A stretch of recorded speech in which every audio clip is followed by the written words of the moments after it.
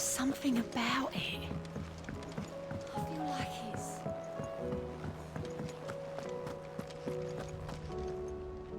Still alive, I see. Something tells me that eyesore on the horizon is your doing. How'd you manage that? It's a long story. One that I'd rather only tell once. Right.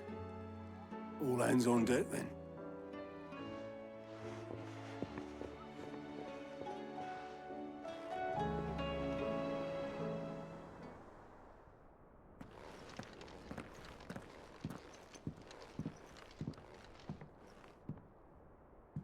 Is this everyone?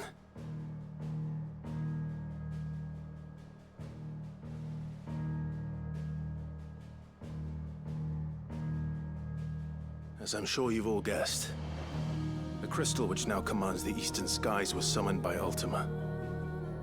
He called it Origin. Though the significance of that name is as yet unclear. What does it matter what it's called? Its emergence tore Twinside asunder and wiped my homeland from the map.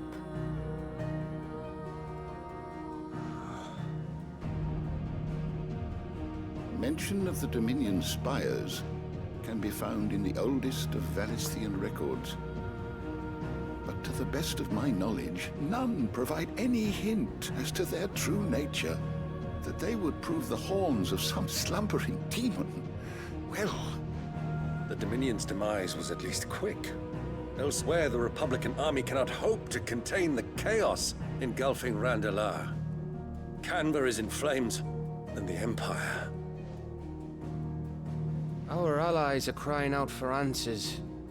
I've sent the Cursebreakers to give them what assurances we can, but right now that amounts to fuck all.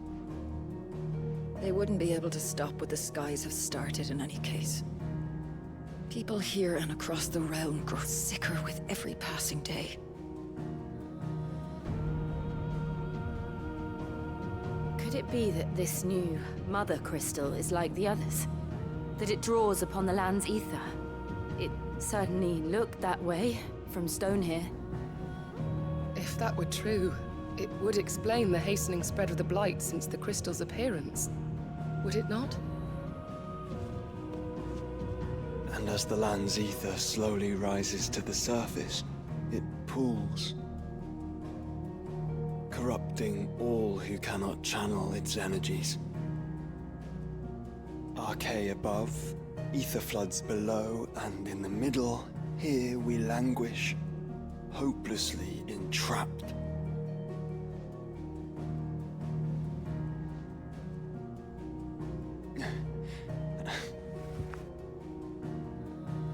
It's all right.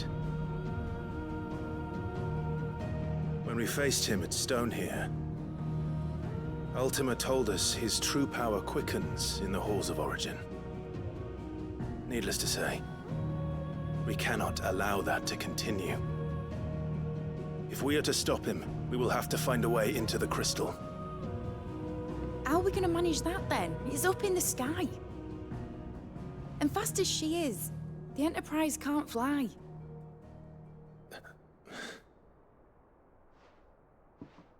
It's a lot to take in, and I reckon we'd all benefit from some time to clear our heads. The answer will come to us. Don't you worry. Ain't that right, Clive? Right. That's right. Well, go on then. Bugger off.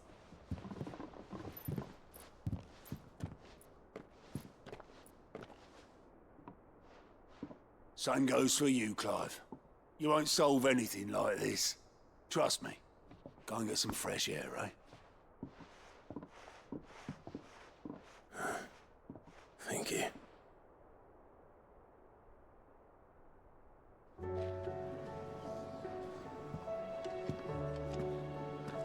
Joshua seemed upset.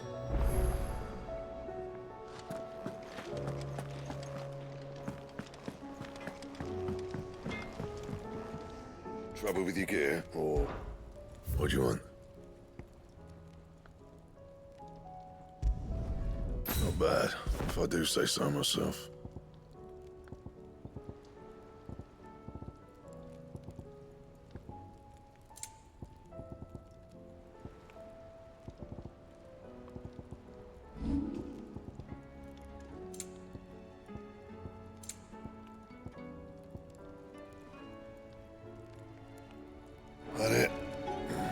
fine.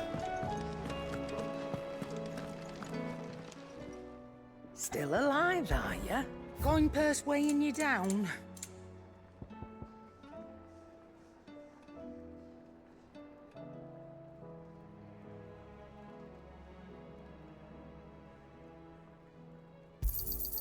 You're rubbing me blind, you know. It'd better all be here. You'll not find a better price than that. It'd better all be here.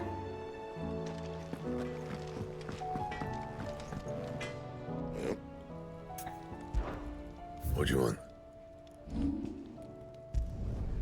Yeah, that should do you.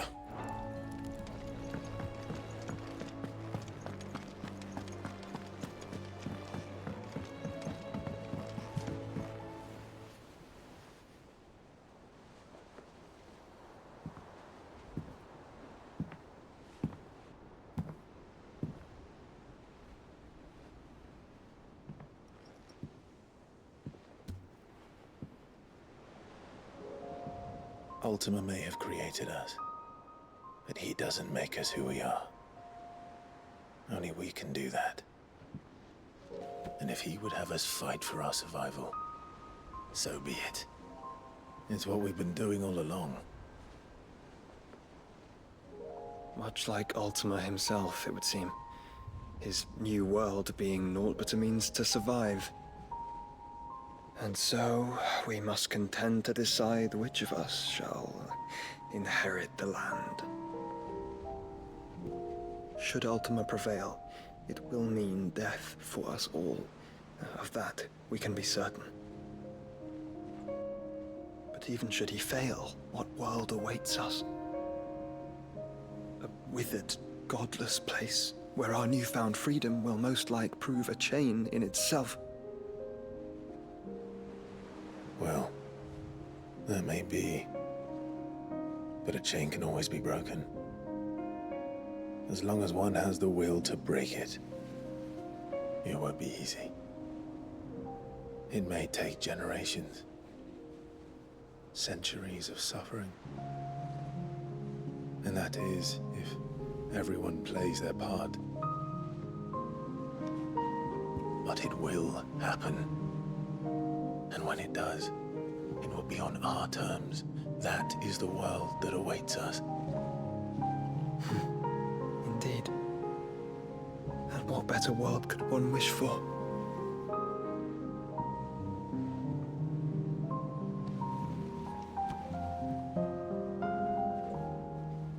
But first, we have to reach that crystal. Then it's a good thing I have wings. You can barely stand, let alone fly. And only the Founder knows what horrors await in those skies. Are you certain about this? Am I certain? I am the Phoenix. I will do what I must. This is our fight. Remember?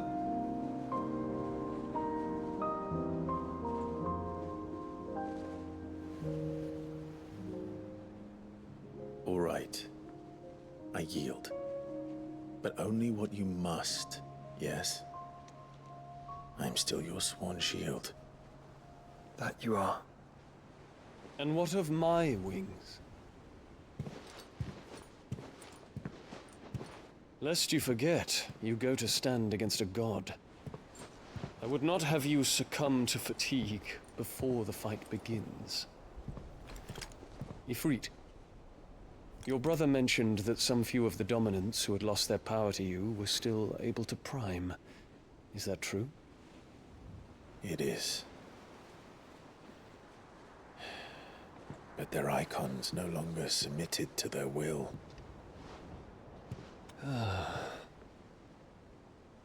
Then mine will have to be stronger. That you both might save your strength for the battle to come. You don't have to do this. If you do, there's a chance you might lose all you have left. And what have I but regret? My life ended in the Dominion. I fear death no more.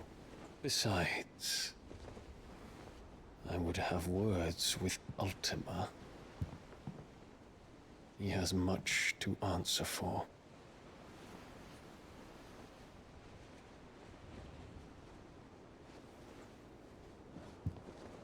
We are in your debt, Dion.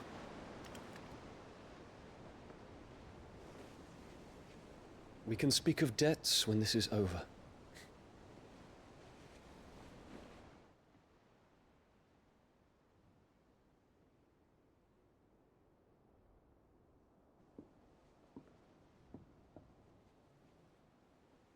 He speaks like a man who knows he's not coming back.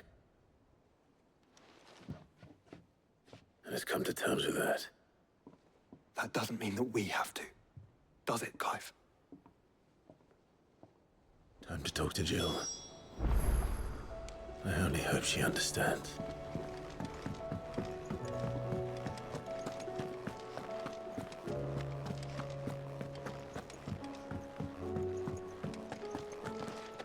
I will not forget this kindness, my lord. I shall go to Eastport. But as soon as the rebuilding work is complete, I promise to.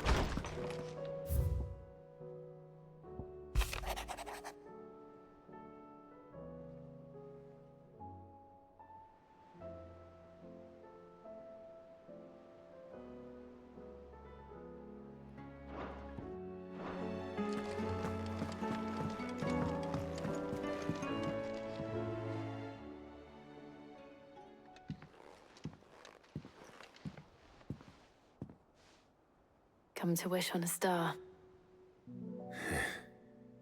That might not be such a bad idea. This is it, Jill. You know what I have to do. Why I have to do it. There's no turning back now. This is where our journey was leading us. Where it will end, for better or worse. I could pray to Metia for you. But you'll be all right, won't you, Clive? You always are. I did promise we'd watch the moon together. I'll be waiting.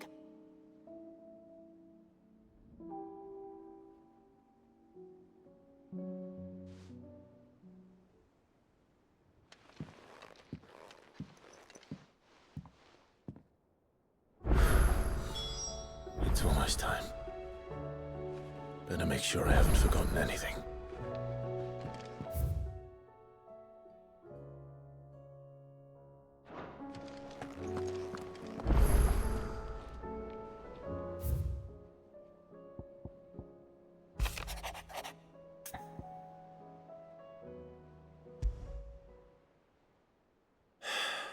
What is it this time, Torgal?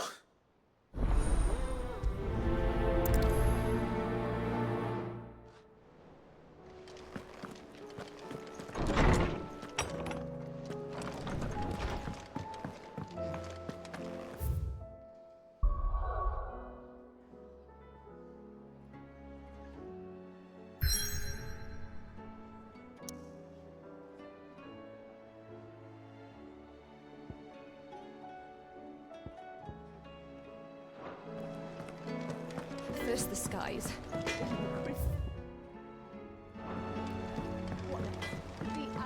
Say what you will. Lady Karen has seen us.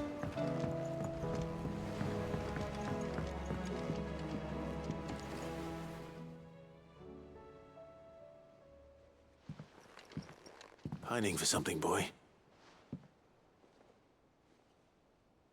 What is it? What do you see out there?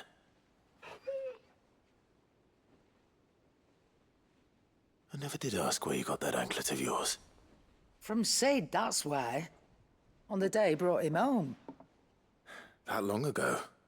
And you're only thinking to ask this now? Sid saw that the pup had a habit of gnawing on his leg, since you ask. Clap that there iron on him to keep him from doing it. What was wrong, boy? I'll take like as not. Must have been hard on the poor whelp losing his loving masters at such a young age. Doubly hard in being a frost wolf, torn away from his icons and all. Sid would always tell him, you want my iron gone, you find what it is you're looking for. I reckon what he were looking for was you. I'm sorry, Torgal. Sorry for making you wait so long. Let's get that thing off you.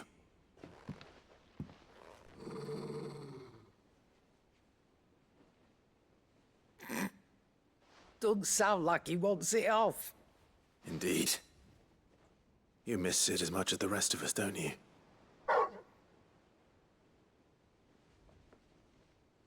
You want me to go with you somewhere?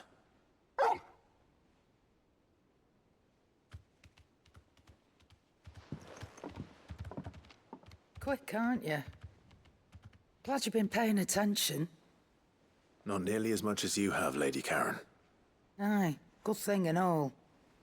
It's not like Gav would have kept him in nuts and rubbed his belly these past 10 summers. Your kindness is appreciated. You've been a good friend to him.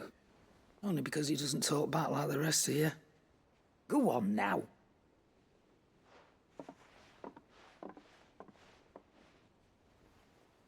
Where to then, Torgal?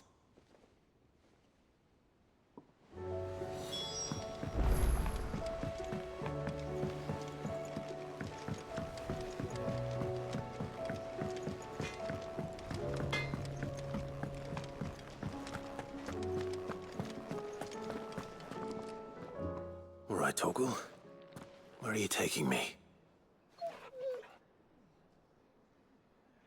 I'm going to need a little bit more than that, boy. Do you have a better hint for me? Unless... you've already given me one.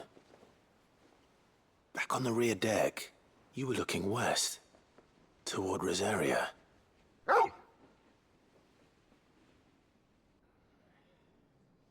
Why don't we try the rookery?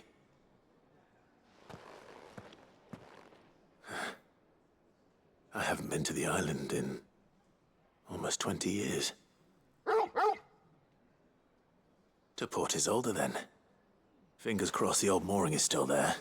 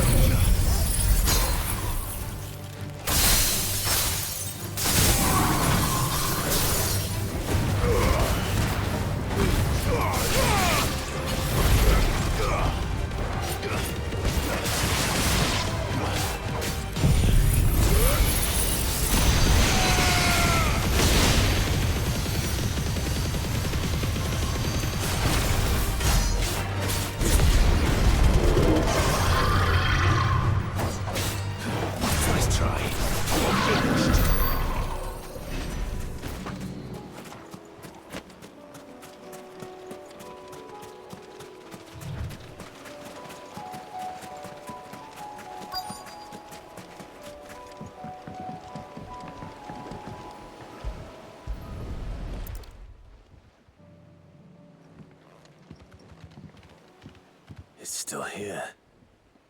After all these years. A lot smaller than I remember. And you're a lot bigger. You might have to swim, boy.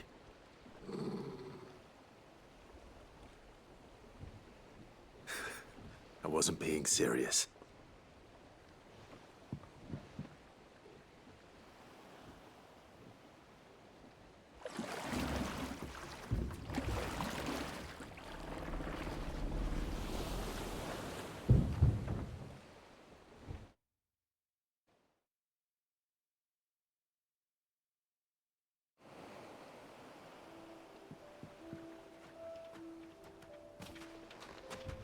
This place hasn't changed at all.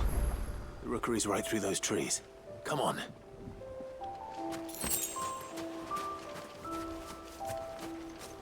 Race you there? I bet I could still beat you.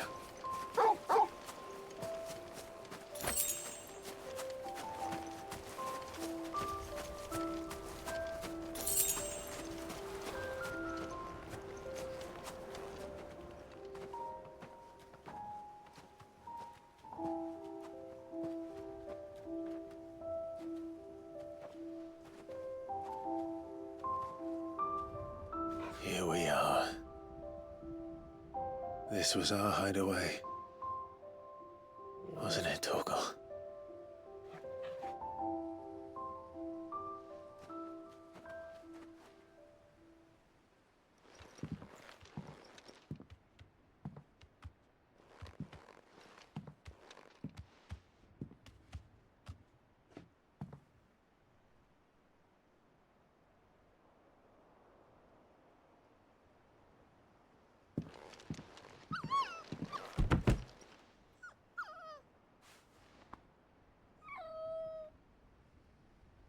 Coming here helped me to forget who I was. Or wasn't. Prince, shield. Son his mother could love. Had I been any one of those things? Perhaps.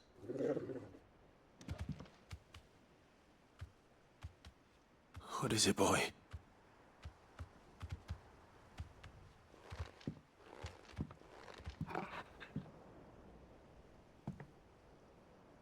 This is all from the castle. And Phoenix Gate. Did you bring these here? My sparring sword.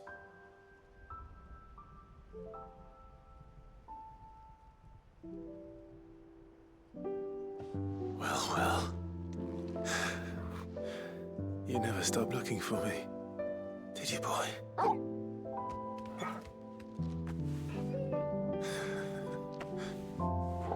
Thank you, Torgal. For never giving up. For never forgetting.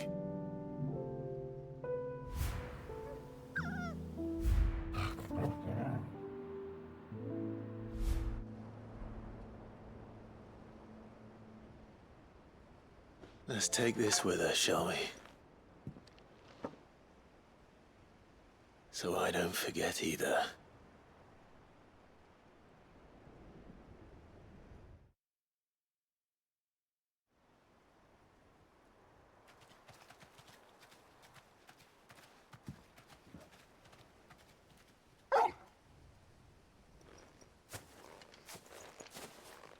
That's not the way back to the boat, Torgal. All right. I'm coming.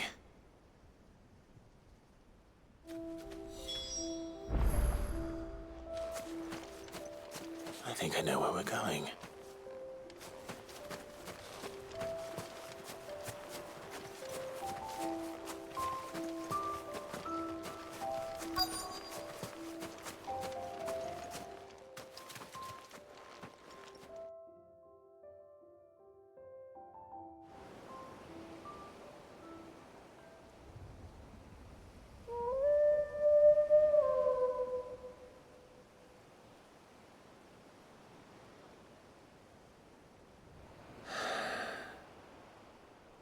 People always talk about the importance of putting the past behind you. But without it, we wouldn't be who we are today. And we certainly couldn't steer our way to a better tomorrow. Come on, Torgal. Let's go home.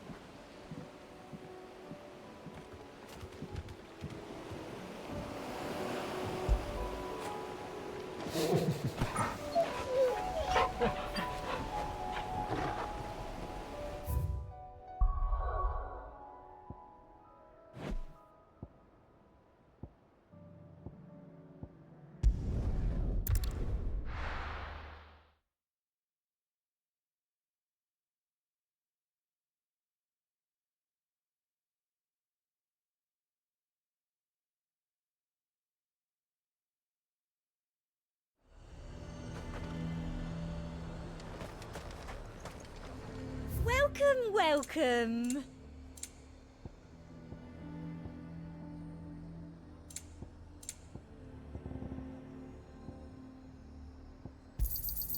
You've a keen eye. An excellent choice.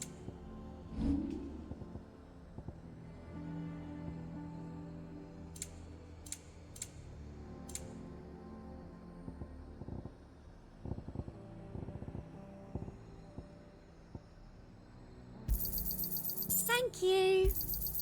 That's the best I can do. Thank you. I doubt you'll get more than that in the capital. I'll be here if you need me. The garrison is threatening to pull their sentries from the markets if we don't cooperate. I would speak with this Duke. Saw the captain just now. Your town needs you. I need you.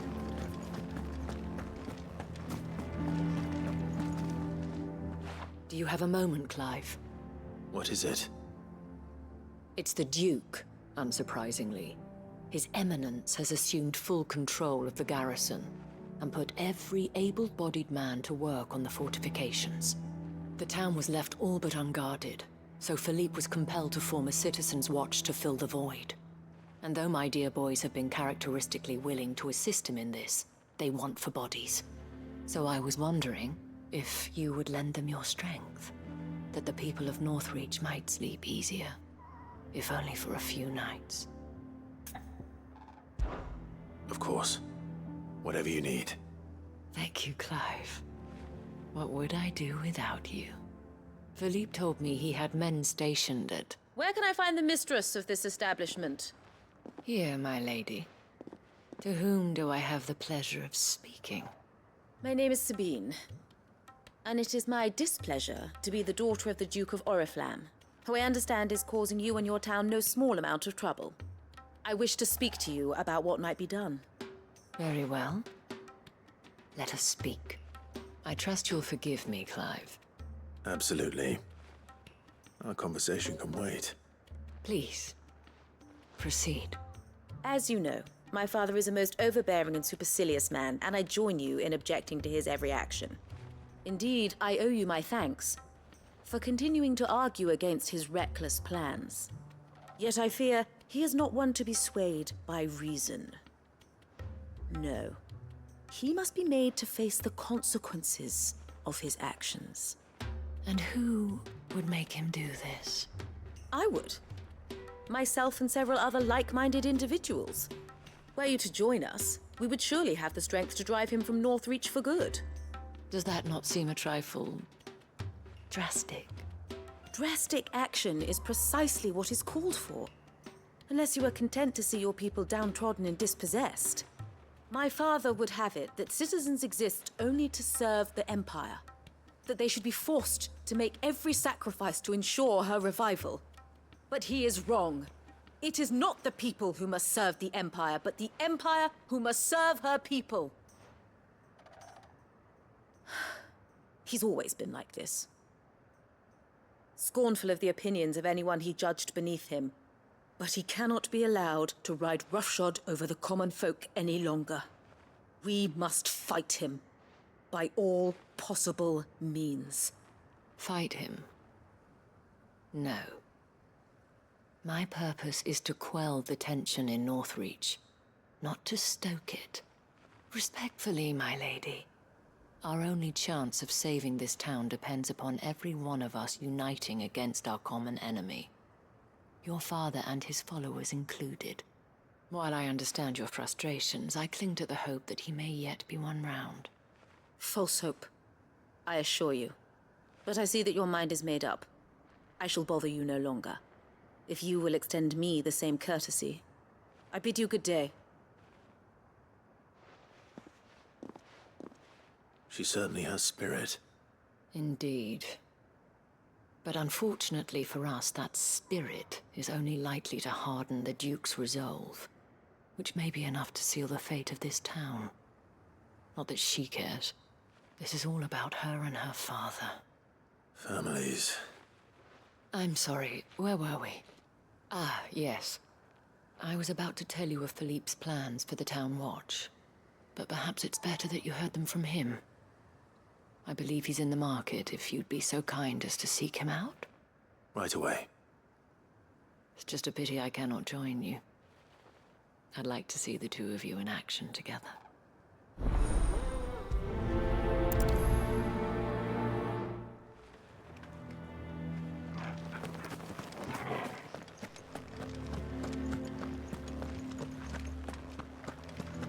Your town needs you. I need you.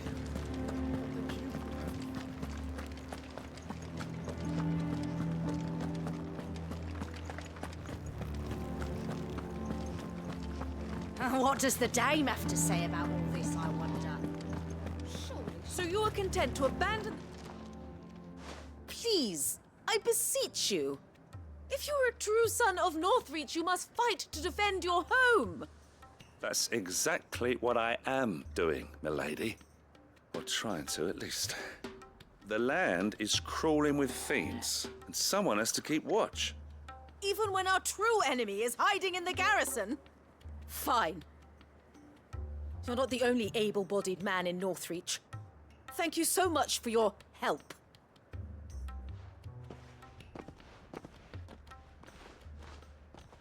She cornered you too, then?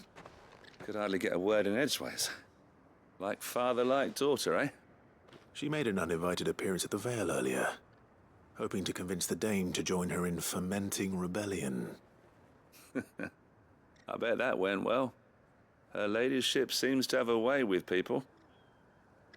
Anyway, what brings you here? Our mutual friend thought you might welcome some help. Oh, she did she? Right as always. In fact, you're just the man. We've had some reports, you see. Sightings of, you know what. They're back. Seems that way. All over, too. We haven't been able to confirm anything yet, but if you're willing, you could go and see what's what. Right. Where should I look? You know Grieger's Weep? One of the sightings places them somewhere on its shores. I'm on my way. Thank you, Clive. I'll look into one of the other sightings.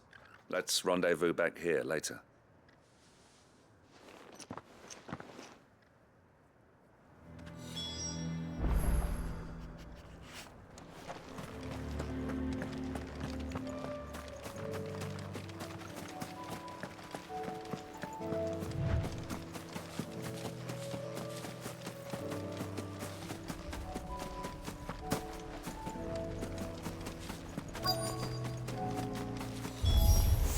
Damn it. The reports were true. I need to stop them before they get to the town.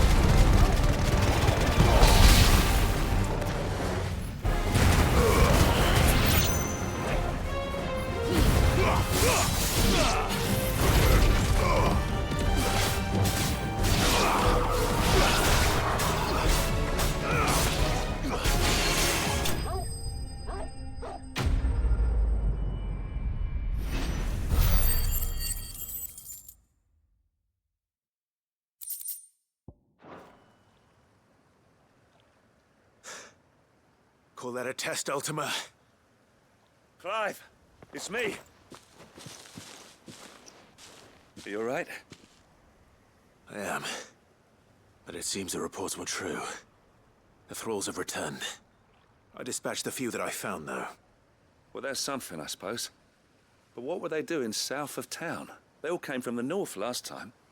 We might be able to fend off an attack from one side or the other, but from both? Do you have eyes in the north? Some. I should probably go and have a look, though, just to be sure. You head back to Northreach. I want you there just in case war breaks out while I'm away. What do you mean?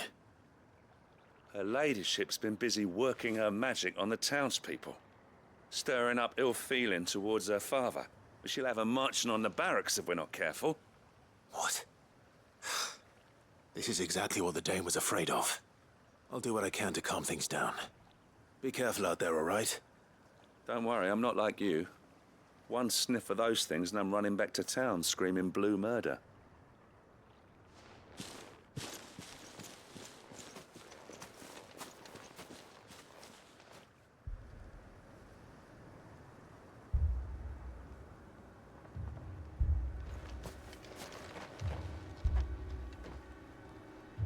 Do you not see, Father? The people of Northreach have given enough, and only a fool would ask for more. Listen to me, Sabine. Where would our people be without their country, hmm? The Empire is their sword and their shield. It is she that ensures they can live without fear. And now she teeters on the brink. Without their sword, how will the people fight? Without their shield, how will they protect their kin? Can the unarmed stand against the advancing hordes? No. But there is yet hope. A new shield, a new sword. A new empire.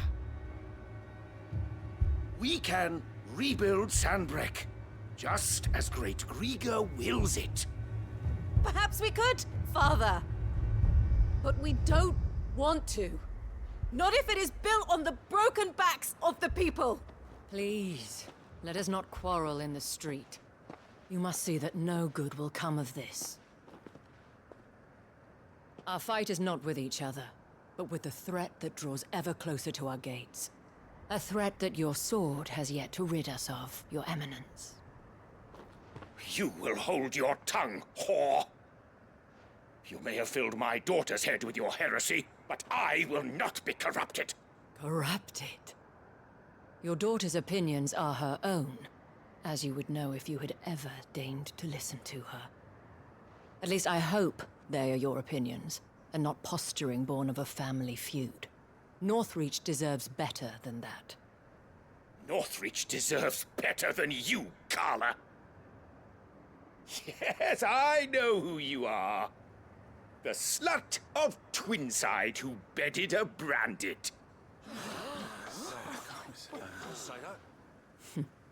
Jealous, are you? That a woman might choose a bearer over a pious man of Griga. Clive! I met a swarm of thralls coming south from Oriflamme. Hundreds of them. Too many to count. No. Work on the fortifications has scarcely begun. We will retreat to Caer Norvent and there make our stand.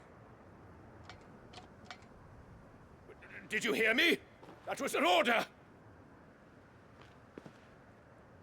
While this is but a heartfelt plea, let us make our stand here and protect our homes. Protect those that we love. Together, for Northreach!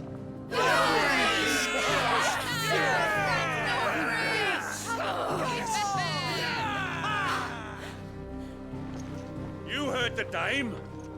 What are we waiting for? Pikemen to the gates. Archers to the roofs. Quickly, come on!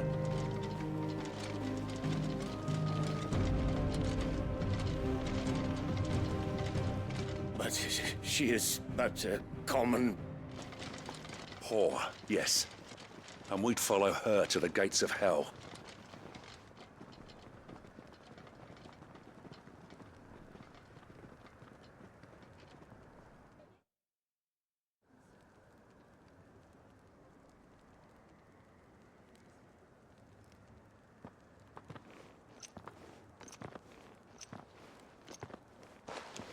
The men have their orders, and they look like following them. I got them spaced out at regular intervals. Whichever direction the thralls strike from, there'll be someone there to meet them. Thank you, Philippe. Rest assured the people will play their part. The herbalist has donated her stock of medicines to me. Should any of your men be injured, take them to the Vale. We'll see to them there. Thank you, milady. I will. I'll play my part too. You still want for numbers. Unlike the enemy. I only hope I can go some way to evening the odds. Philippe, can I leave the South in your hands? I doubt the thralls by the lake were the last of their number. Of course. I'll lead a party down that way so we don't get taken by surprise. What about you? I'll make my way up the road to Oriflamme. I fought a few of these things. And while I can't promise to hold them all back, I should be able to thin the herd. All right. But take care. Thank you. Both of you. You can thank us when it's over. Till then, madame.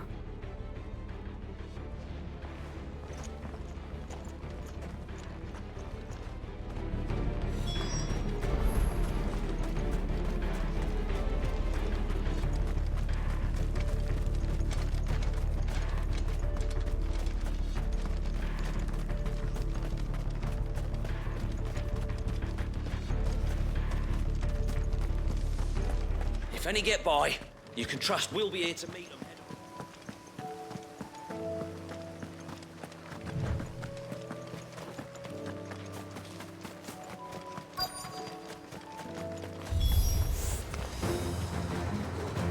This is more like it. Come on then. Test me.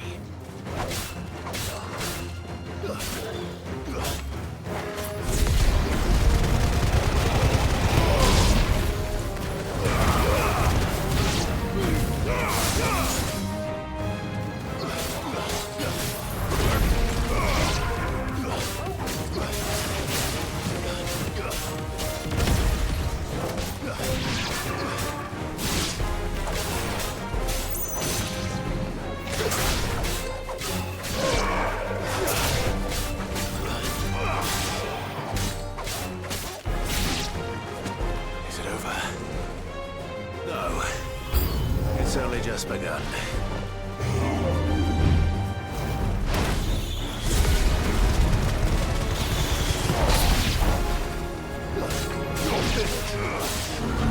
Stay down.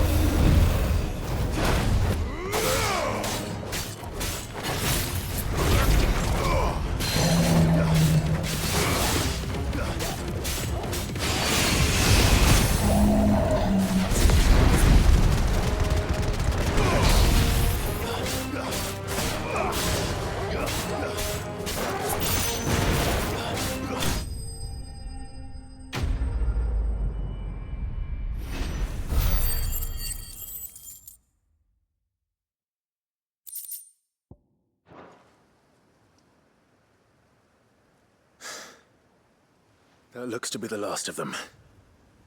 I wonder how the others fared. Better hurry back to town. Come on, Torgal.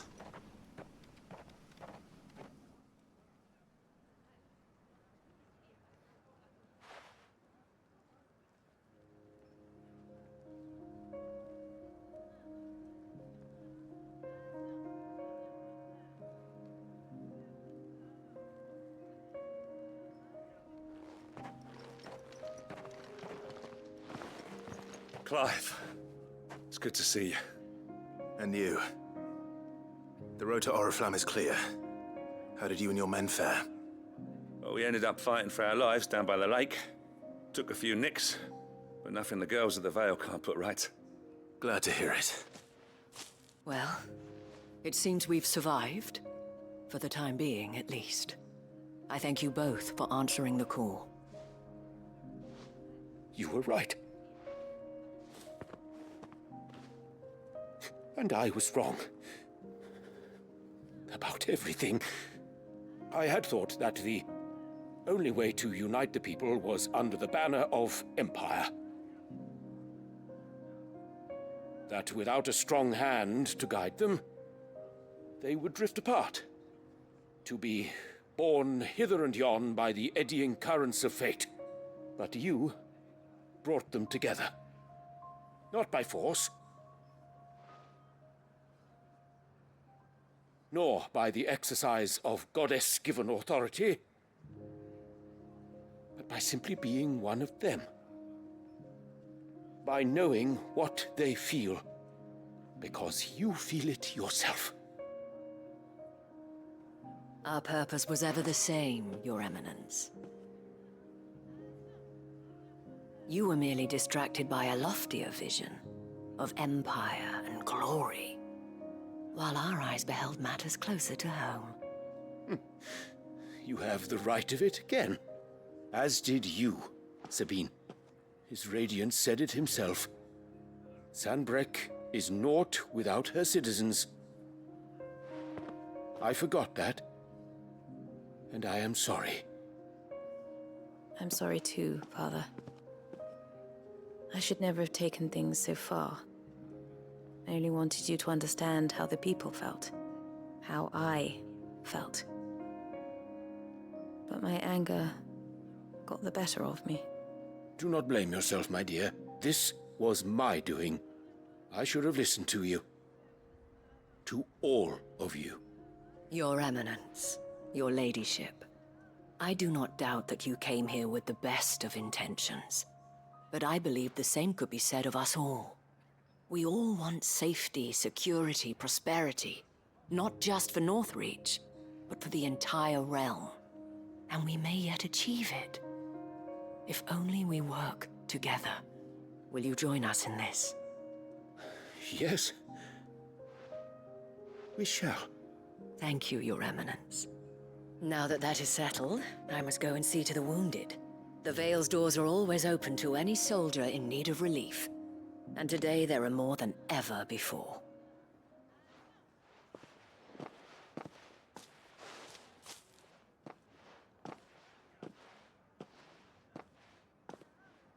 Madame Isabel is a rare soul indeed. In these dark times, I see that it is not men like me who should lead the realm, but women like her. You're right. If only I'd listened to her when I had the chance. Forgive me for saying so, milady, but you still do. The dame said it herself. We can turn things around. We just have to work together. And that goes for you, too. You're one of us now. One of you? Well said, Captain. Let this be a new beginning. Not only for Sanbreque, but for us.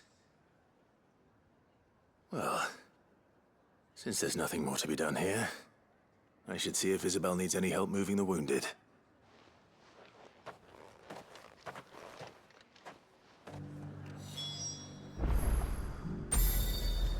Can we get you anything?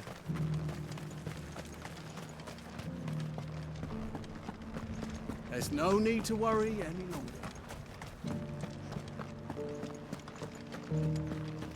I saw several soldiers being carried to the Vale.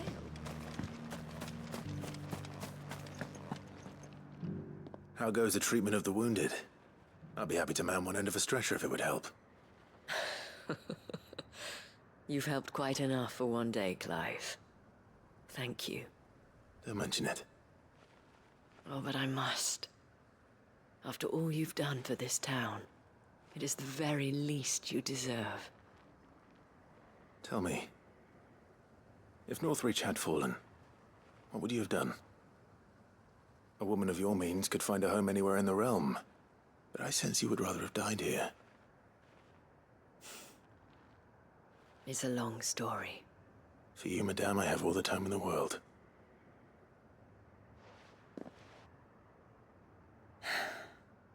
Very well. Long ago, I had a life in the crystalline dominion. I was Carla then, courtesan to the nobility. So sought after was I that it was only they who could afford my time. Alas, those halcyon days were not to last. For naive as I was, I fell in love with a bearer. He was my master's guard, the gentlest man I have ever known. After they discovered us together, he was whipped bloody and forbidden from ever looking at me again. And so we fled. Not that we had anywhere to flee to.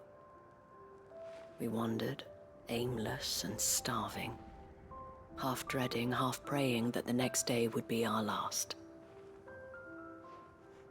Until we found ourselves here, in Northreach. It was the Veil that took us in, that fed us, clothed us, and healed our hurts. Those that could be healed, at least. My love was already too far gone. He passed away. He did. Not long after we arrived. But at least we were able to share a few moments of peace before the end. It was the greatest gift I have ever received. But the generosity of this town and her people did not end there. The men and women of the Vale supported me through my grief. Shared in it, though I was still a stranger to them.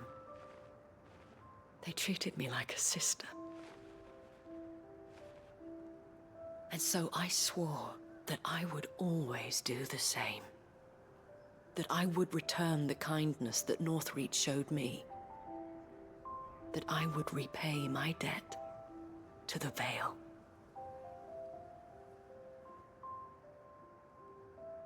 Thank you, Isabel, for sharing this with me.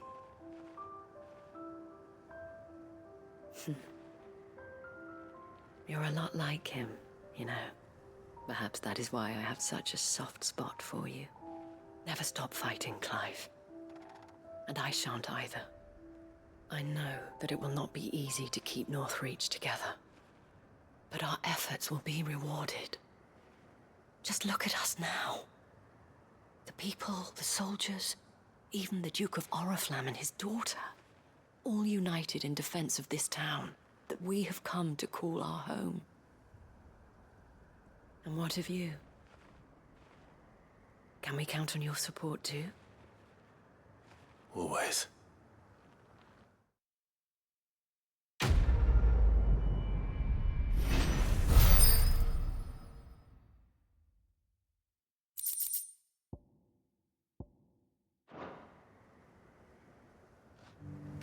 We have brought Northreach together. Now the fight begins to keep her together. For if this town is to survive, we must all play our part. Including you, Clive.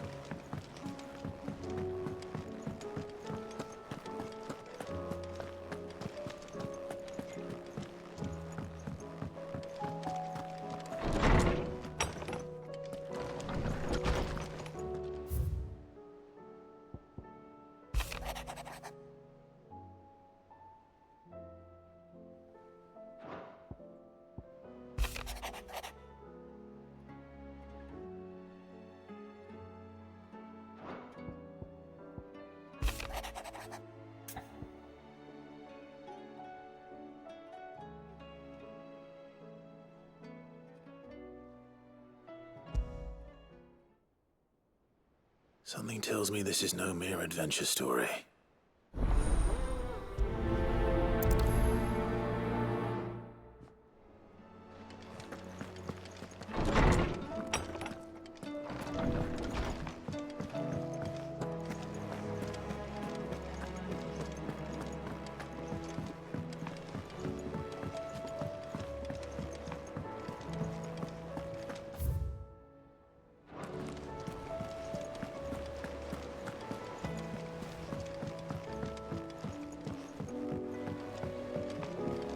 Twinside's hundreds of leagues away.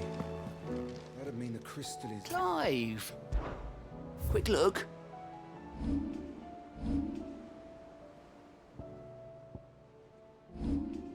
Think you can help? How may I help you today, Clive? All yours. Come again. I may have more for you.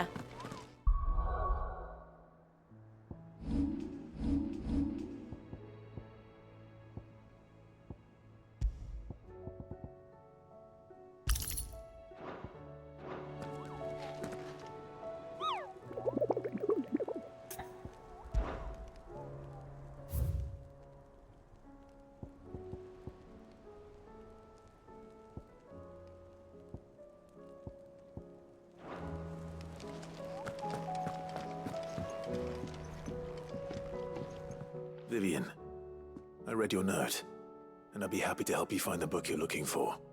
Thank you, Clive. But tracking it down will not be easy. Are you sure? Please. You have always granted me your wisdom and insight whenever I asked. It's only right that I return the favor.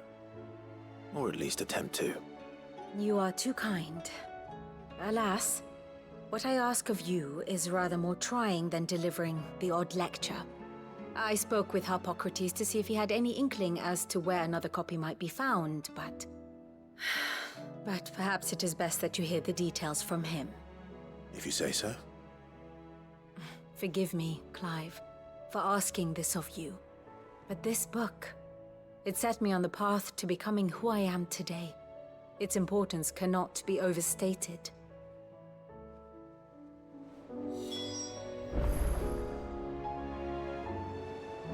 What will it be today?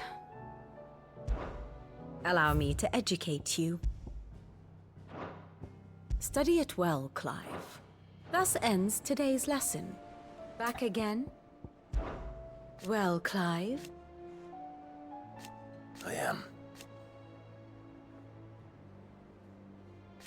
Naturally. I shall...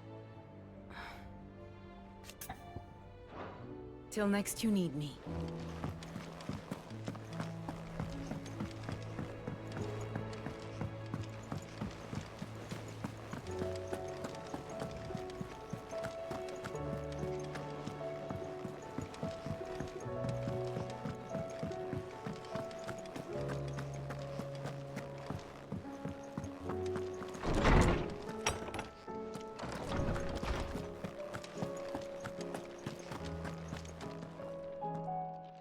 Clive, my boy. What a pleasure it is to see you. Harpocrates. There's something I need to ask you. I've been charged with locating a book called From a Distance. Then you seek a rare gem indeed. One whose name I had not thought to hear from your lips. You've been talking to Vivian. Right as always. But she didn't seem keen to tell me very much. I take it she didn't like what you had to say. And yet I gather it did naught to dissuade her. Clive, if the young professor has tasked you with obtaining a copy, I fear she asks the impossible. The executors would not allow it. The executors? Coveters of Secrets. A clandestine organization committed to the collection and intenebration of forbidden texts and technologies. One such text being the tome Vivian seeks, chronicling as it does the true history of the enslavement of bearers. A tale which could overturn the established order were it ever to become widely known. Or, so rumor has it. I've never actually read the thing, or even set eyes on it for that matter. How is it that I haven't heard of this organization? Why, secrecy is the executor's watchword. They lurk in the shadows, emerging only to seize that which must be seized, be it books, inventions, or people, before disappearing again, leaving nary a trace. Which would explain why Vivian's copy was snatched from her grasp not long after she found it. By the hand of the executors, yes. But what drives them? Self-interest or ideology? Fine question. Sadly, all that is known of the Executors can be recounted in a single breath. You may just as soon ask me of their origins, numbers, or the identities of their leaders. Any answer I give would be pure speculation. Then my hunt was doomed from the first. What was Vivian expecting? That I'd pluck it from thin air? Not from thin air, no. From ash. Rumors of the Executors are rife among the Scholars of Storm, but rather less so across the Strait. I have a friend. Well, I had a friend in the village of Garnick, a collector of rare tomes, upon which subject we would oft correspond. Alas, I have heard naught from him since the skies fell dark. And no doubt he too has turned. But though he did not mention it by name, it is possible that a surviving copy of From a Distance yet rests upon one of his many shelves, quietly awaiting discovery. If you were, by some chance, able to save even a single book from the poor man's library, I know his soul would rest easier. Very well. When I next find myself in Waloed, I'll be sure to pay Garnick a visit.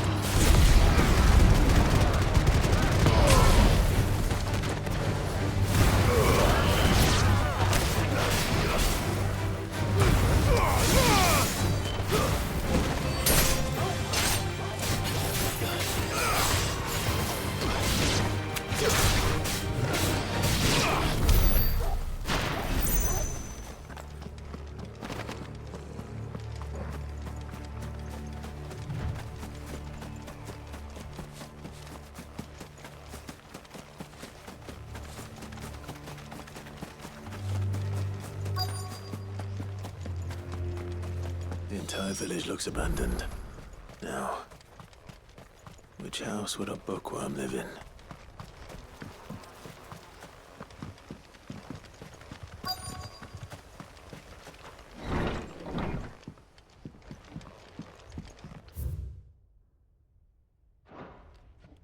This is a Royal Army logbook. Did he take this from the local barracks?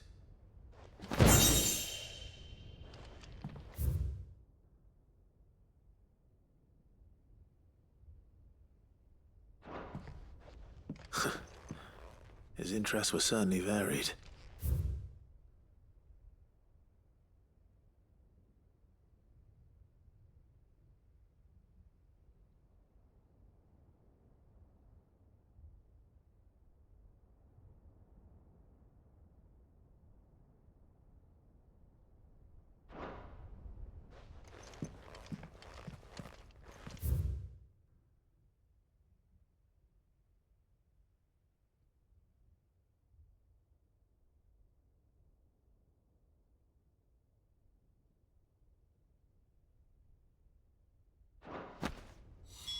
This is it. But if what it says is true, I need to get this back to the Hideaway.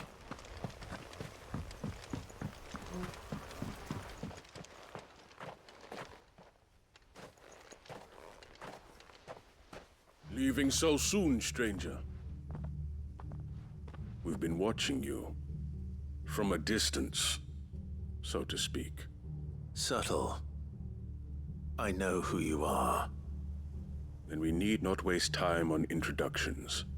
Hand me the book. Leave it in our care and return to your life. Your care? Do you mean to burn it or bury it? That is not my decision to make. But by one means or another, its contents shall be removed from the common record. Then I'll have to politely refuse. I won't let you erase our history. Then we find ourselves at an impasse. Very well. The book can just as easily be pried from your dead hand.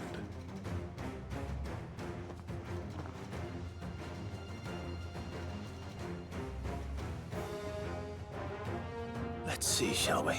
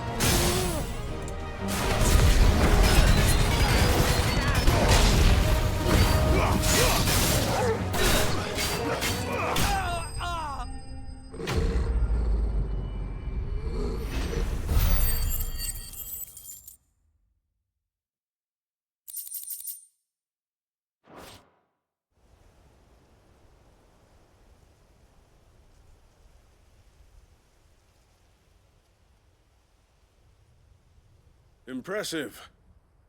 But we have other means. We shall claim the book yet. Why do you want it so badly anyway? It lays out in no uncertain terms the vanity and avarice of mankind. It tells the shameful history of the persecution and oppression of a gifted few by a giftless many. Would you say that this interpretation was correct? I don't know. You don't know. Your sword may be sharp, but your wits are dull. So let me answer for you. There is no correct interpretation of history. That a series of events took place may be proved beyond a doubt. But there can be no single, immutable explanation as to why they came to pass. It is a question of numbers and of belief. If enough people believe that a set of events occurred for a reason, that belief becomes the truth. So you're trying to control the truth? We are trying to protect people from themselves, from knowledge that would bring them naught but pain. That is all. You may keep the book, for now. The world is small. We shall meet again. Until then. Wait! Damn it. Let's get this back to Vivian. Perhaps she can explain what that was all about.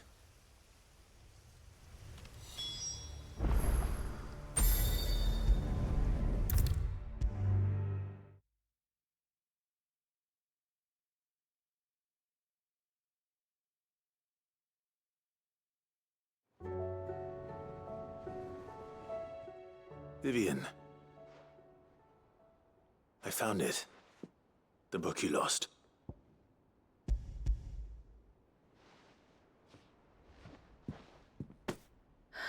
You found it. Thank you, Clive. Even though I asked this of you, I was not entirely sure it would be possible. I feared the executors had seized every copy. I met with one of these executors, and I convinced him to let me keep it. He told me something. That the truth is just a matter of collective belief. And that if enough people believe a lie, that lie becomes the truth. It does. But it also means that the truth is not immutable. That it can be changed. Provided that those who wish to change it can convince enough people that their perspective is the correct one. As the sad history of the bearers proves. You said that the book inspired you to become a scholar. It did. Or its author, rather. She was a heretic, you see. A firebrand and a dissenter.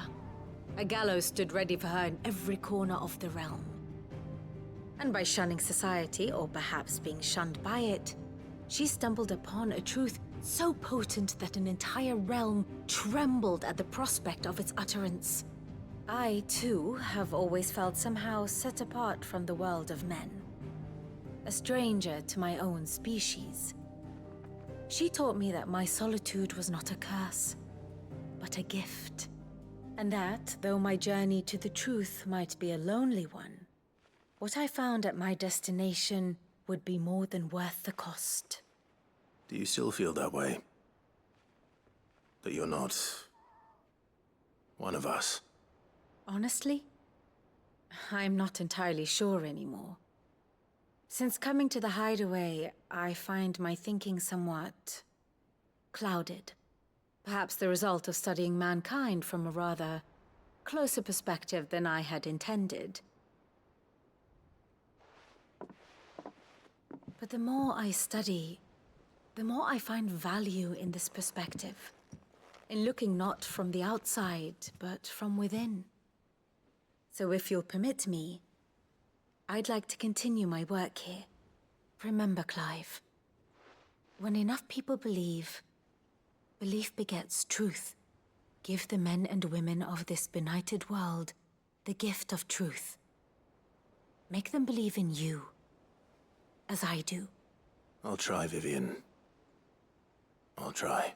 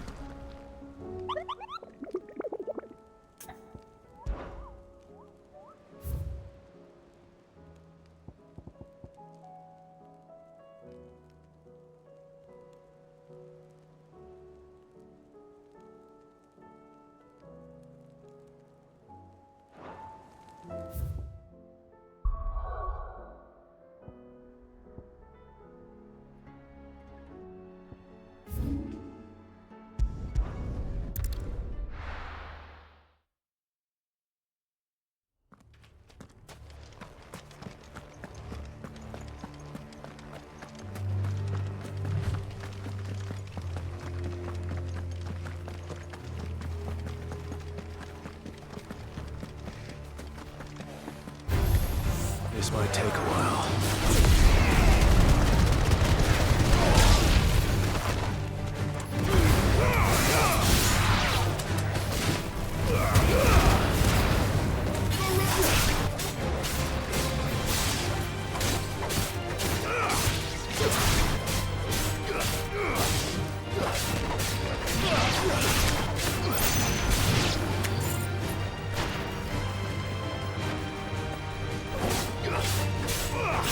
Just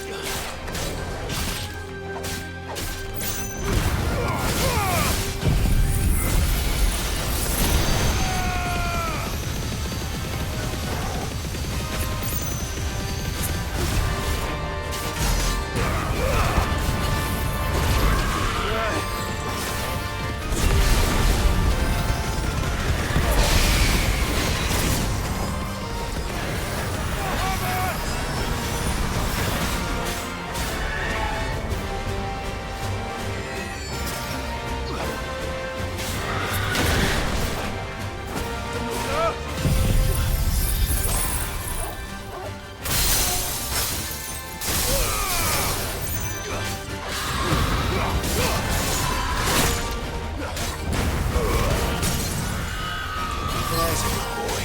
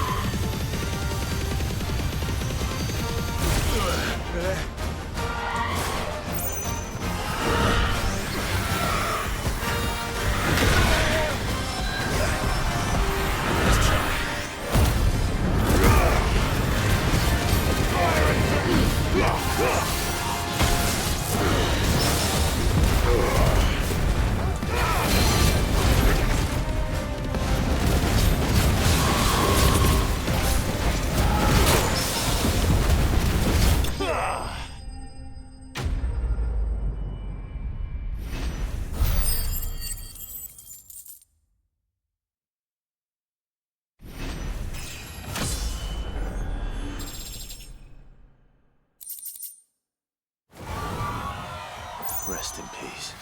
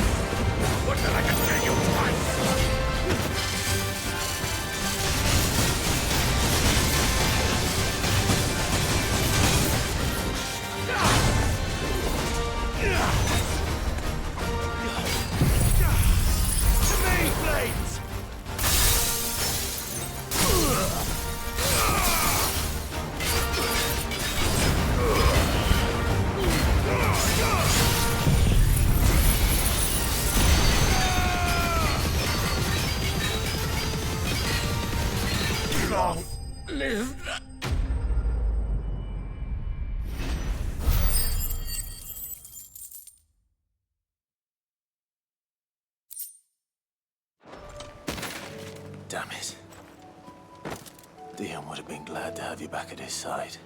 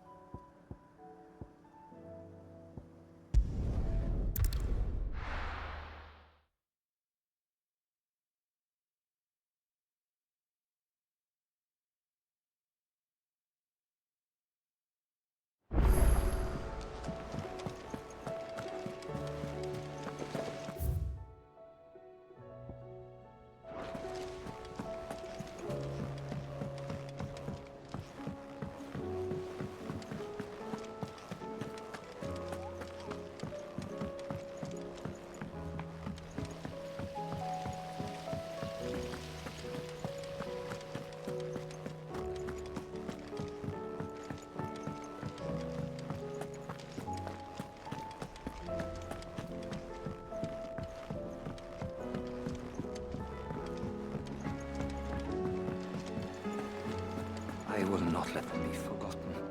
Sid, may I have a moment? Of course. It is an honor to finally speak with you. My name is Herman. I've been with the Cursebreakers for some time now, and I wish to be deployed to Ash. Any assignment will do. No. The lands across the Narrow are too dangerous. I will not send good men and women to risk their lives needlessly. Why would you want to go back? I need to retrieve something. Something important. I was raised in an orphanage. The Badbach Conservatory. Or rather, I was held captive there. It was not a place of nurture. It existed solely to turn bearer children into mindless weapons. We were tortured until we feared no pain. Tormented until our hearts turned to stone, and few ever survived long enough to become tools of the last king. I can't imagine. I lost so many. I can't even remember all their names, but they must be remembered. They cannot fade away, faceless and forgotten.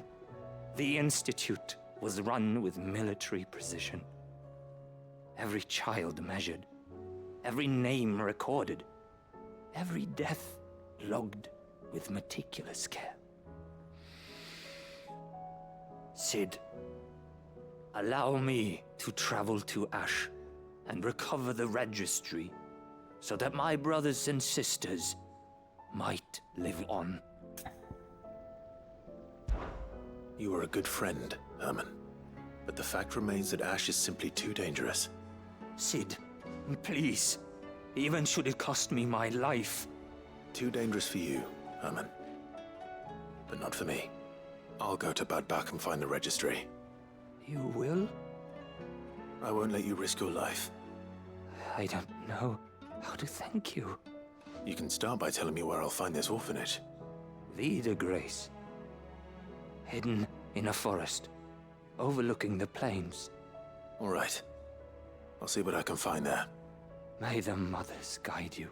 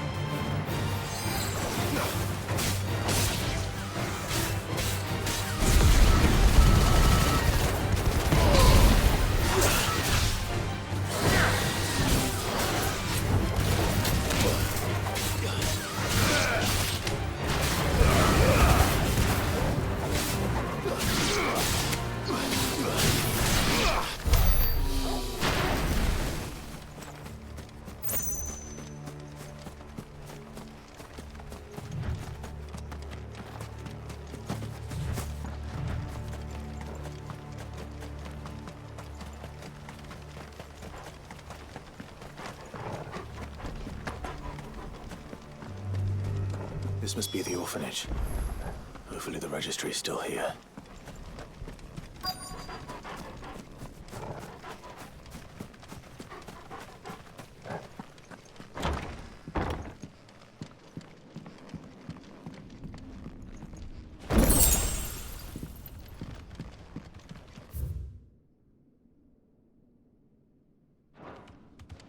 Disposed of. Conditioning. This is nothing short of torture. Herman wasn't exaggerating. It's a wonder he survived this place. I need to...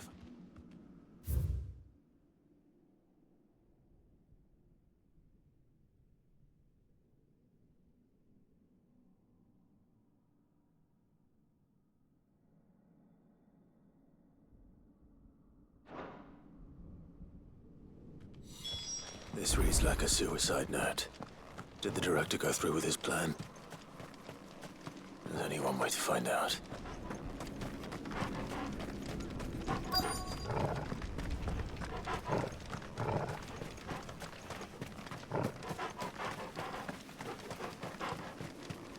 A forked white tree. This must be the place.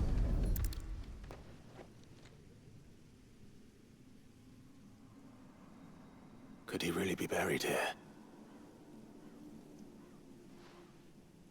There's something hidden among the roots. Let's see.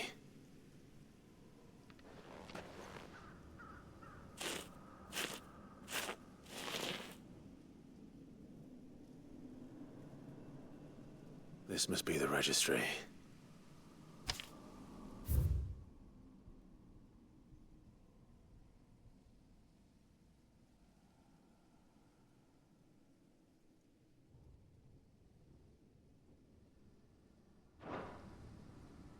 So many names.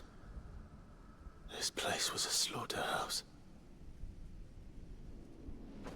And where is the architect of all this misery?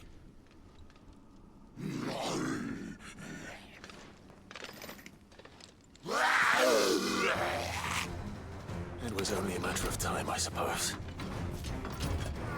This place is cursed.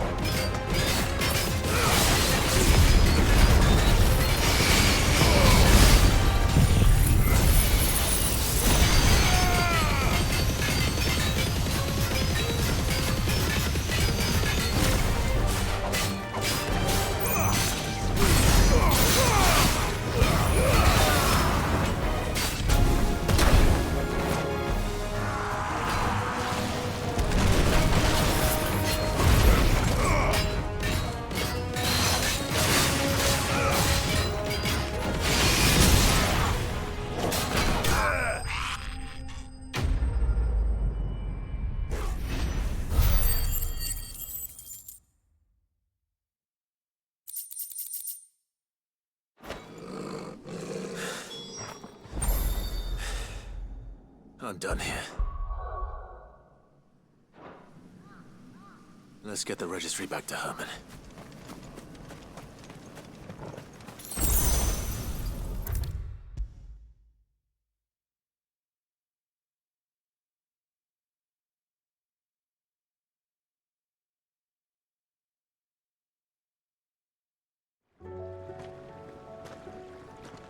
I hear that you traveled to Ash, Sid. Did you by any chance recover the names of my fallen friends? I did. Yes.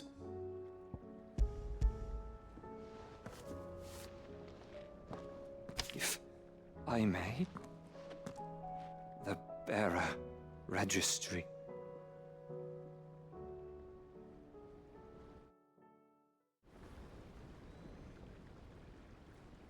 The director was a brutal man. He got no worse than he deserved. The registry was all I found beneath the tree. There was no sign of a body, nor any record of what happened to the children after the orphanage closed. I pray that at least some of them survived. All their names are here. The ones we lost. My friends. My light in those dark times. I can still remember their faces, like it was yesterday. Children who were taken from their bunks in the morning, never to return. No explanation ever offered. They'd be happy to know that you survived, Herman. But why did I make it out alive, when so many others died in that awful place? It's not your fault. And blaming yourself won't bring them back. Honor their memory. See that their names live on. That way, at least. They're never truly gone. Thank you. Sid, I'm going to write a book. An account of the horrors of Badbach, and the spirit of those its custodians sought to crush. All of Valisthea will know of our suffering, and in the name of those I lost, I will not let it happen again. Neither will I. These records would have been buried for all eternity, were it not for you. Thank you.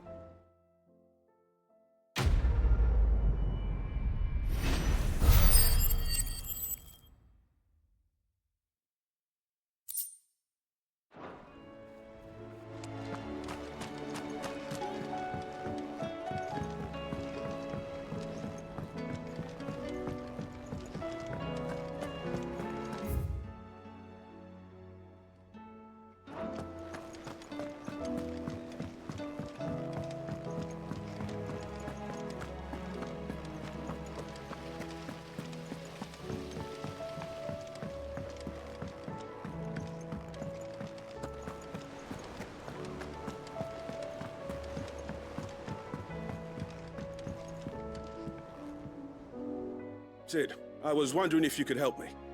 It depends what with. A bearer, but recently freed from his bonds, is keen to join the Curse Breakers. As you know, the work we do is not easy, which is why we test every volunteer's suitability. I was hoping you could oversee this one's evaluation.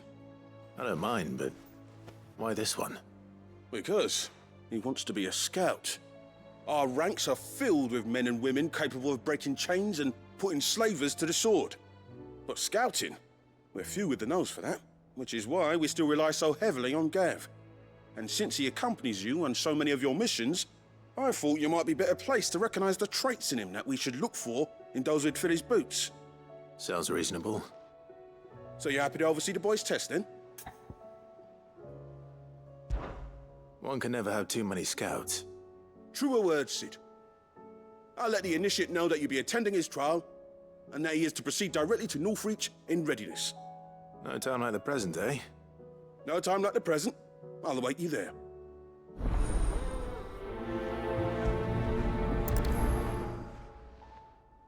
Northreach. I don't suppose they could have chosen somewhere closer.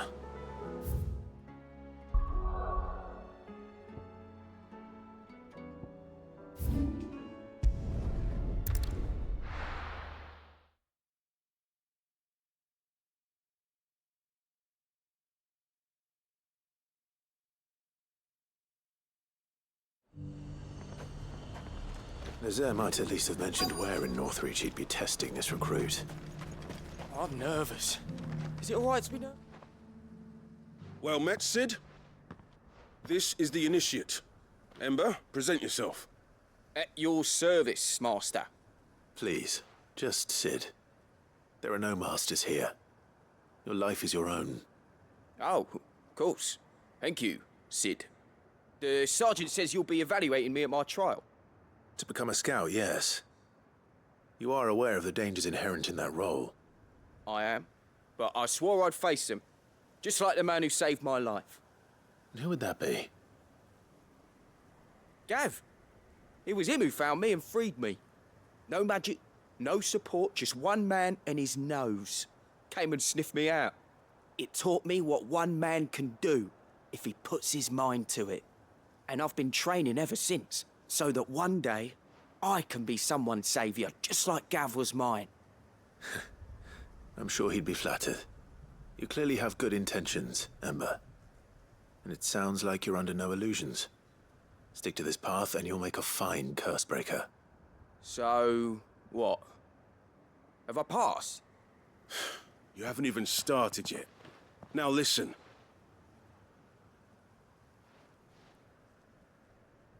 Not far from here is an Imperial lookout, Eastwatch.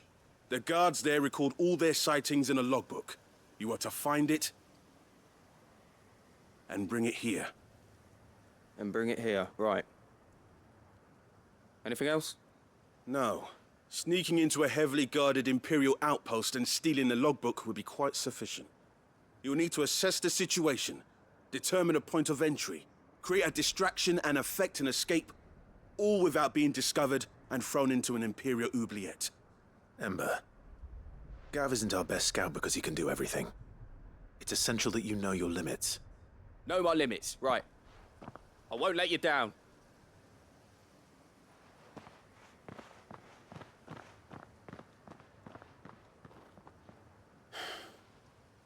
It shouldn't be as dangerous as I made out. But keep a weather eye on him all the same, would you? On my way. All right, Ember. Impress me.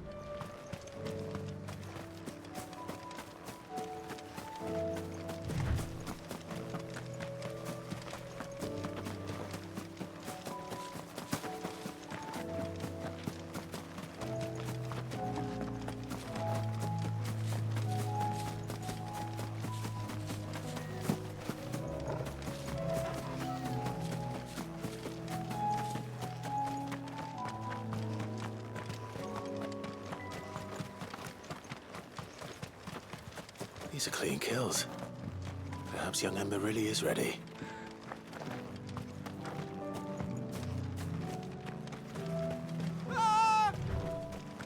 Or maybe not.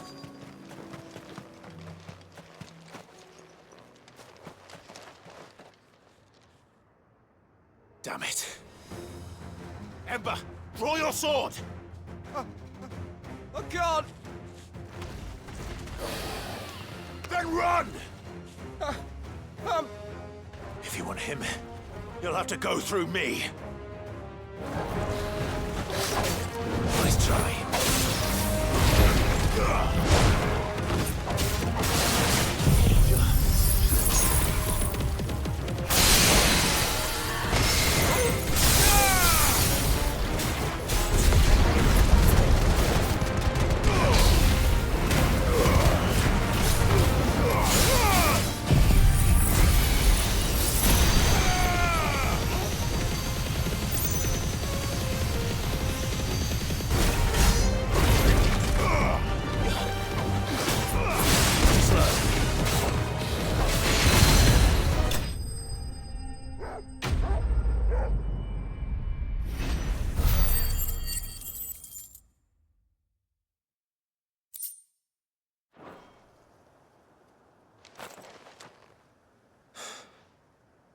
Ember, are you...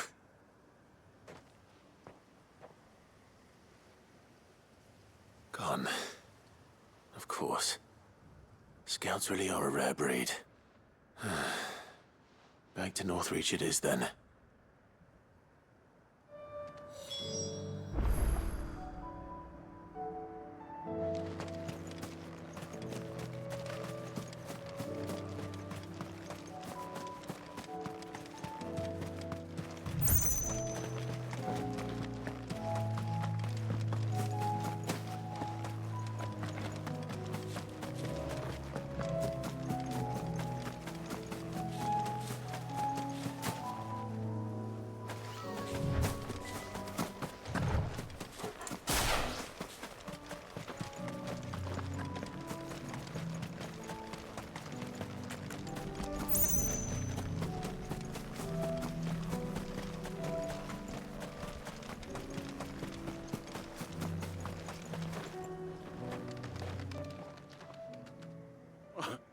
expect you back so soon.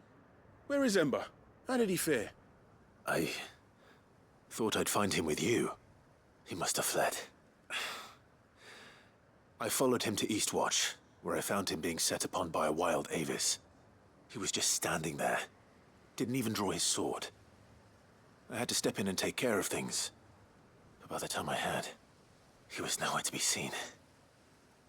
I assumed he'd set off in your direction, but apparently not. Oh, I'm sorry, Sid. I knew the boy had a nervous streak, but he seemed like... The right man for the job? I believe this is the logbook you tasked me with retrieving. Eh? How did you... Don't you tell me you breached the tower while Sid was busy saving your skin. What? Wasn't that what you asked me to do? To bring the thing back without getting caught? He has you there, Nazaire. And he did it all on his own. But Sid, he did what he thought was best. And now I have to decide whether I agree. Of course. We'll await your evaluation back at the Hideaway. Don't you leave my sight. Yes, Sergeant.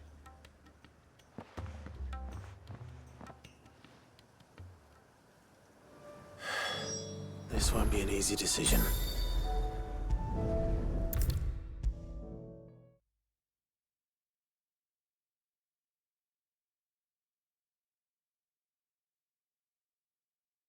You should have seen him. The thing didn't stand a chance. Welcome back, Sid. Welcome back, Sid. Yes. Welcome back. Trip wasn't too much of a pain in the arse, I hope. Truth be told, it was me who suggested roping you in to help with the trial. But from what I hear, things didn't go quite as planned. No, they most certainly did not. Ember lost his nerve in the face of a beast of prey, but he didn't lose heart. He pressed on, and he achieved his aim. And is that not what we ask of our scouts? Indeed it is. Thank you for your honest appraisal, Sid. The fact remains, however, that Ember will not always have a battle-hardened warrior on hand to pluck him from the jaws of peril. All I have gleaned from this trial is that without someone watching his back, Ember is little more than a liability. Wait, Sergeant. Ember still has much to learn, it's true. And this time he was found wanting. But I'd say he's due a second chance, nonetheless. After all, he did do as you asked. With a bit of hard work, any hand can be made to hold a blade, and any mind can conquer its fears. But a scout's nose is different. You've either got one, or you ain't. And by sniffing out that log, young Ember here has shown he has a conch and a half. Wouldn't do to waste it now, would it? Fine. One more chance. I'll do whatever you ask. I'll spend my days and nights in the pit if I have to. I'll show you. Just you wait. Daft as a brush, that one. But his heart's in the right place. Just like someone else we know. And if you ask me, we've been leaning on him for far too long. That time the Cursebreakers took some of the weight off his shoulders, I reckon. It couldn't hurt. Just don't tell Gav I said so, will you? I won't have him thinking he's been hard done by. Next thing you know, he'll be asking for a day off. Chance would be a fine thing. Back to work. Forgive me, Sid. This did not play out as I expected. Things rarely do these days. But that's why we need men like Ember more than ever. Men who can make the best out of a bad situation. Remember that. I will, Sid. Thank you.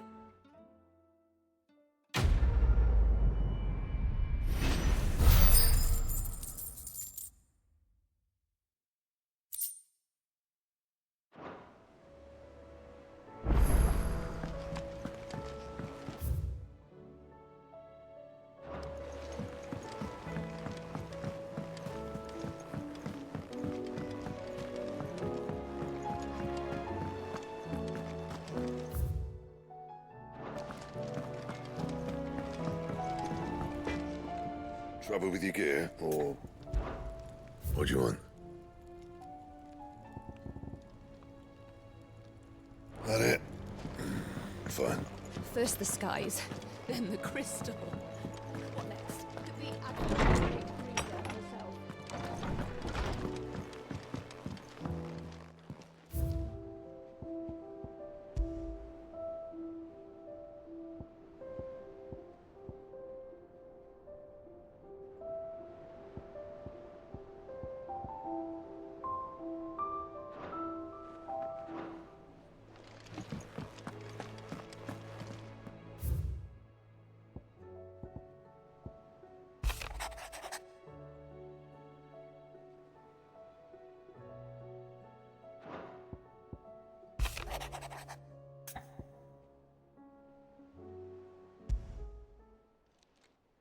It's usually me making demands of Hippocrates.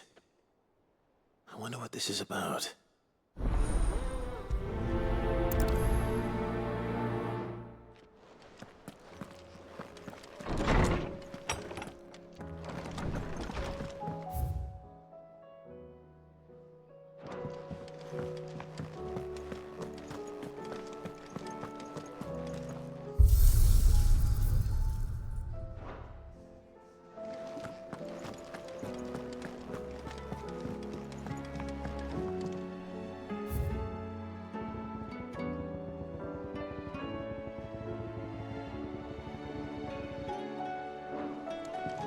It's him, I tell you! The Crown Prince of Sunbreak!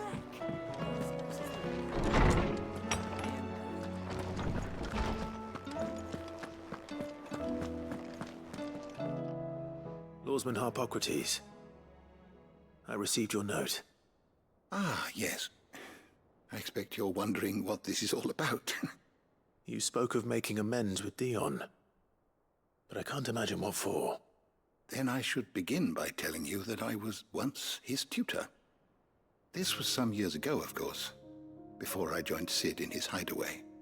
At that time, I was counted among the foremost scholars of Oriflamme, and was accordingly invited to the palace to supervise the young prince's education, all to ensure that the future emperor had a firm grounding in, well, everything an emperor should. History, religion, commerce, government. Alas, our time together was cut short when Dion left to join the Dragoons. His studies no longer being deemed necessary. I had not expected to meet with him again, least of all here. Have you spoken with him? No, I have yet to find the right moment. His Highness always seems so preoccupied, especially when alone. I would not wish to disturb his ruminations with idle words of greeting. Not when I know he dwells upon the evil Ultima had him commit in the Dominion. The guilt weighs heavily on him, I know.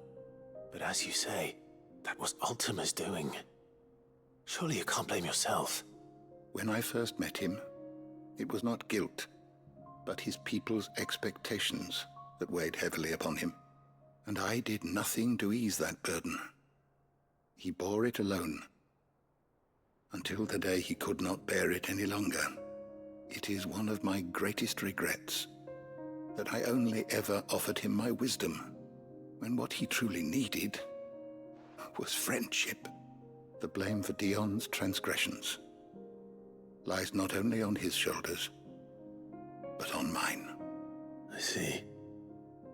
I'm ready to help you in any way that I can. Then I beg that you bring me a wild wyvern tail. Apothecaries across the ages agree that even to glimpse such a flower is to be granted inner solace. Fabulists and fraudsters all, of course. But there is oft a seed of truth to be found where even the most outlandish opinions align. Well, it can't hurt to try. Where can I find this flower? And how will I know it?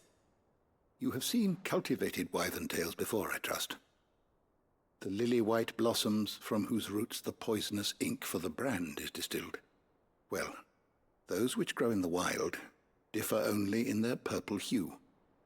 The harsher the environment in which they are raised, the deeper the color. There is a waterfall in Rickmal's roost across the strait, where the flowers once grew in abundance. Whether they still survive there, I know not. But try as I might, I can find no likelier location. It's all right. I'll find you a wyvern tail one way or another. Thank you, Clive. And please, be safe.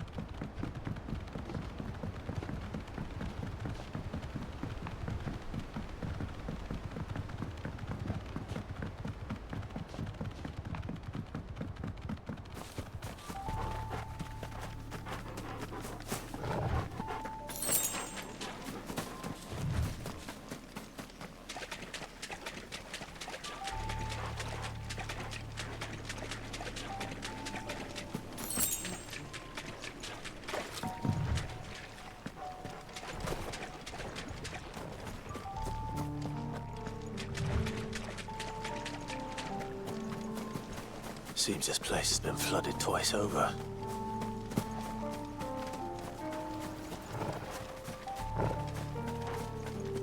Purple flowers blooming next to a waterfall. Shouldn't be too hard to find. This won't be easy.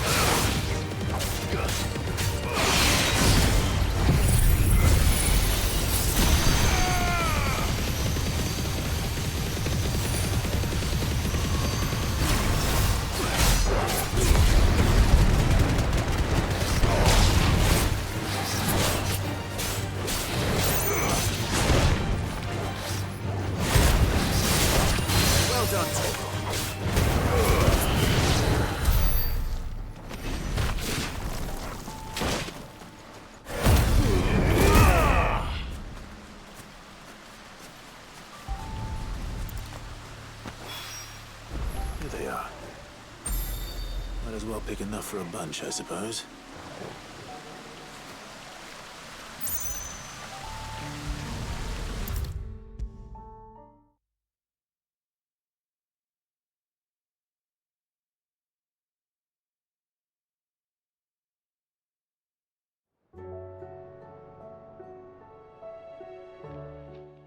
Oarsman, I found the flowers you were looking for. You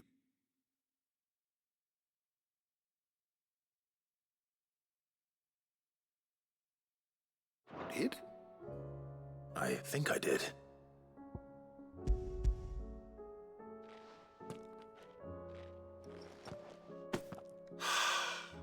You did indeed. My dear boy, thank you. You wanted to make Dion a gift of one, did you not? Shall I invite him to join us? Oh, I don't... It's no trouble. I'll go and fetch him.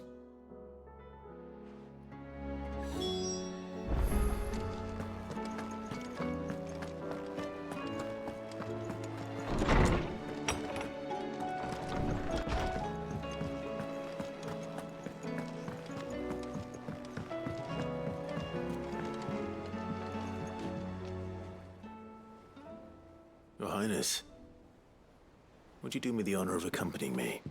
No. It is time, then. No. Only to the shelves. Our lawsman has something he'd like to give you. Master Harpocrates? No. I dare not show my face before him. Not after everything I have done. I have taken countless innocent lives. And ruined countless more. All because I was weak. I have sworn to atone for my crimes or die in the attempt. But were I to meet with him again, and see in his eyes what I have become, I fear that my resolve might falter. Then that is all the more reason to do it. Test your resolve. Prove to yourself, and to him, how strong it truly is.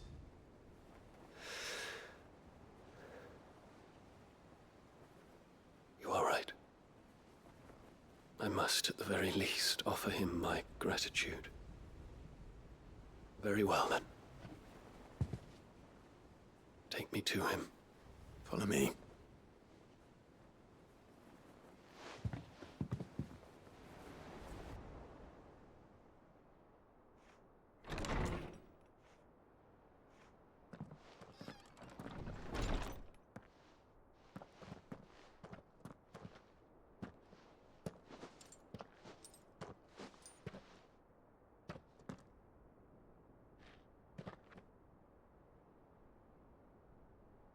Even now, I hesitate to approach him. What must he think of me? You'd be surprised.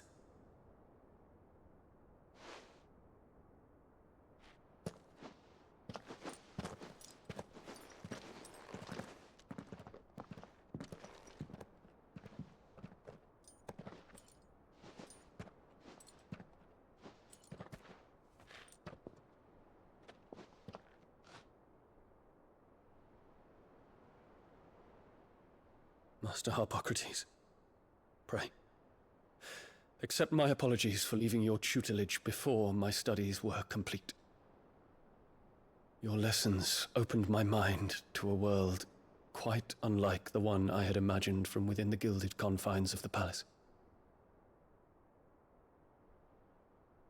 And I shall be forever grateful for the efforts you made to enlighten me. Lift up your head, Your Highness. The deeds of youth require no apology. That you took the time to visit me says much about the man you have become. Now, there is something I would like to show you.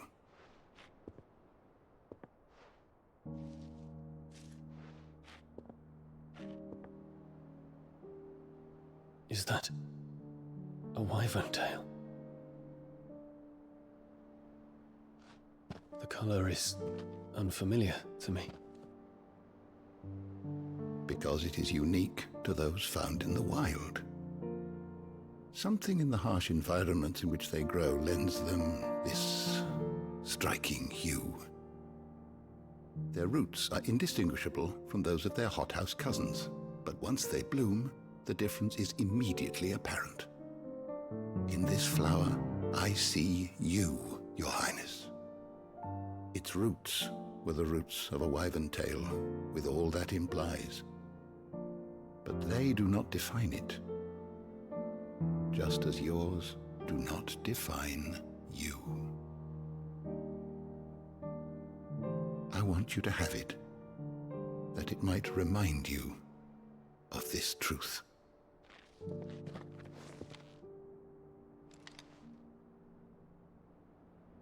Master Harpocrates, I would ask of you a service. Keep your gift until I have fulfilled my duty to the realm, for only then shall I be deserving of it.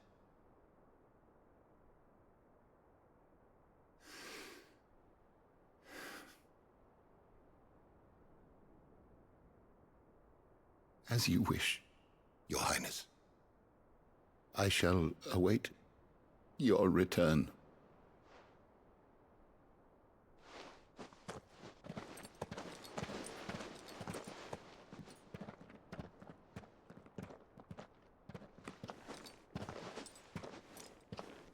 Roots do not define us.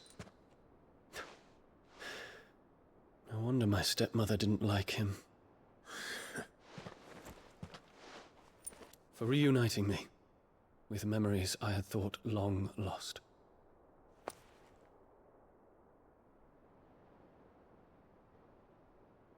I shall not forget this.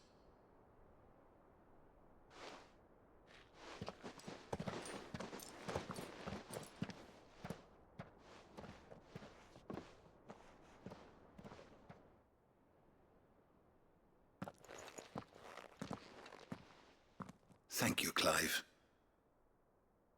Were it not for you, I fear I might never have found the right moment to speak with him. Not to mention the wyvern tales. I shall plant their seeds, that I might not disappoint His Highness upon his return. I hope the soil in the Hideaway is to their liking. Why, these flowers bloomed in the bleak, black wastes of Waloed. I'm sure Nigel's yard will suit them to a T.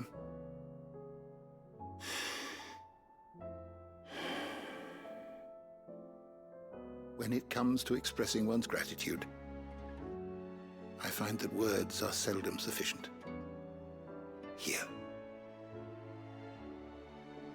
What's this? A stolas quill. Or more precisely, my stolas quill. 'Tis said that an owl's feathers are steeped in the wishes it hears over its long lifetime. All those words just waiting to pour out onto the page. So consider this my wish for you. That one day you may put down your sword and pick up that pen. Well, when that day comes, I'll certainly have a lot to write about. Thank you, Harpocrates. It shall have pride of place in my chamber.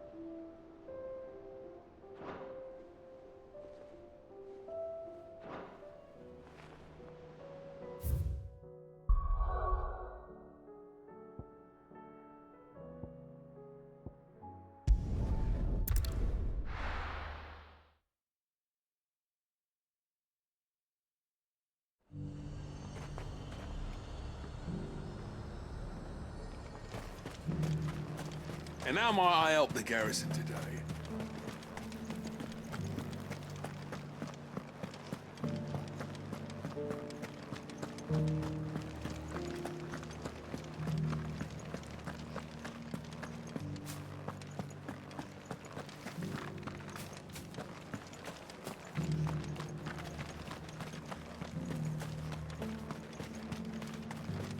Those things didn't fight like men.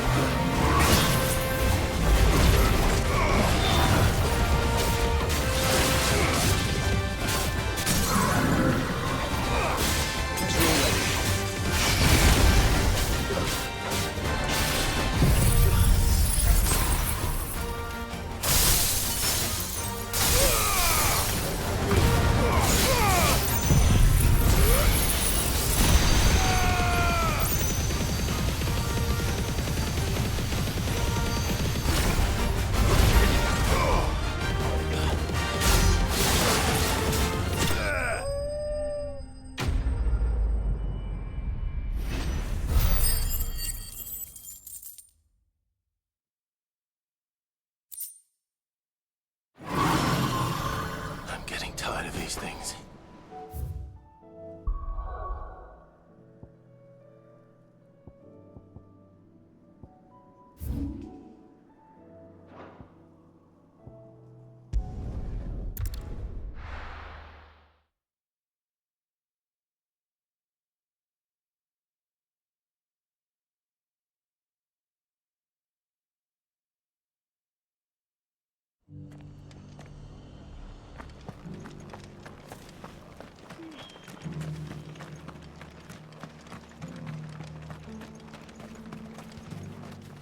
How do?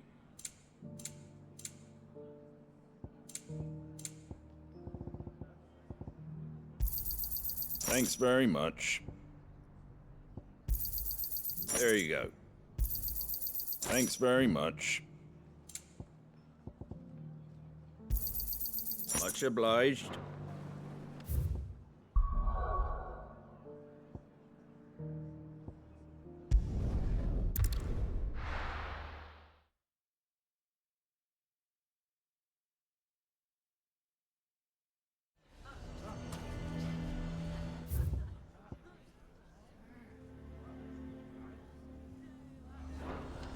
Why the hell would Victor take the bearers? Can you believe we were going to... I think we'd better shut up. Who can say what Lubor is plotting?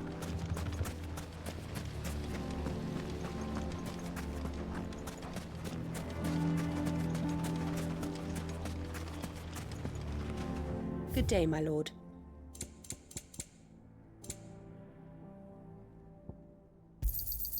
Here you are. An excellent choice.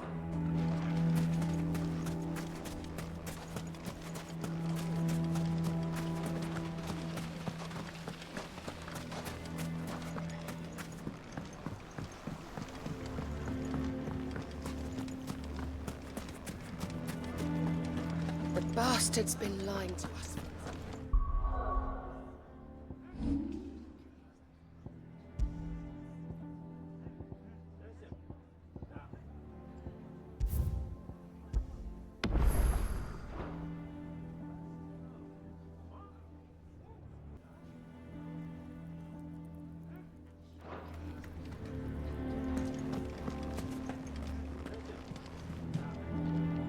Here to help me pack?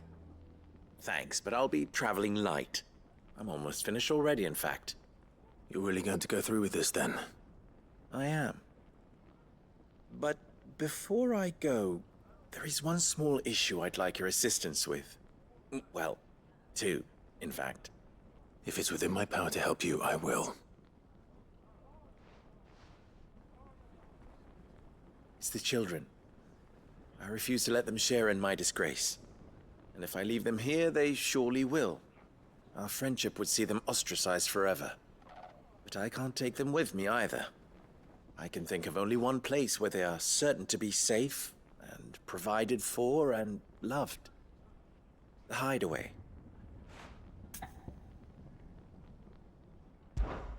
Of course. The children would be more than welcome. Thank you, Clive. I will not forget this. Lubor, are you still here? What is it, Ferda? You look pale. There's been a flood in the Velcroy, a damn big one. The League of Outlaws encampment was completely submerged in ether. What? Every last one of the bastards has turned. And they're headed this way. Bandits are one thing, but Akashic bandits are quite another. The town guard won't stand a chance against them. We need to evacuate. There's no time to lose. Ferda, gather the men. The Akashic may strike at any moment. We must make ready to cover the townspeople's escape. Well, what are you waiting for? Yes, my lord. Clive, change of plan. The children stay with me for now. I need you to find Conrad and Natalie. Tell them to prepare for a full and immediate evacuation. Understood. I'll do what I can to convince everyone else. Wish me luck.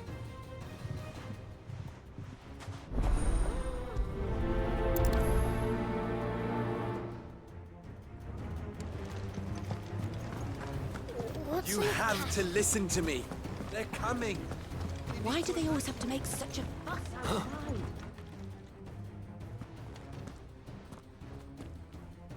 Ah, it's you. What do you want, Lord Underhill? To pass on an important message. There's been an ether flood out in the Velcroy. The camp where the so-called League of Outlaws were gathering has been swallowed. They're no longer just bandits. They're Akashic now, and they could be here at any moment. You need to begin preparing for a full-scale evacuation right away. Oh, do we? And who was it who gave you this disturbing news, might I ask? Lubor, perhaps? The man spreading the same poison out in the square as we speak. You may believe his lies, my lord, but we know better. But why would he lie about something like this? Some twisted attempt at revenge, perhaps. If he had not been unmasked, he may well have been elected our leader. A great honor for one of his kind. One he might well feel aggrieved at having been denied. Lord Underhill, forgive me, but it has become all too evident where your sympathies lie. Lubor cannot be trusted, and neither, therefore, can you. You may not trust me, but for the sake of your people, ask yourselves if there is any chance that this is true. There isn't. You can be certain of that. Now be off with you. You're making a mistake. It's no use. They're not going to listen to me. We'll just have to do what we can without them. I should speak to Lord Furder.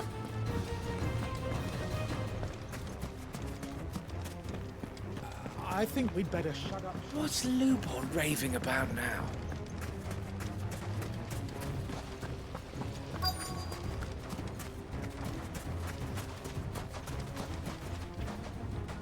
Lord Furder. Sid, what's wrong? I went to warn Conrad and Natalie about the Akashic, but they wouldn't listen. They've convinced themselves that nothing Lubor says can be trusted.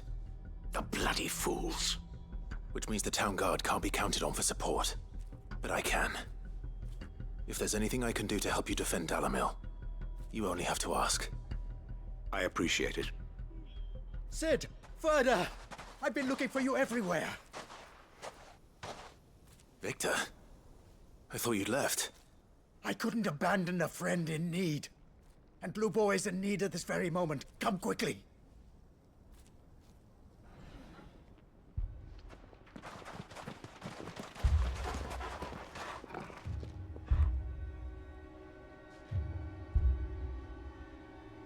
You have to believe me! The Akashic are coming! They don't eat, they don't sleep, they don't tire, and they don't care who they kill. They're unlike anything that's come before. There won't be no parley, no mercy granted! We may have saved the town once, but this is different. I do not ask that you forgive me, but please believe me. If you do not run, you will die. You will all fucking die!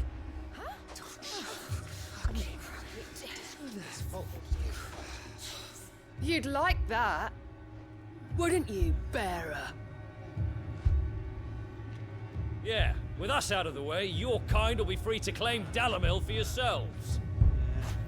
You should run! Run, bearer! Yeah, run! Run! Far, far away! Run! Just go! Yeah. Yeah. Yes! Go! Come on, then. Go on! Go! Just go. Lubor. Wait. Someone's coming. Go. Come on. Stop! You're hurting him!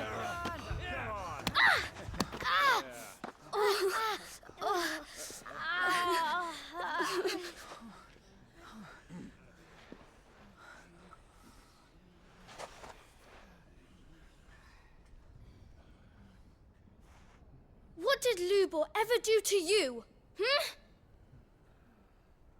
He solves all your stupid problems, and he keeps all of you safe. there's nothing he wouldn't do for this town. Who was it who made that cleaver you use every day, Conrad? And what about your counting table, Natalie? Who fixed that? Whose men make sure the streets are clean so all your boots don't get dirty? Who spends all day, every day making sure things run smoothly round here? And none of you ever say thank you. Ever. But did Lubor ever complain? Well, does he ever stop smiling? He keeps this whole place going. And you act like it doesn't even exist.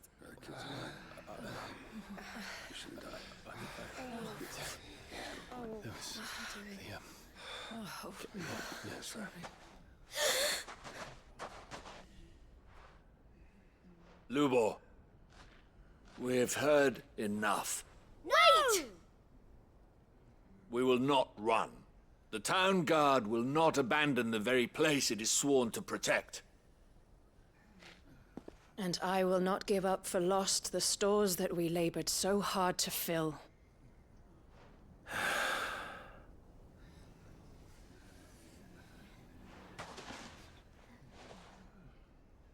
So tell us, how do you propose we deal with these Akashic of yours?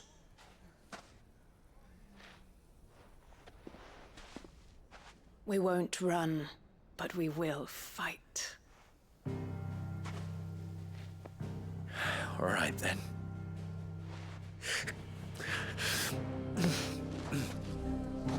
Fine.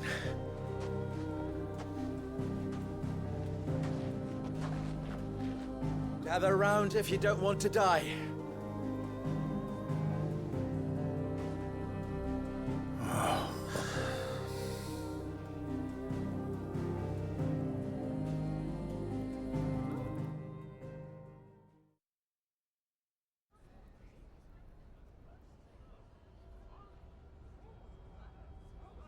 Allow me to explain the situation. The ether flood occurred near the village of Cheratina, deep in the Velcroy. The place had been abandoned for years, until the League of Outlaws decided to make it their base of operations. Now they're all turned, and if the scouts' reports are correct, heading in this direction. They are mindless monsters, driven only by hate and rage, and they are utterly unpredictable. With the bandits, we at least knew how and where they were likely to attack. When these creatures come, Dalamil will have the bitterest fight it has ever faced on its hands. The town guard will muster at the north gate. The rest of us will take the south. Both forces will provide men to serve as scouts and messengers, ready to spread word of the size and nature of the Akashic force as soon as it is spotted. And as soon as it has been, we will converge on its position and see that it is driven back from Dalamil at all costs. Conrad, can I count on the support of the town guard? Always. I leave the selection and coordination of the messengers in your hands, Victor. And the command of our men in yours, Ferda. If you would both be so kind. Consider it done. As you wish. Natalie, I would ask that you and your people have the townsfolk barricade themselves inside the bathhouse. And tell the merchant not to waste time securing anything beside the essentials. Preserving life is our one and only concern.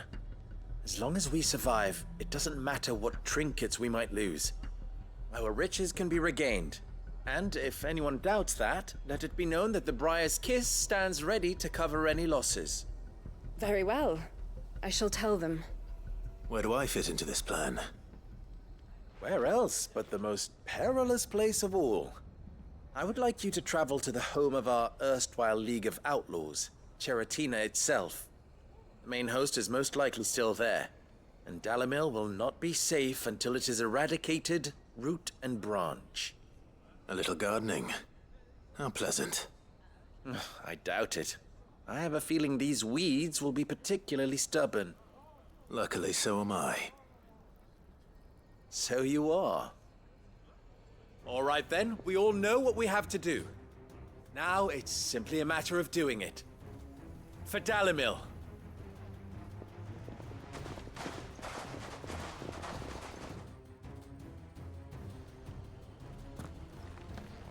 Looks like everyone's ready. I'd better not keep them waiting.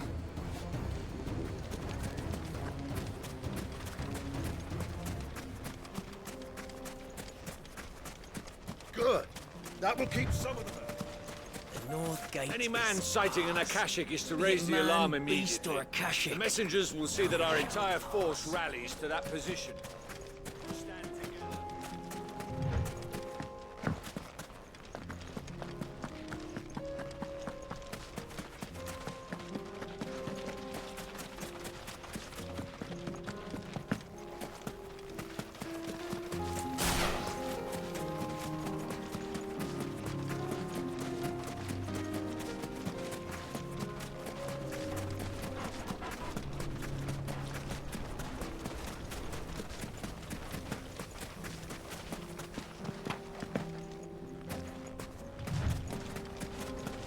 There's the flood. But what's waiting for us inside?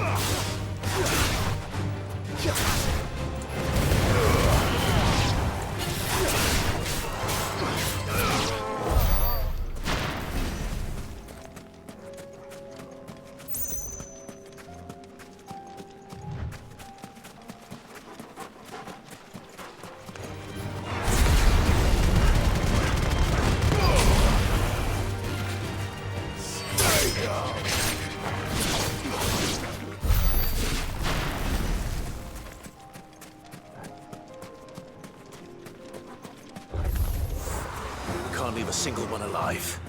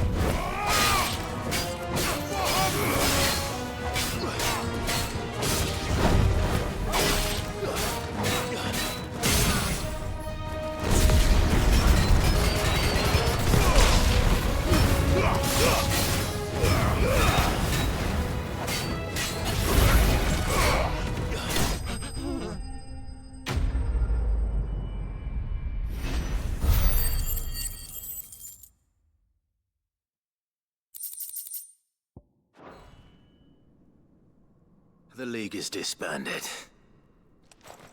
I should get back to Dalimil and see how the others fared.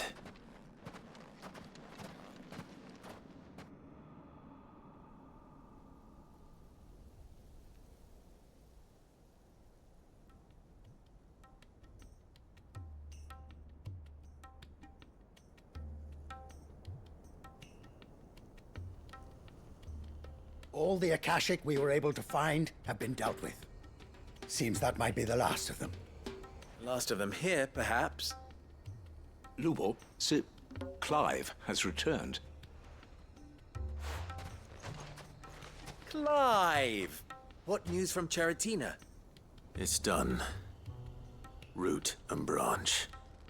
I knew you wouldn't let me down. Thank you, my lord. Friends, the Horde has been driven back. The Akashic have been defeated. And we need not fear the arrival of any more, thanks to Clive. Victory is ours. We bloody did it! We saved Dalimil. Lubor, allow me to apologize. After all you have done for this town, we should never have doubted you. But we did. And for that we are truly sorry. We only hope that you can forgive us. We need you, Lubor. Dalimil needs you. So, if you would still like to be considered for the position of mayor, you have our backing. You do remember that I'm a bearer, don't you? We do. But that is not a stain on your character. It is a stain on ours. We thought only of what we perceived bearers to be, not what you truly are. The man who saved Dalimil twice over. I see. But I will only accept your proposal on 2 conditions. Name them. Firstly, that you will both do everything in your power to rally your people to my cause. If the Town Guard and the Merchants League do not accept my leadership, it will be doomed from the start. Unity is the key to defending Dalimil, and I do not doubt that we shall need to call on our combined strength again. When that time comes, I will expect us all to pull together, just as we did today. Of course. You have our word. And secondly, you will accept that if I am to lead you, the mistreatment of bearers must end here in Dalimil. Any bearer within our walls shall be afforded the same rights as any other citizen.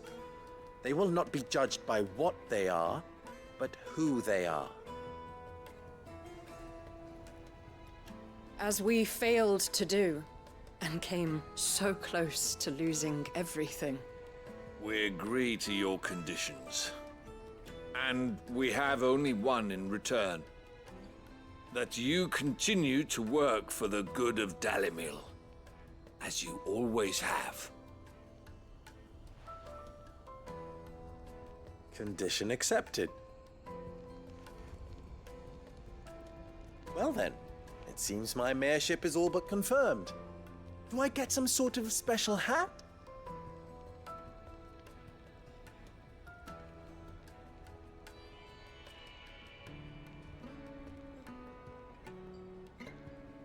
How fickle fate can be. Not so long ago, I had resigned myself to leaving Dalimil in disgrace. And now, I find myself her leader. Here. For everything.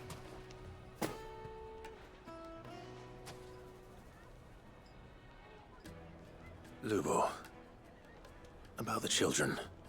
Fear not. You are, of course, relieved of your responsibility. I would sooner face another horde of Akashic than see them brought up as outlaws. I'll make sure they're safe here. I don't doubt that you will. And not just the children, but everyone in Dalimil. I'll do my best. Can't have all your hard work going to waste.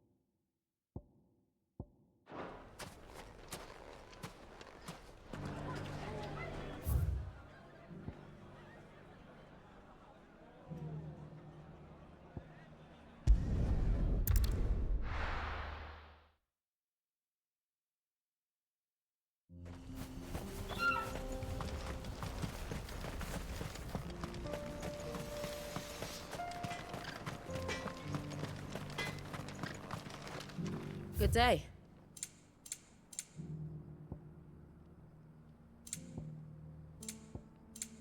May we meet again.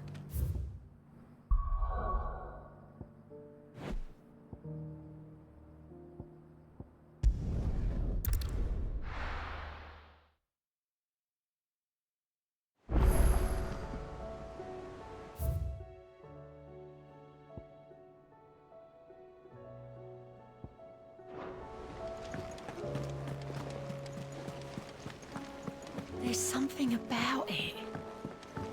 I feel like... Sid, do you have a moment? By all means. It's my old master. Seems there's no escaping her. She found some way to send me a letter. And something else. Records from a Waluda prison. Seems they were keeping a lot of bearers there. How did she come by such a thing? Finding bearers always was her strong point. And it seems the cells of Balmung Dark are full of them. Foreign captives, the masterless. Bearers no one would miss. And even better for her, bearers with no one to look after them. When ether started lapping at the walls, the jailers fled. Leaving the bearers to be liberated by whoever happened to come along next. Sid, I'd like to believe that I've earned your trust by now. And while I'm well aware that you've forbidden Cursebreakers from traveling to Waloed, I can't let those bearers die in their cells. I'd rather risk shipwreck on the Shadow Coast than leave them to starve. We'll be needing the Enterprise if we're going to navigate the Narrow. Does that mean... I'm making an exception, but we travel together. And we stay no longer than we have to. Ash is an inhospitable place at the best of times. We save as many as we can, and we leave. Thank you, Sid. There was a name in the prison register. A name from my past. Chadwick. Another of my former master's protégés. A gifted soldier, and the closest thing I had to family. The thought of him held captive in that place. He must be very important to you. He was. Is. Then we find him. The entrance to the prison lies in the shadow of Ravenwit Walls, just beyond the portcullis. We should head there as quickly as we can.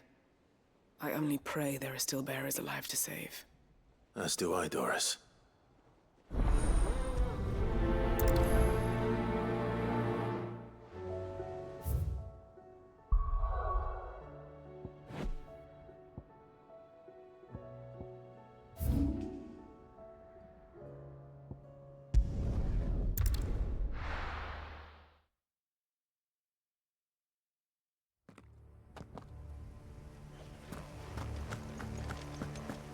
Doris is waiting for me near Balmung Dark. The longer she's out in the open, the more likely she is to be found by Akashic. I need to hurry.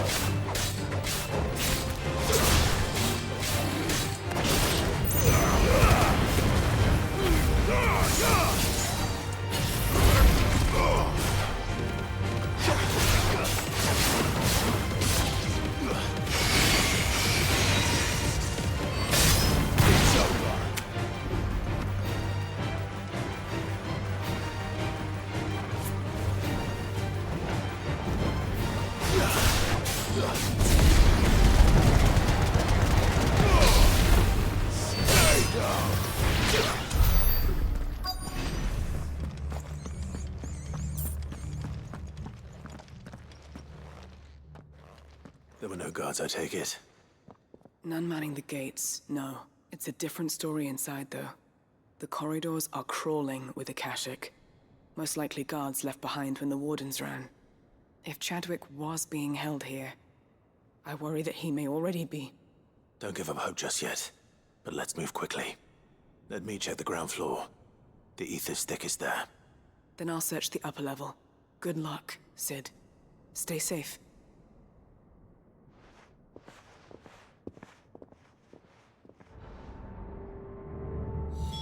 Just how bad are the floods inside the walls?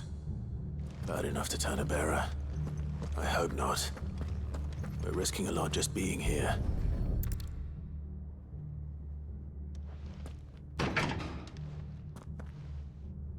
Locked up tight.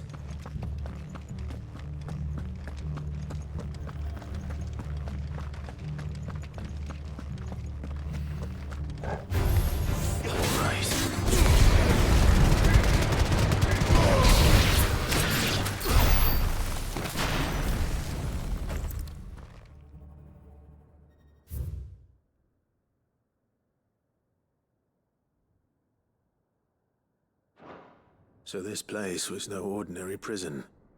And I doubt they'll have taken the creature with them when they fled.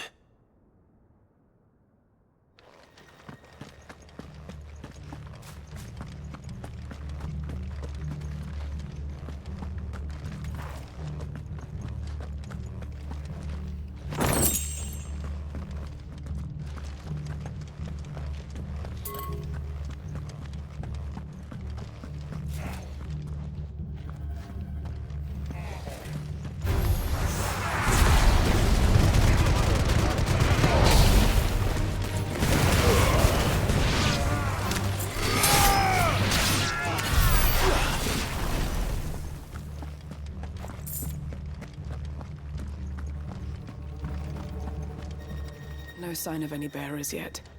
I hope you have better luck downstairs.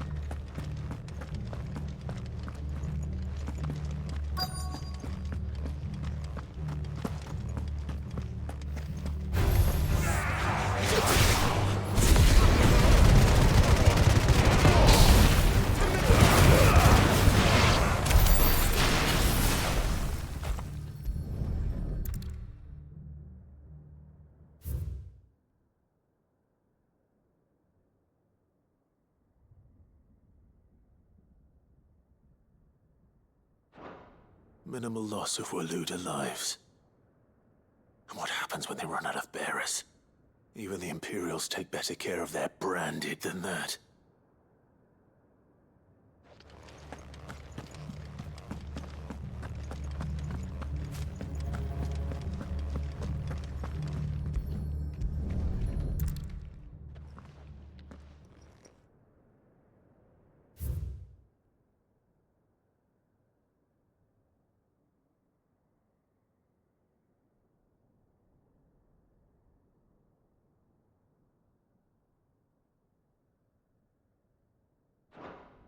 They were feeding bearers to it. This is even worse than I'd feared. Nothing but a Akashic down here. Hopefully things are looking better upstairs. I should go and see how Doris is getting on.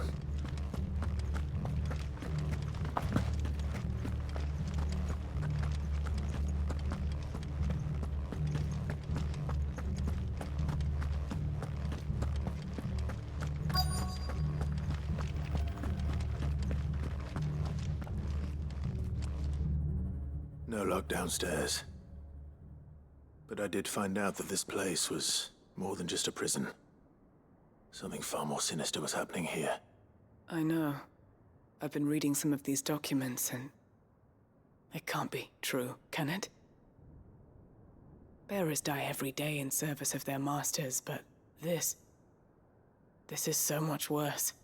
Pitting bearers against a wild beast armed with nothing but their wits? And all in order to bring about more death. And not just those who could fight, but the elderly, children even. And those who wouldn't or couldn't were disposed of. Whatever that means. I'm afraid it means they were fed to the monstrosity they kept here. Then we're too late. And I was a fool to bring you here. Don't say that. Did you find anything else? A key. But it doesn't fit any of the locks on this floor. Perhaps it will fit one of the doors downstairs. There's a corridor I haven't searched yet. Finish up here, then come and find me when you're ready. All right. I'll be there in a moment.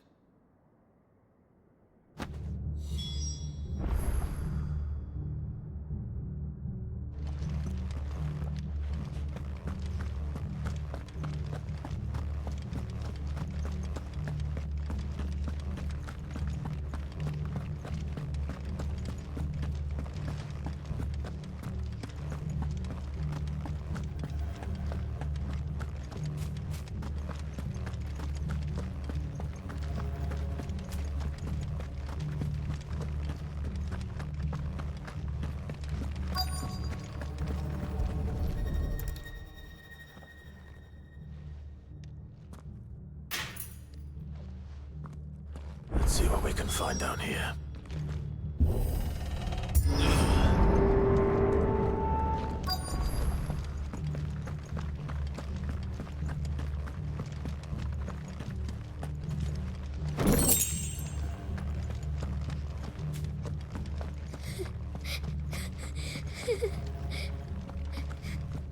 A survivor. And she sounds close.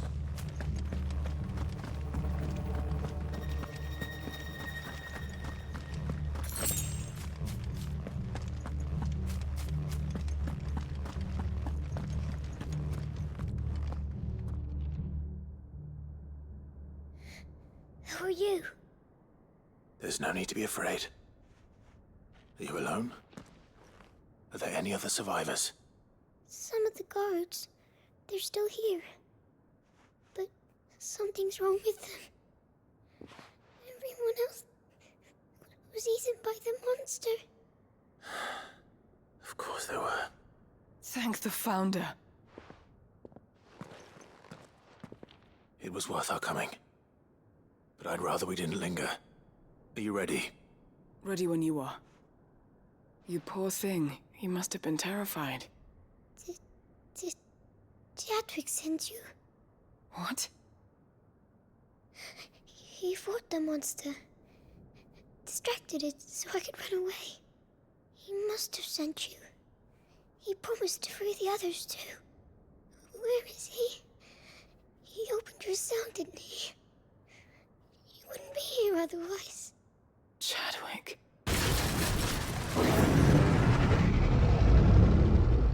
Was that? Monster's back! Chadwick, help!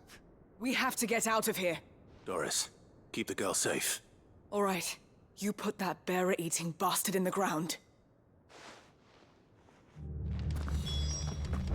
It's out there waiting for me. I can't let it live. Not if it's got a taste for bearers.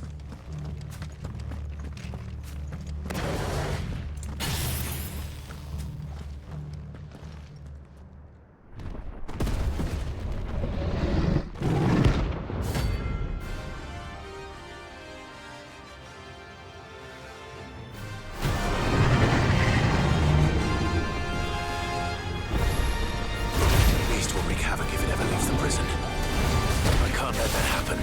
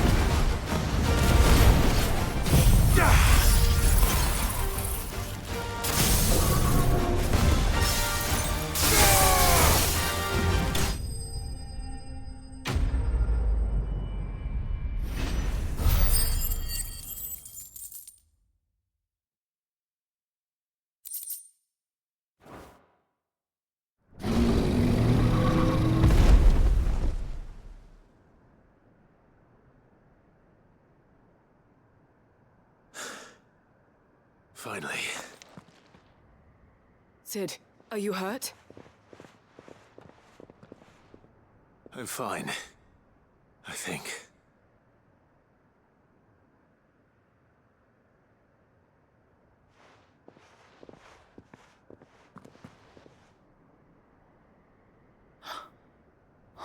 No. What is it? A diary. I gave it to Chadwick before we went our separate ways. He was here. Do you think that creature?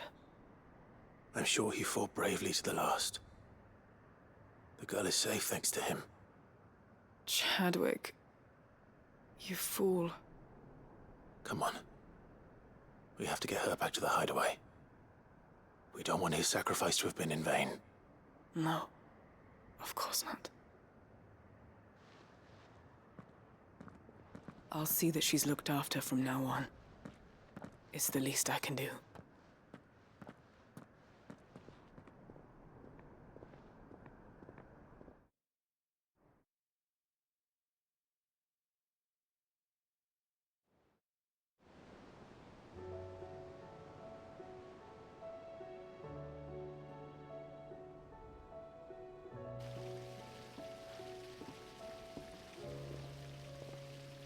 From what I hear, you've barely left the girl's side in days. I hope she's recovering from her ordeal. She is. Slowly but surely. She's far tougher than she looks. I thank the flames we found her. If we hadn't... I know. But we did. I'm sorry we weren't able to save Chadwick. There's no need to apologize. Without your help, I would never have found out what happened to him. How he fought to the bitter end to save her. To save Hideaway. That's the man I remember. The man I thought of as a brother. I wish I could have met him. I'd like to hear more about your past. If you don't mind, that is. Of course. You already met my former master. She trained Chadwick and I to do two things. Kill and obey. We were supposed to be sold to the highest bidder when the time came. But no bid was ever high enough to convince her to part with us. For years, we were her daggers in the shadows. But we could never quite shake our doubts about the things she made us do. And then, one day, we just couldn't do them anymore. So we escaped. But staying together was out of the question. They would have found us too easily. After so many years of training, the pull to serve was always strong. It scared me to think he might have taken another master, become a dagger in someone else's hand. But even in captivity, the battles he fought were his own. And he died not as someone's tool, but as a hero. Hideaway is proof of that. Bearers can cast off their shackles.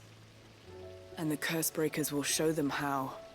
I'll fight until my dying breath to see it done. For Chadwick, and for all of us. Thank you, Doris. We'll be counting on you.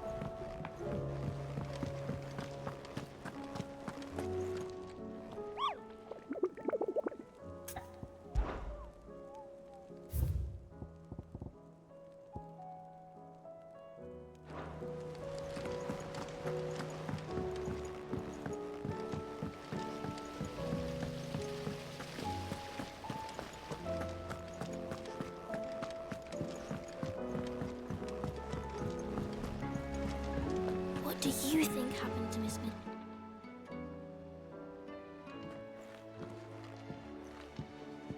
Sid, you have to help us. With what? You didn't take apart another of Mid's contraptions, did you? No. Well, yes, but that's not what we want to talk to you about. It's Miss Mididol. She's been acting strange. Very strange. She's barely ever around. When she is, she acts like we aren't even there. Her head's in a crowd. In the clouds. That's what I said, in the clouds. Well, she does have a lot on her mind. When did you last see her? Not long ago. Right after she got back from saving you from Stonehenge. Then it's probably just about the Enterprise. It did take quite a battering on the way there and back. You didn't break it, did you, Sid? You really should be more careful around Miss Mididol's inventions. Don't listen to her. Even if you did break the Enterprise, you could put it back together, couldn't you? But who's gonna put Miss Mididol back together? She seems really sad. Why don't I go and see if I can cheer her up? You do that? For us? She's in her dungeon. Don't scare him. It's not a real dungeon. Thanks for the warning.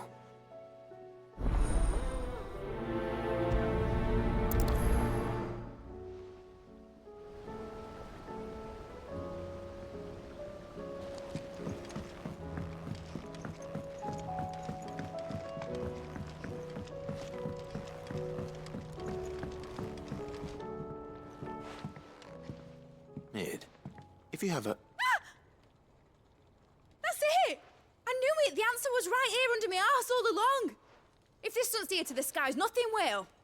To the skies? You aren't trying to give the Enterprise wings, are you? What else would I be doing? The children seem to think you're avoiding them. They're worried about you. Is this really so important that you need to shut yourself away from everyone? The Enterprise is already the fastest ship in the realm, and that's with the sea beneath her.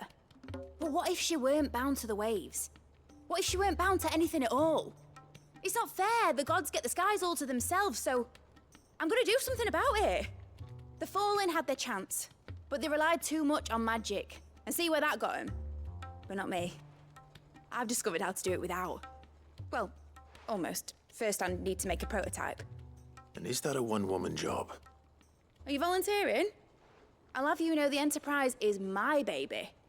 But if a godfather's offering to lend a hand, I'd be happy to take it. First, I'll need oil, and not just some old drippings from Miss Molly's spits in the Tub and Crown. Refined stuff, like they make in Ordil. Then I'll need some bone, or shell. Light, strong, preferably no longer attached to the beast it belongs to. If it's beast bones you're after, I'm sure the curse breakers will know where you might find some. No, they'll know where you might find some. You're the one who offered to help, remember? I should speak with one of the curse breakers before I set off for Old Hill. See if I can't find this bone while I'm there as well.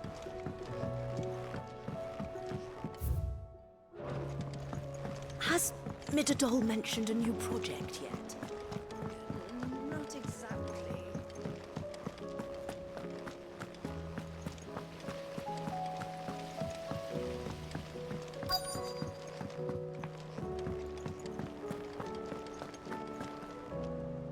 All right, Sid. Come to buy us around, have you?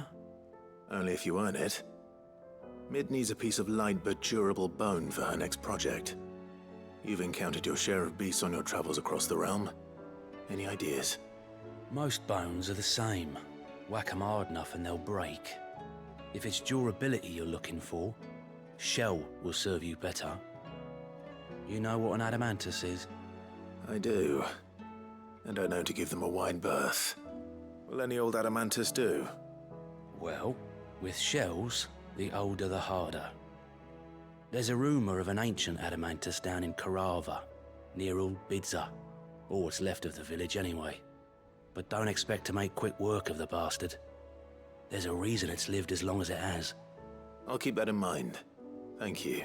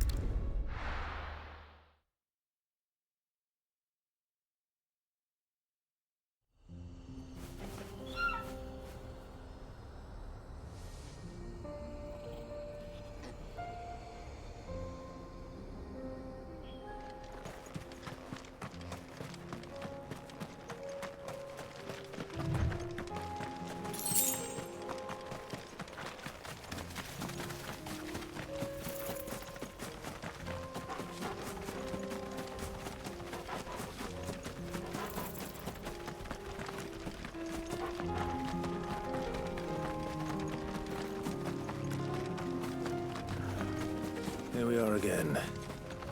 Karava. If you were a tortoise, Torgor, where would you hide?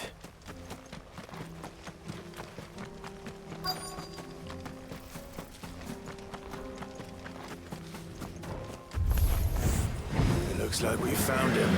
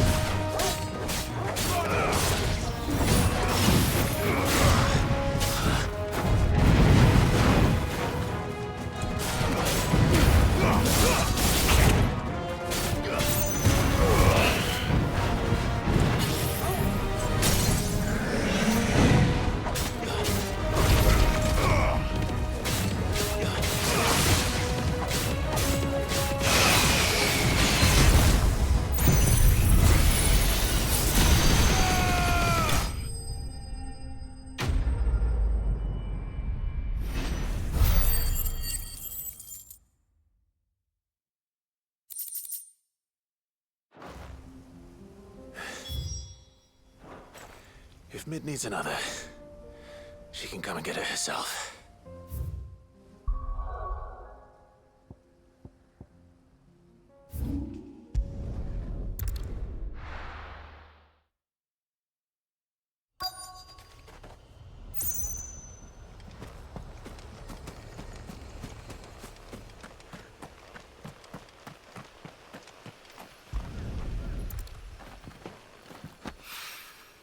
Mid's well.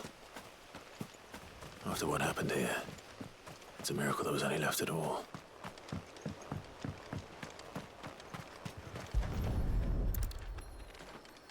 I better get these materials to Mid so she can finish her prototype.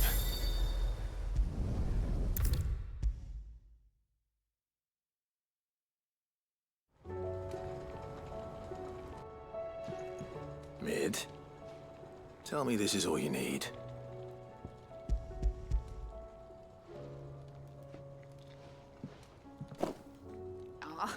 You make it sound like I asked you to save the world or something. Tell me this is all you need. It's most of what I need. After you left, I went over the figures again, and I realized I'd forgotten a 1 and a 0. And a cogwheel. Just a tiny one. Though, that's the problem. Gears that small are a bastard to make, and I may have lost the one Blackthorn spent a fortnight toiling over. Wait. The children. When they took apart your scales, there was a tiny brass gear. Now that I think about it, they didn't use it when we put the scales back together. The young'uns? But why would the... You know what? I don't want to know. I'll keep working on the model. You go and find that cog.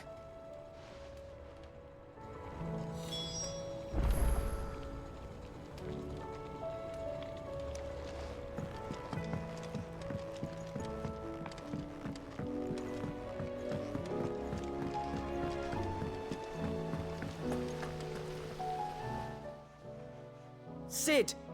Is Mid still hiding from us? She wasn't hiding. She's fine. She's just busy working on her next project. A new invention? What is it? What is it? Is it an airship? I bet it's an airship! Do you think she'll let us help? That just so happens to be why I'm here. She needs something special, something only you three can provide. A brass gear. A tiny one. One that might fit on, say, a set of scales? Oh, the one you forgot! We remember! We saved it, just in case. It's in the bag of bits. Since your lesson, we've been disassembling, then reassembling everything we can find. All the pieces that are left over, we keep under our beds, just in case. That's good to know. Look! I found it!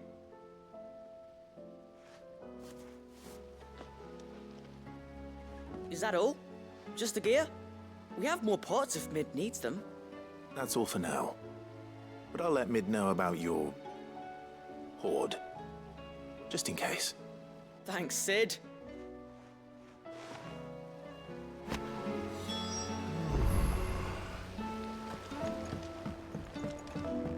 Has Midadol mentioned a new project yet? Not exactly. She seems preoccupied. Well, did they have it?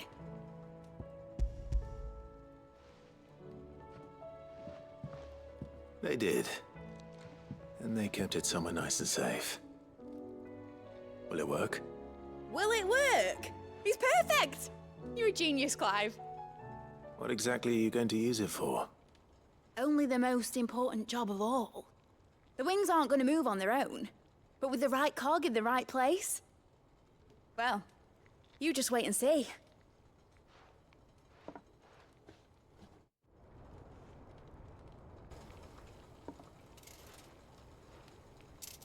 That should do it.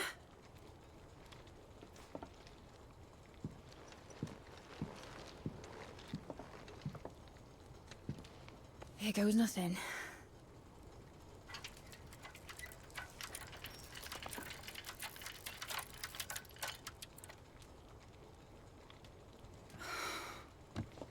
Titan's tits. It wasn't supposed to fly, was it? Of course it was supposed to fly. Wouldn't be much of an airship if it didn't. Honestly, these bloody engines are driving me mad. I was so sure this would be the day she soared. The Mithril engine was made to make dreams come true. But maybe this is one dream the world's better off without. Show folk how to take flying. It won't be long till they're raining death down on each other. People will lose their homes. Children, their mums and their dads. Like I lost mine. I'm sorry. So am I, Clive. So am I. Sorry that I have to choose. Do I follow my head, or do I follow my heart?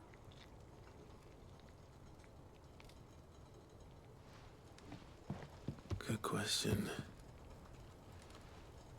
The first time I stood on the deck of your ship, felt the wind in my hair.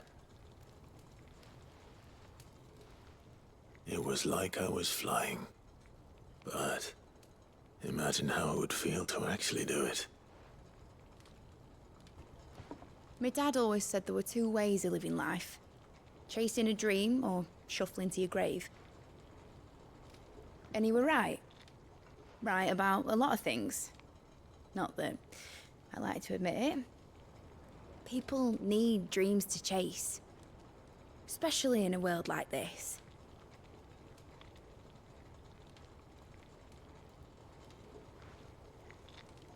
Right. When this is over, I'm gonna take all my Mithril engines to Zemeckis and sling them over the edge.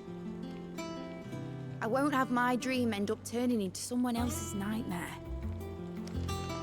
But all that hard work... All that hard work will not be used for war, Jamie. But it ain't like it'll be gone. Tell me, Clive, have you ever been on a treasure hunt? Not since Joshua and I were boys. Why do you ask? Because I'm gonna bury the engine schematics and leave behind a little riddle telling people where to find him. A really hard one, so that only the most dedicated dreamers will ever be able to work it out.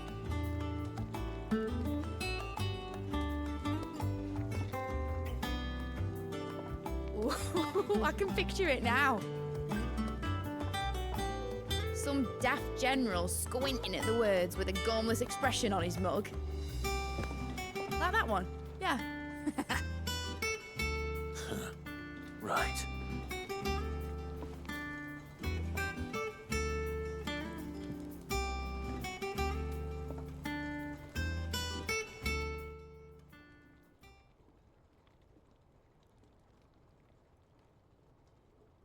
Of course, if I'm putting this engine at the end of a treasure hunt, I'll still need to make it a treasure worth hunting for.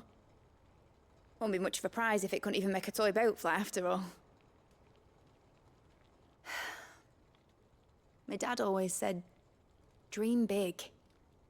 But it ain't the size of a dream that's important, is it, Clive? Only that it's a good one. And I reckon I've got a fair few good uns left in me. I'm sure you do.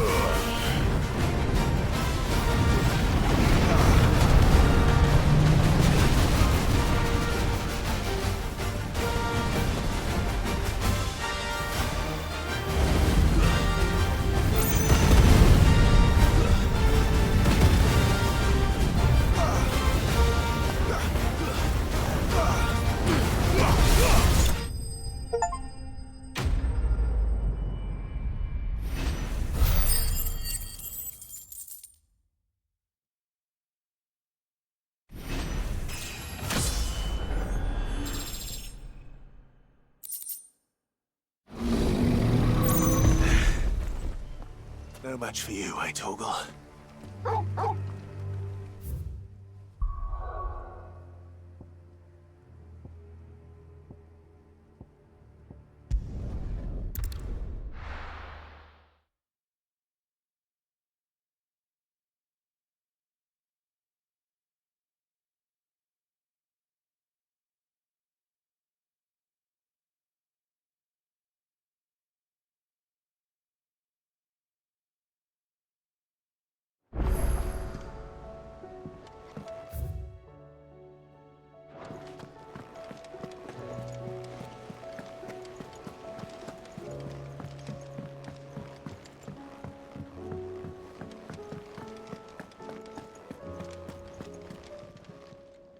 Welcome to the Patron's Whisper.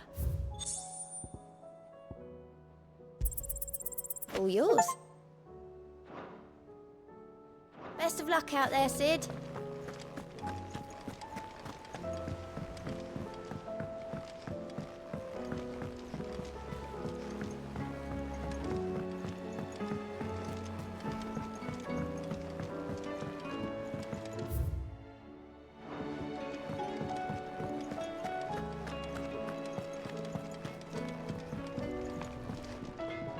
What do I owe the honor? Not saying fortune, do you? No scratches, all right? That it? Fine. First the skies, then the crystal.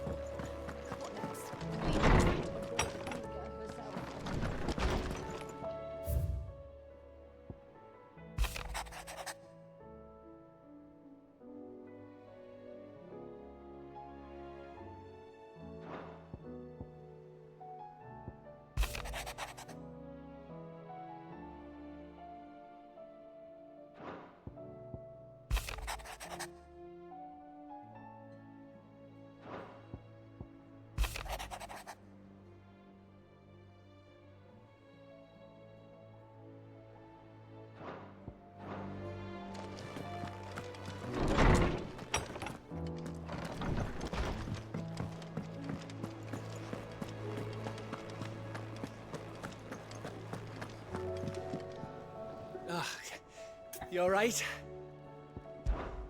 About that. Oi!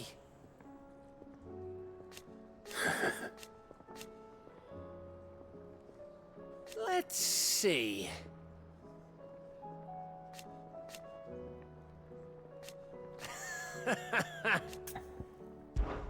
Something troubling you? No more than usual. It's just... Eda's baby will be coming soon, and I wanted to make something for it. I'm sure she'd like that. Back in the north, families would always make gifts when a bairn was on the way. Yeah, I'll let the little tykes know they were welcome in their new homes, like. So, what's the problem? Well, the problem is that Eda's due any day now, and I don't know if I'll be ready in time. Is there anything I can do to help? You know, there just might be. All right then. What exactly are we making? A good luck charm. But not just any good luck charm. Not just any. No. One made from the feather of a silver chocobo. There's naught lucky in all the realm, or so we used to say back home anyway. Thing is, they're hard to come by. Had Otto and Karen check with their suppliers, but nothing. I'd try and track one down myself, only... Only the big day is fast approaching. And that's all you need, a feather. That or the bird whose horse it's attached to, aye. I was gonna start by asking around with traveling traders plying the northern borders. Well, there's no shortage of those passing through Martha's. I think I might make that my first port of call. I'll let you know if I find anything. You're a good friend, Clive. I won't forget this.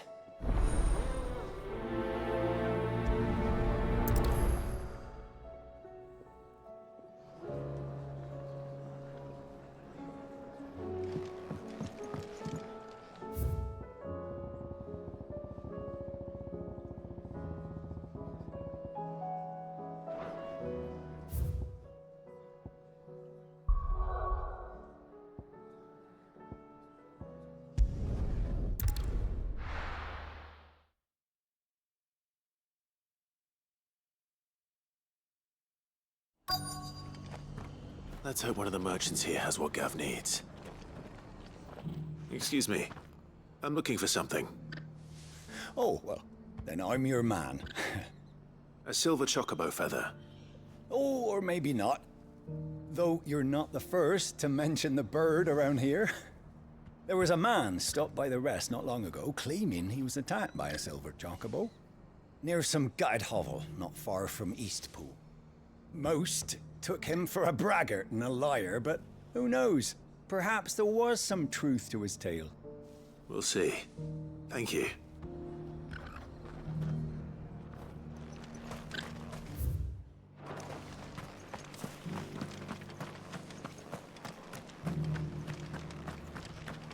Just because the heavens have gone to wreck and ruin, it don't mean we have to. Now, let's get this stall set. How do, traveller? You've the look of a man who could do with a new whetstone. Or perhaps a bawdy etching of the Vicereine. Maybe another time. I'm looking for a silver chocobo feather. If that's the case, rumours are all you're likely to find. No one has seen a silver chocobo for years. Word is they were all hunted for their feathers. Some northern nonsense about bringing good luck. Didn't bring them much, nor their bows. If any are still out there, I reckon they'll be doing their damnedest not to be discovered. You're probably right. Thank you anyway.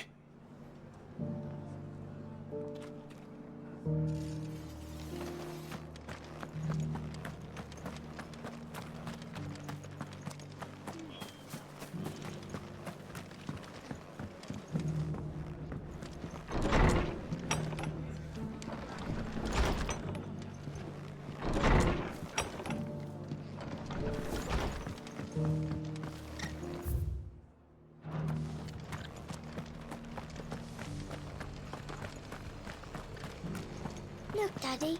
It's shining so brightly. Isn't it pretty?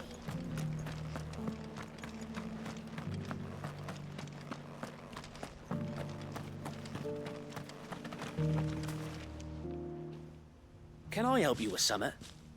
You wouldn't happen to sell silver chocobo feathers, would you? I deal in fruit, not fancies. But if it's fancies you're after, I suggest you try Rhiannon's ride. Was a silver chocobo seen there? Oh, yes. If you believe the ravings of a madman. It wouldn't be the first time. A silver chocobo sighted in the hills near Rhiannon's ride. It sounds almost too good to be true. But since I'm already here...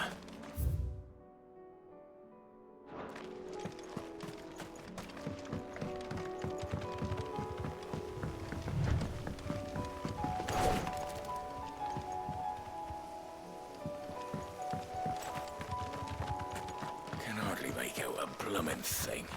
Oh, for a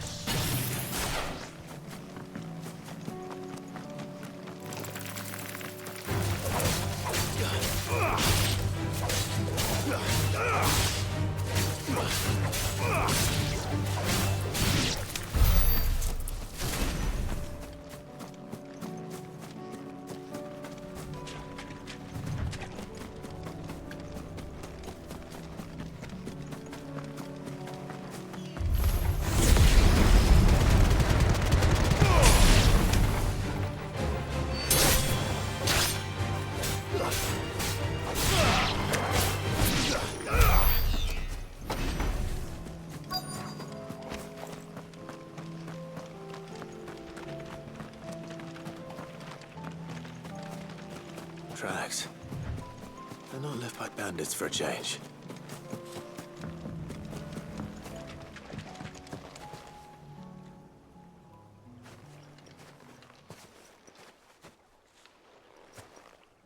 More tracks.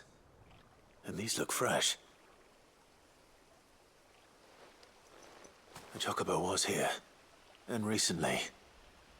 Perhaps it still is.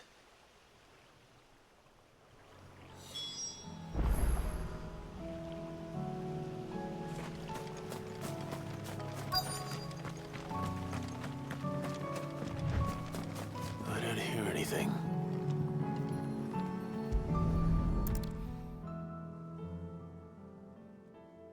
be damned.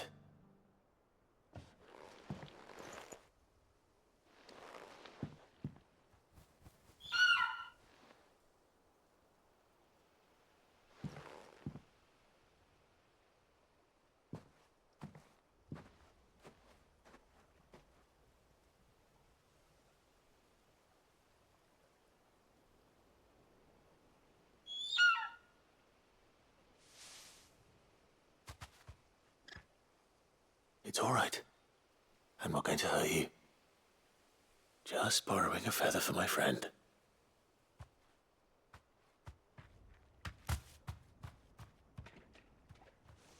Thank you. Let's get this back to Gav before they change their minds.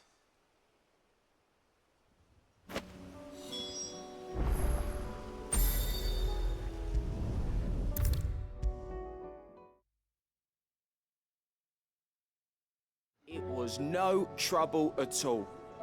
Still, I appreciate it.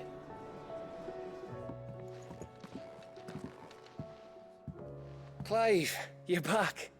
How'd you get on? Any luck? Any luck, you say?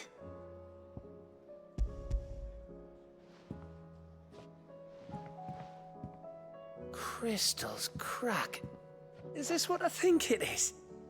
Where in the hell did you find it? It's a long story.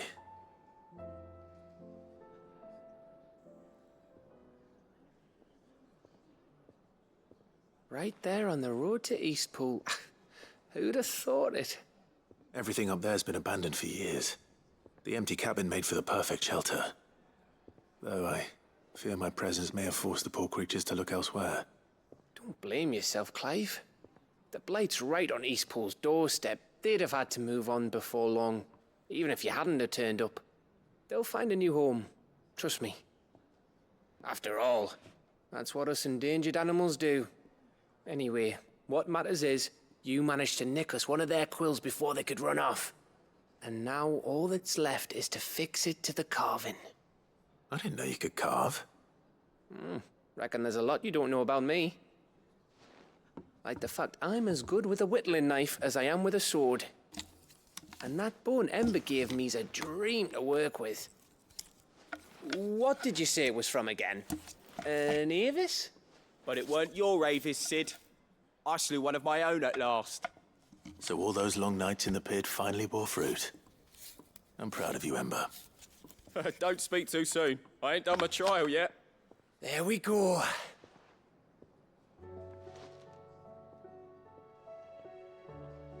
What do you think?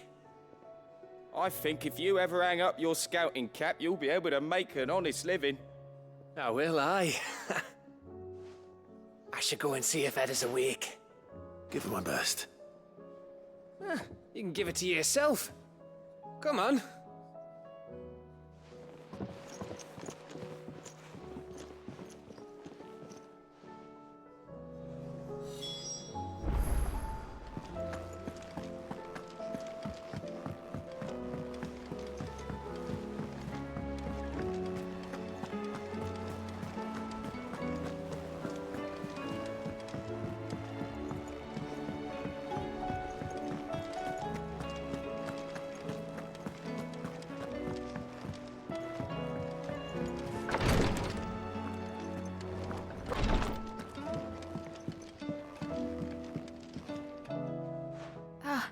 Me lords.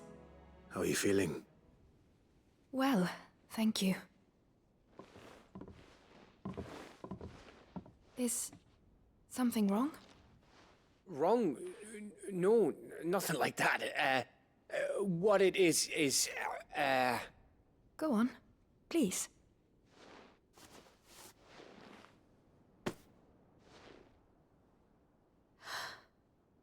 It's beautiful. Did you make it? We did. Aye. It's from all of us here at the Hideaway. Your new family, like. It's a good luck charm. We may come up north when a band's on the way. I mean a baby. To let him know that they're part of the family too. Oh, I hope you like it. I don't know what to say.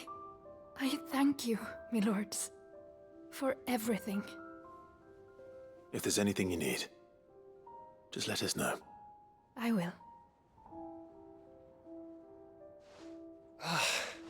Clive, fancy a swift off? I'm thirsty. I could be convinced.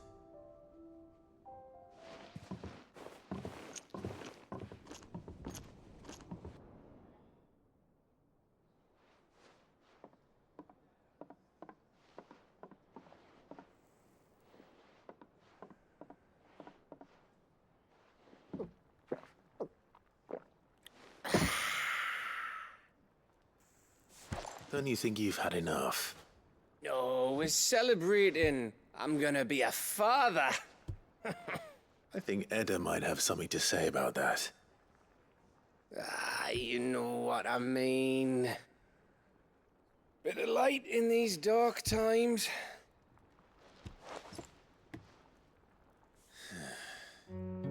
Wasn't long after me 10th name day, my mum told us she was with child again. I was over the fucking moon. I was looking forward to having a little one to lord it over, what with me being the runt of the litter. Thought I'd finally have a chance to prove to the world that I could be a big brother. Imperials came the day she went into labour. Had myself a baby sister, and then I didn't. Me whole family gone in a blink, while I hid in the cellar like the spineless little arsehole I was. Great brother I turned out to be.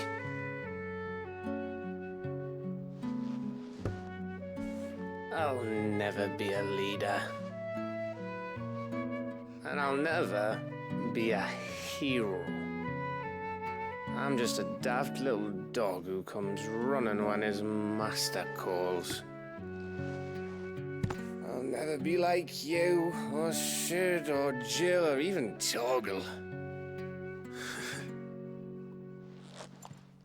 Have you finished? Maybe.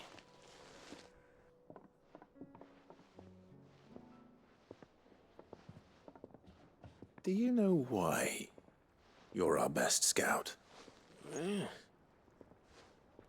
Because you don't need anyone to hold your hand.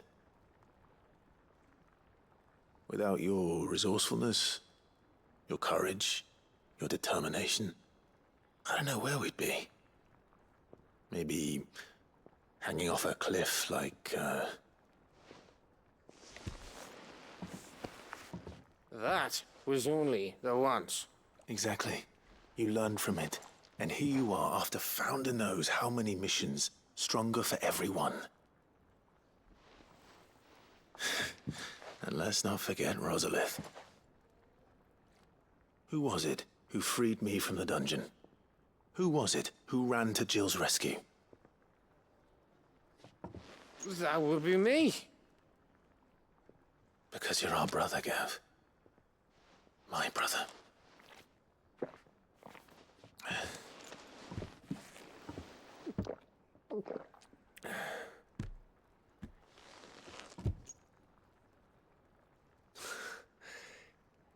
Your brother.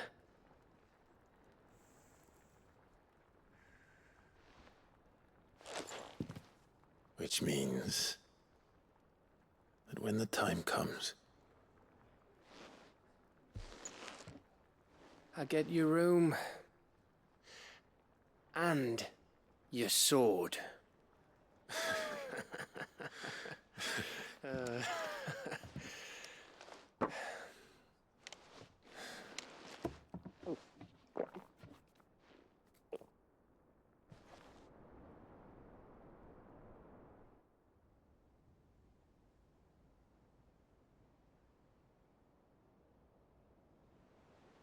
I may have had one too many. You may have had 10 too many. I said I was thirsty. Better get back to work anyway. I after I walk this off.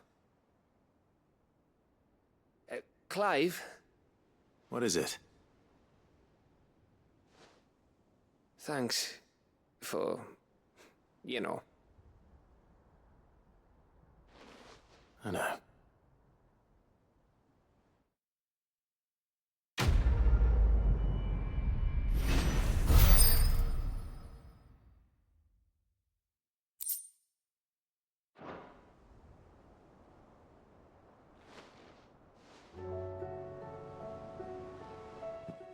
One of these days. One of these days, I swear it's gonna be me who drinks you under the table. If by under the table you mean retching on my boots half the night, I reckon one of those days was yesterday.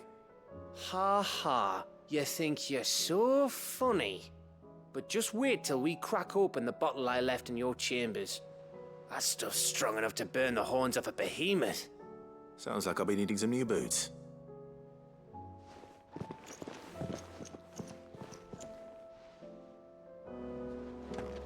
Do you think they'll come back? Of course they will. It's just a bit.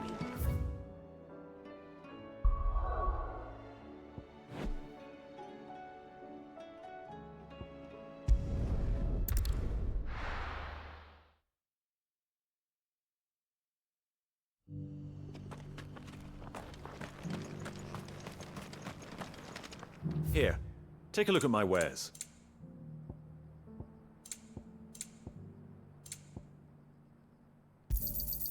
Anything else?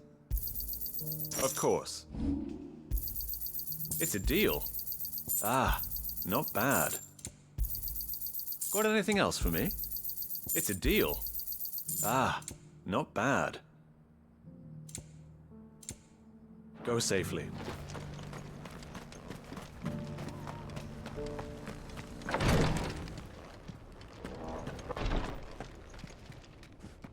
Lord Marquis, if you have a moment.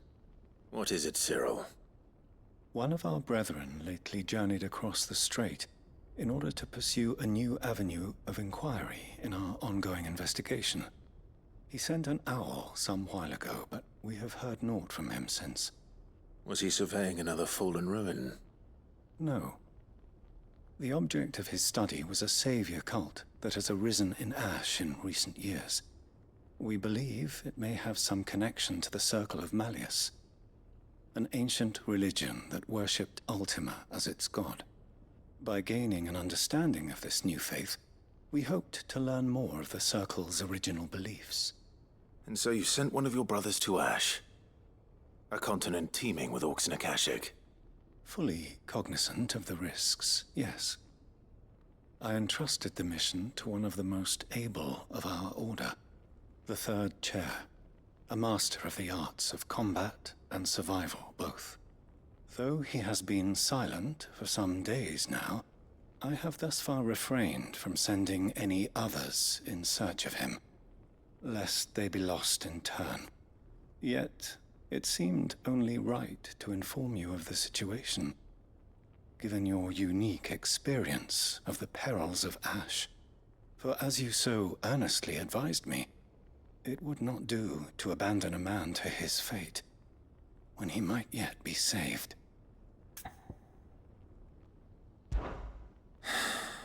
It would not. But Ash is a big place. Can you be any more specific? Perhaps. The last owl I received from him mentioned a village where he had heard the cult were wont to assemble. Mickleburg was its name. It lies in the southern reaches of Waloed. If aught ill befell him, I expect it did so there. Right. I'll see what I can do. You are much too kind, my lord. Go then, with my hopes, and may the Firebird's flame ever burn in your heart.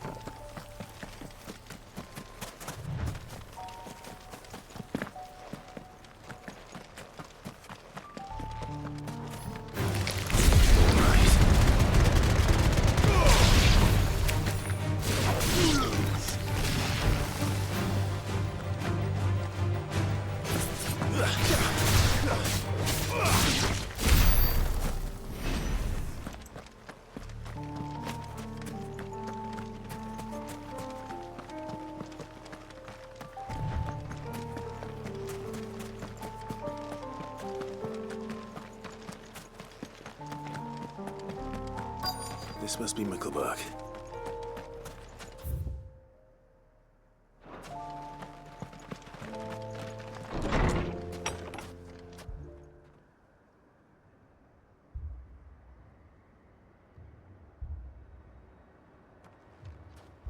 These people aren't turned. And the village seems safe enough at least.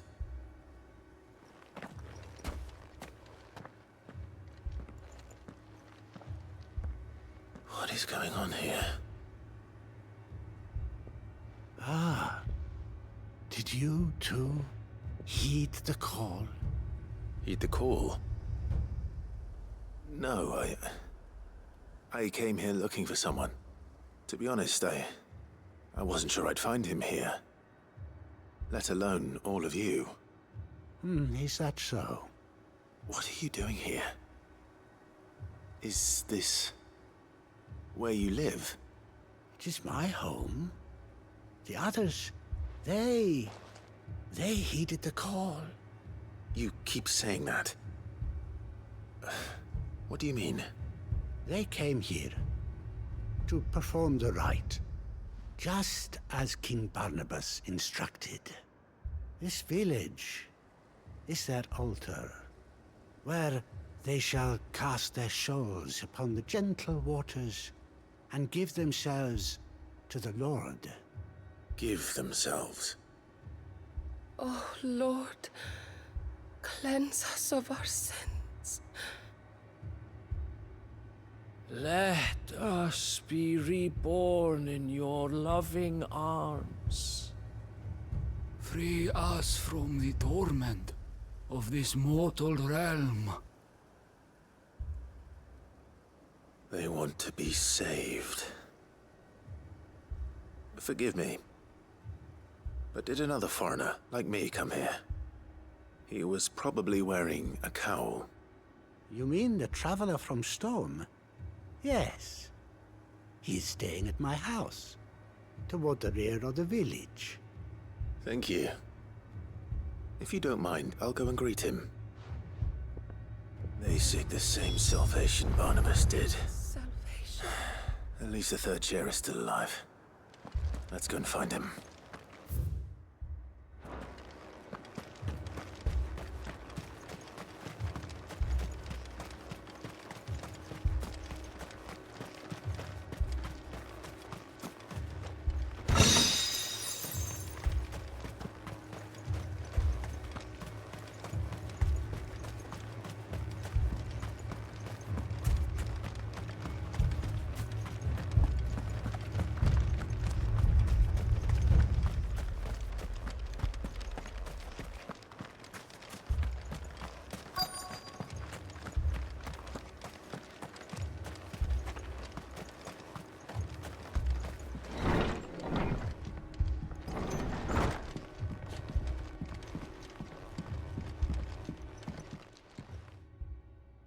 Excuse me. Are you with the Undying? I am. And so it would appear, are you? Lord Rosfield, if I am not mistaken. That's right. And you must be the third chair. I am. Cyril was worried for your safety. He sent me to find you. Then I must apologize. I did not mean to trouble the bearer of the burning quill. Much less you, my Lord Marquis. He said that you had failed to report. Is there a reason for that? I came here to study the followers of this new faith. But the more I learned of them, the more my own faith began to falter. You have seen them at their prayers, have you not? They devote themselves to the veneration of their Lord with a fervor I have never seen before. Praying night and day that they might be rid of their wicked wills and reborn in their Saviour's light. Not that they might be granted respite from their worldly woes, but so that they might continue to serve him. Serve him with all of their beings. I too swore to devote my life to the service of my lord and master, but this... it is different. It is more. And so I would see it through to the end. See these people safe, that they might achieve their dream. That they might do their duty to their lord. Even if it should keep me from doing my duty to mine. You do understand what their dream is, don't you? I do, my lord. They would cast aside their wills and become a Kashik. I know that it may be hard to believe, but to these people, that is the very essence of salvation.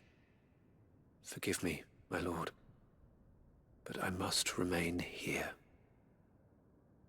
If you are to return to Master Cyril, I would consider it a great... Did you hear that, my lord?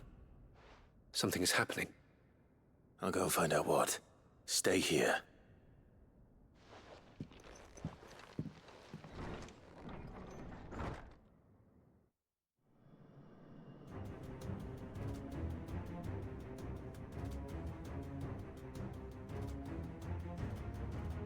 An ether flood. Oh no. There must be something I can do.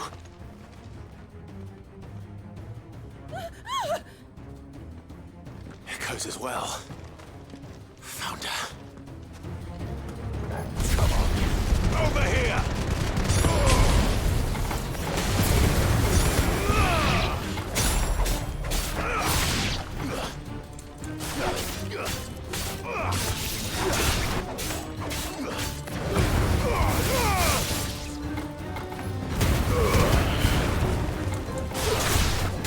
It's over.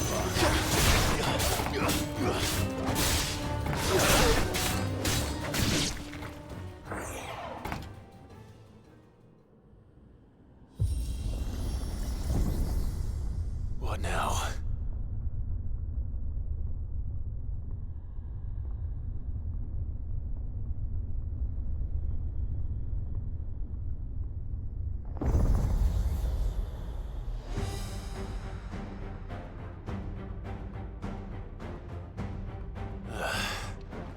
We meet again. I've killed your kind before.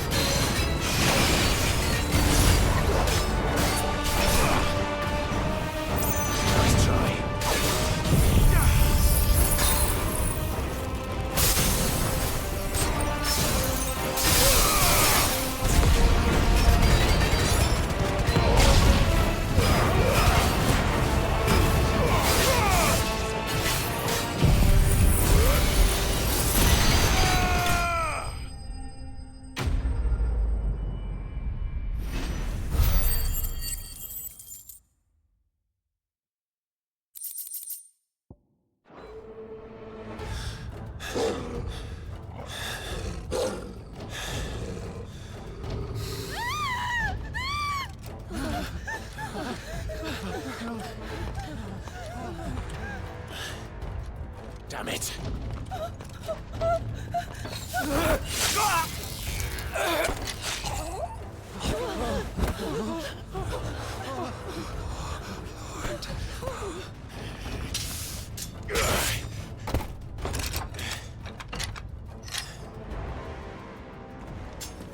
Don't you die. Come on, speak to me. I had to save them, that they might have a chance to find true salvation. By devoting themselves to the service of their Lord. Just as I did, when the Undying plucked me from the gutter and gave me a cause to believe in. A duty to serve was everything to me, and I would not deny them that fulfillment, even if they must become a Kashik in order to achieve it. Forgive me, my Lord Marquis. I did not mean to trouble you with this. My findings. Could you deliver them to Master Cyril for me? Of course. Your duty will be done.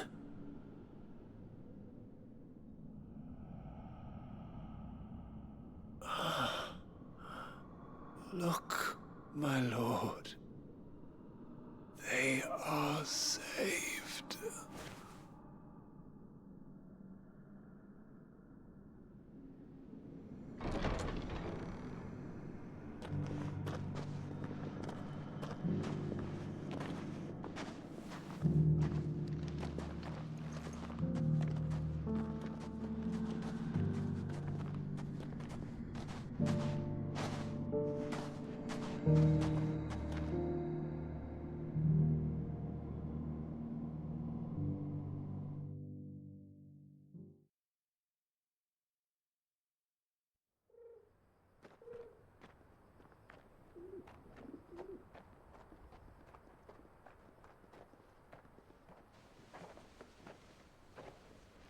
They are saved. Founder. I should get this report to Cyril.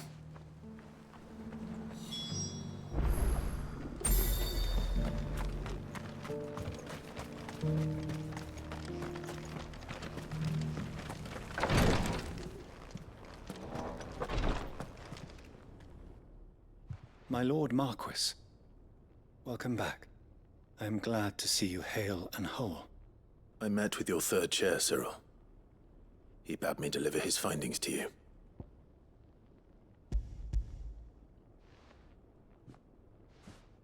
Thank you, my lord. He remained in Ash? He died protecting the villagers from an echo. I buried him in Mickelberg. I'm sorry that I couldn't save him. If you could not save him, no one could.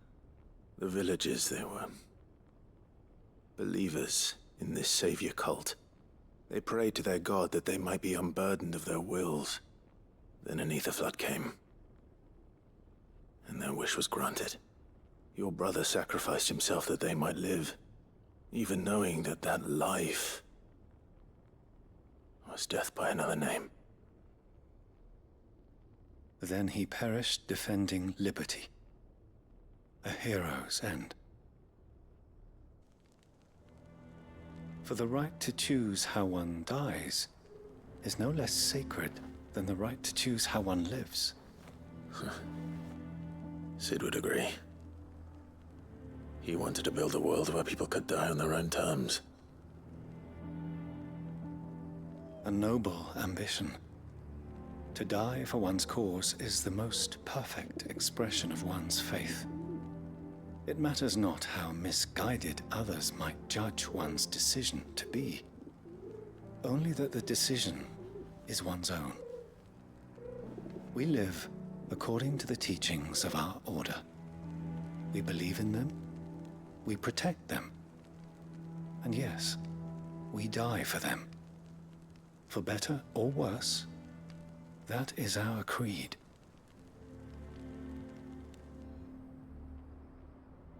But he didn't die for your creed. He died to save them. And you still believe that what he did was right? I believe that he believed it was. We of the Undying are not slaves, but willing servants. And this was his will, the ultimate expression of it. All right. I'd like to know this man's name, Cyril. To know the names of all the Undying who've fallen in the line of duty. They died serving my house.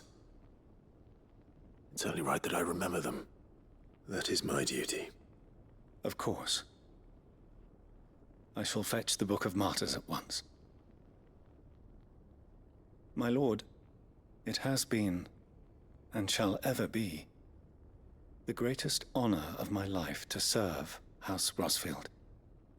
Though our duties may differ, yours is no less important. I pray with all my heart for your success. And were they here, I have no doubt but that every one of my fallen brothers and sisters would feel the same.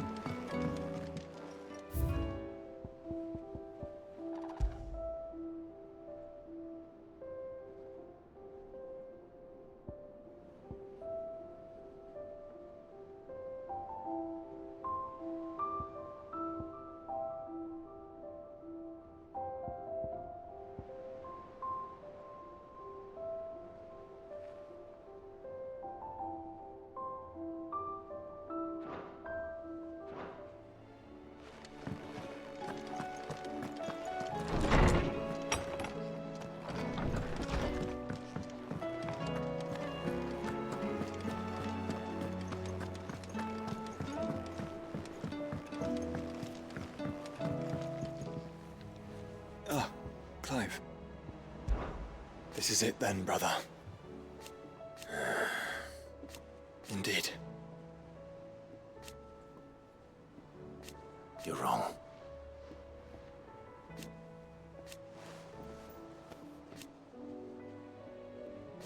Of course.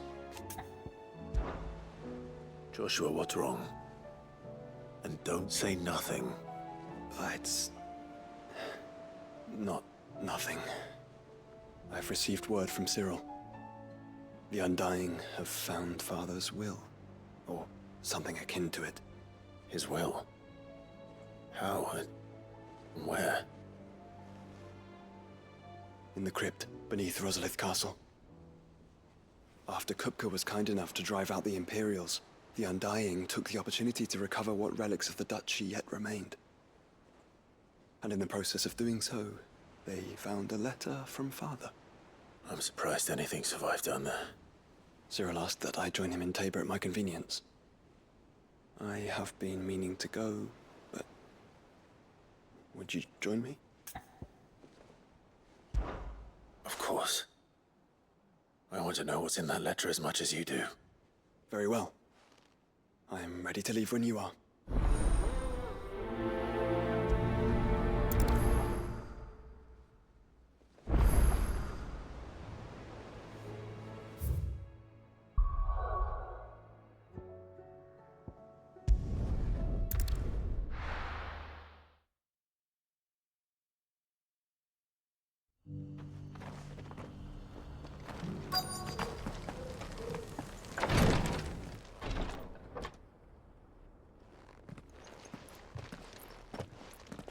Your Grace, my lord, I trust your journey was not overly onerous.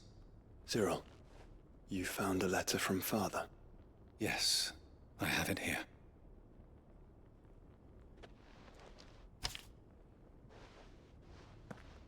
If you would do us the honor, my lord.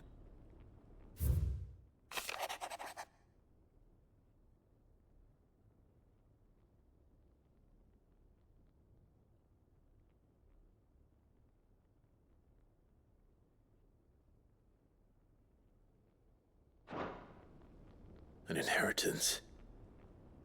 It would seem the late Archduke penned this missive shortly before his passing. The day before we left for Phoenix Gate. What are these plans he spoke of? His plans for the duchy, Your Grace. Your father entrusted them to my predecessor, the former bearer of the Burning Quill, who entrusted them in turn to me. The complete emancipation of bearers is their stated aim.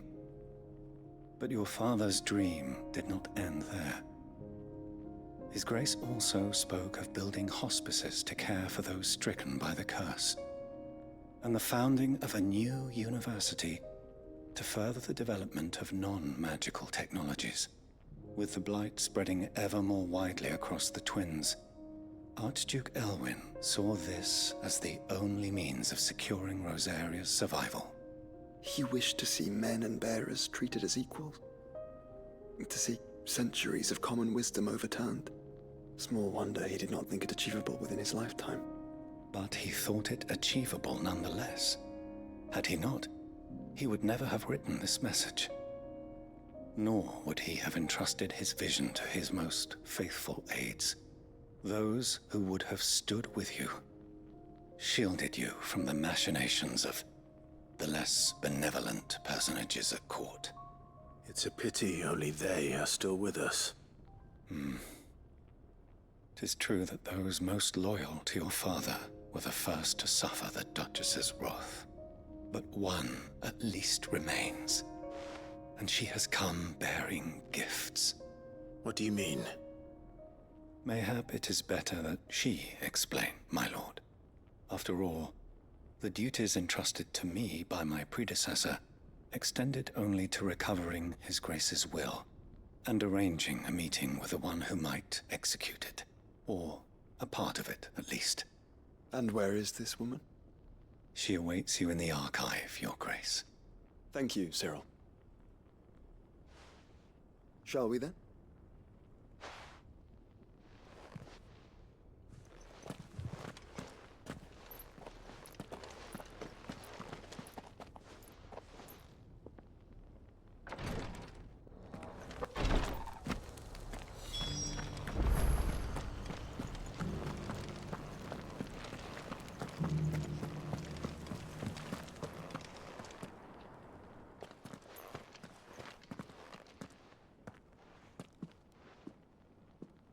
My lord, Your Grace.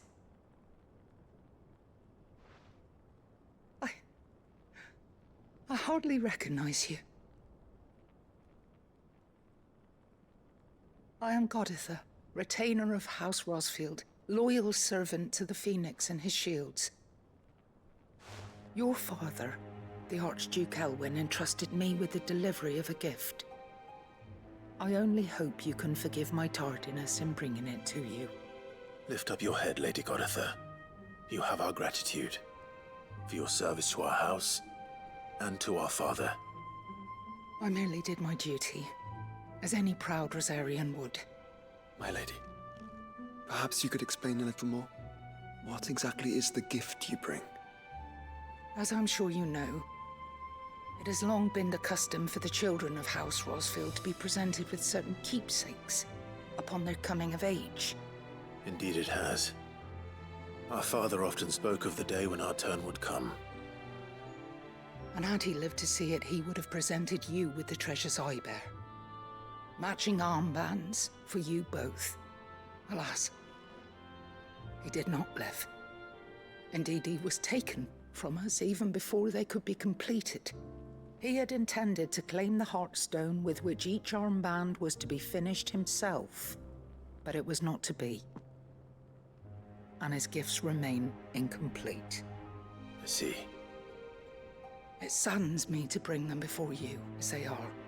It was your father's wish that you be presented with the finished articles, not these works in progress.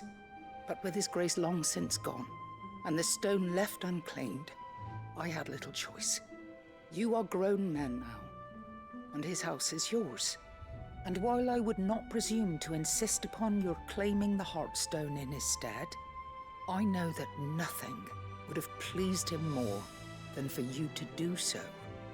Thank you, Lady Goditha. What say you, Clive? What else? Of course, my lady. May our father's will be done. Oh, I am much obliged. Do you know where we might find this Heartstone, my lady? I do. Though it may be a matter of a good deal more than simply happening upon it. It is found in the bellies of elder griffins, you see. We do at least know where to find one. A certain specimen has made its nest in Titan's Wake, not far from here. A certain specimen? You are most perceptive, Your Grace. In answer to your unspoken question, yes. In fact, this is the very same beast your father meant to slay. I have been tracking its movements since you were but a boy. Were you to slay it in his stead, as men of House Rosfield, it would surely make your father proud. What say you, Joshua? What else?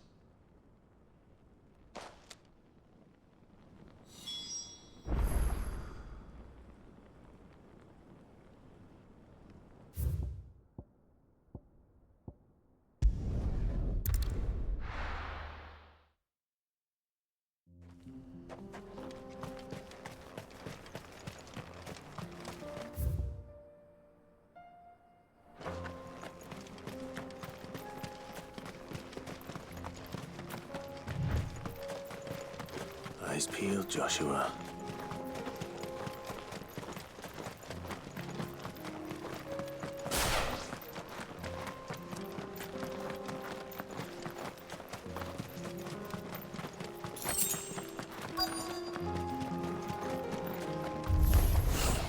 There it is. The House Rosfield.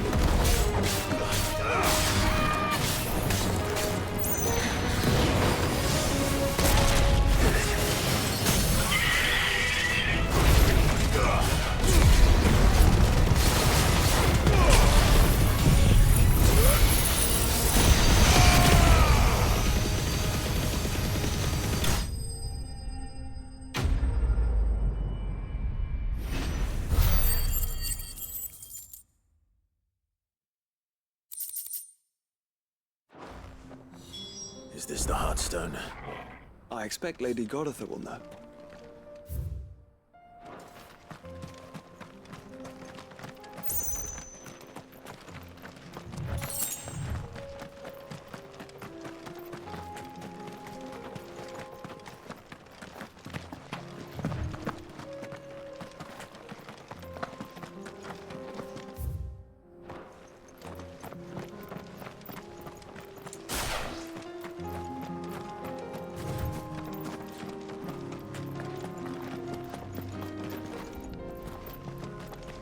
compulsion, brother.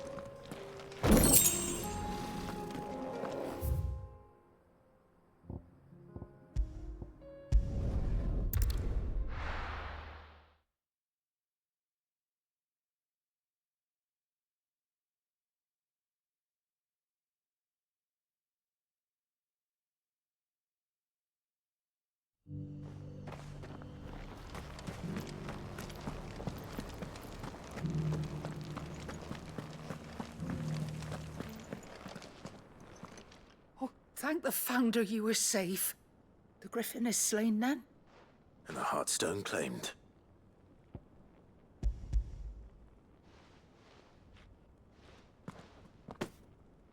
Yes.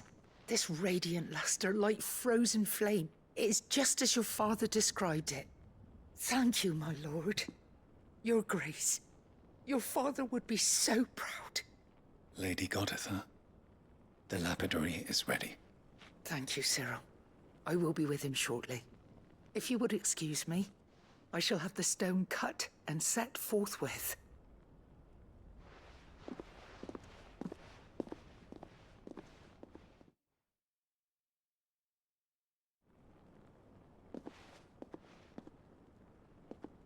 The armbands are complete. Pray, take them. They are yours, after all. Heartstone is harder and more enduring than garnet, or even ruby. It symbolizes unwavering will and devotion. And the graven vines encircling the stone represent the unbreakable bonds between you. It's a message. Father knew we had enemies both inside and outside the duchy. Enemies who would thwart his vision. Only with unwavering devotion would it ever be realized. And only if we stood together, as Phoenix and Shield, as brothers in arms. Only then might those enemies be overcome. Indeed. His Grace knew the enormity of the task he would entrust to you, his heirs.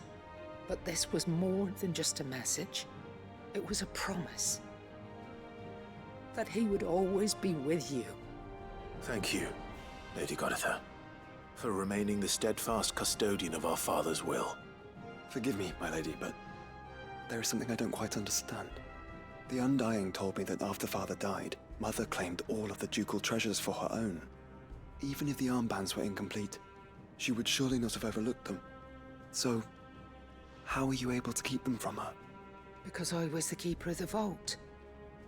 Though I was but a lowly servant, your father spoke to me of his intentions for the bands, of the deep love he had for both of you, and his hopes for your future. In the days before the disaster at Phoenix Gate, I discovered that the Duchess had ordered her jewelry be sent away from the castle. It was then that I knew she meant to betray us. I tried to warn your father, but it was too late. When word of the fire reached Rosalith, I knew my time was short. So I took up the armbands and I fled into the night. And thank the Founder you did. Yet my duty to your father was incomplete. Not knowing what else to do, I followed the Griffin, thinking I might claim the Heartstone on its passing. And so my pursuit continued, until Lord Cyril appeared before me. He informed me that His Grace's will had been recovered, and that his sons were alive and well.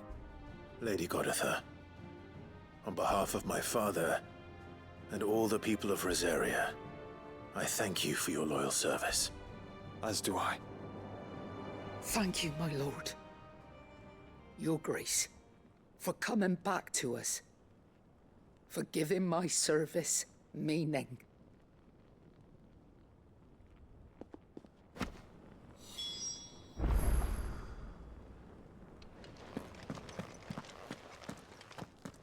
The bands suit you well. It must be gratifying to finally receive the inheritance that was denied you for so long. It is. And we thank you for the part you played, Cyril. If you would permit me to play my part a little longer, might I suggest that you make your way to your father's memorial atop Hawk's Cry Cliff? Let him see that you have received his blessing, and that his vision lives on in you. I suppose it would be churlish not to. What do you say, Clive? Should we pay Father a visit? I think we should. I was hoping to be able to offer him my thanks before we left for Origin. Your father's helm is enshrined there. It has been since the day we recovered it from Phoenix Gate. I prithee claim it, for it too is a part of your inheritance, and I do not doubt that your father would prefer it in your hands than perched upon some lonely rock. Thank you, Cyril.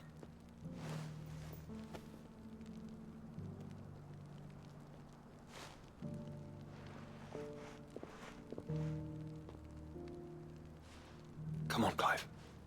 He's waiting.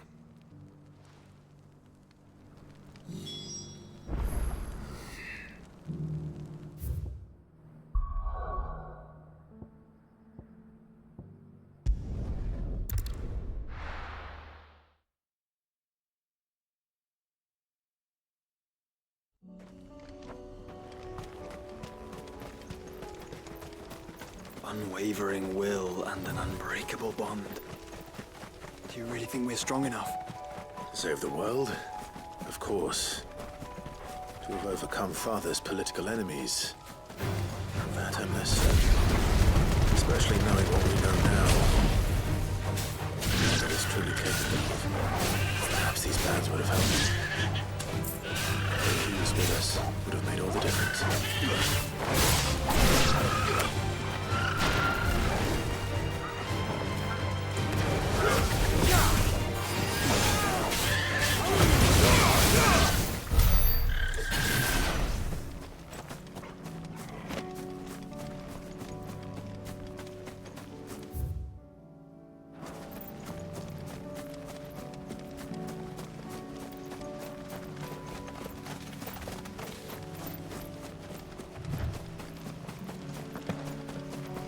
It's just back there.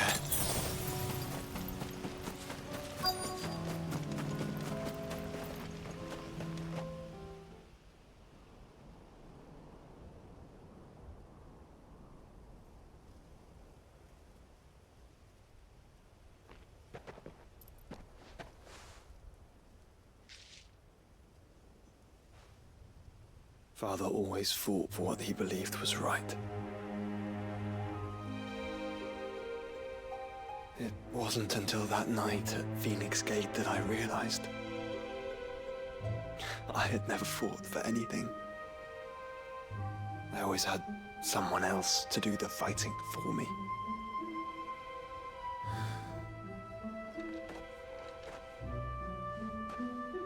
No matter how fate conspired against him, he never lost heart, never looked back, never stopped fighting. To me, he was the greatest of men. And I've been trying to live up to his ideals ever since.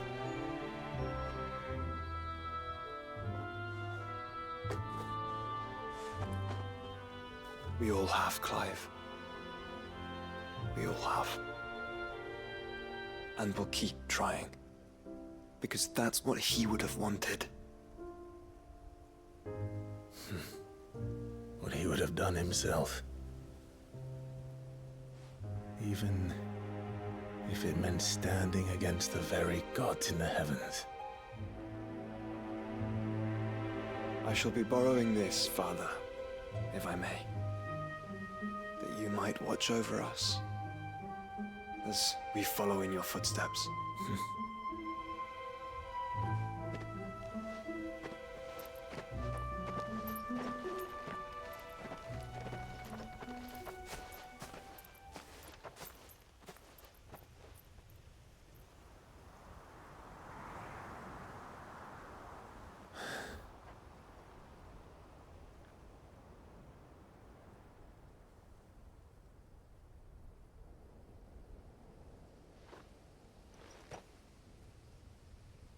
We won't lay you down.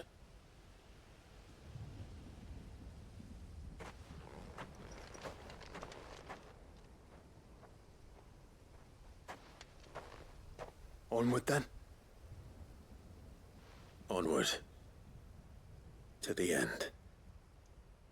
And to a new beginning.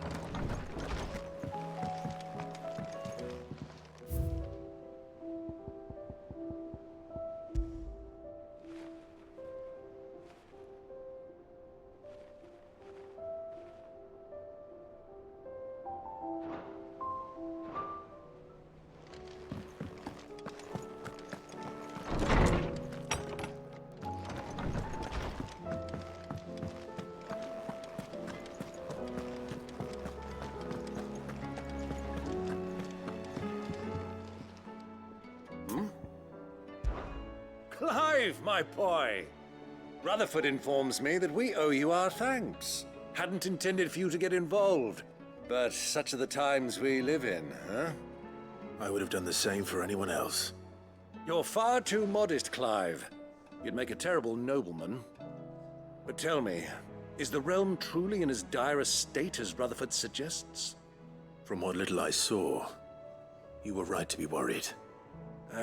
I suppose I should have expected the worst. But I was rather hoping the great and good of the realm might have things a little more under control. Alas, it seems that firm leadership is in short supply these days, and without it, the people are bound to lose their way. We must move quickly. But where do we start? True, the challenges that face us are many. But in my estimation, there are two key areas to be addressed before any other. The realm's armies and her larders. As you've seen firsthand, it's every man and woman for themselves out there. Certain cities have banded together to try and maintain some semblance of order, yes, but such cases are few and far between. And yet, the only remedy for the chaos that faces us is unity. A unity that transcends even the borders laid down by our ancestors.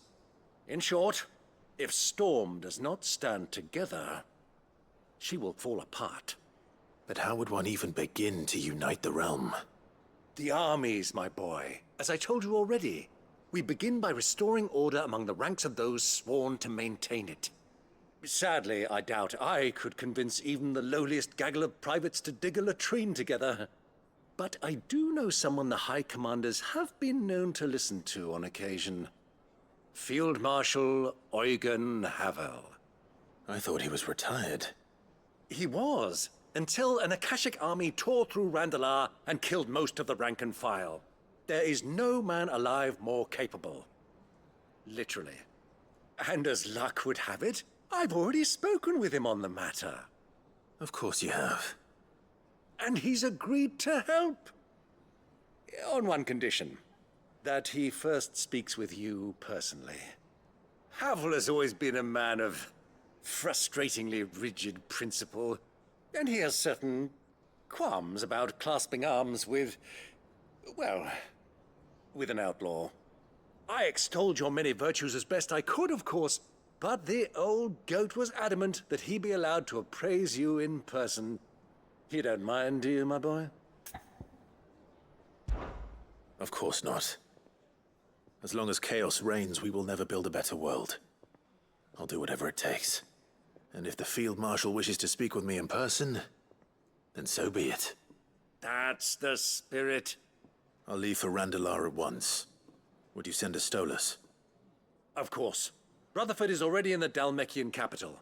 I'll have him tell Havel to expect you forthwith. Excellent. Thank you, Uncle. No, thank you, Clive.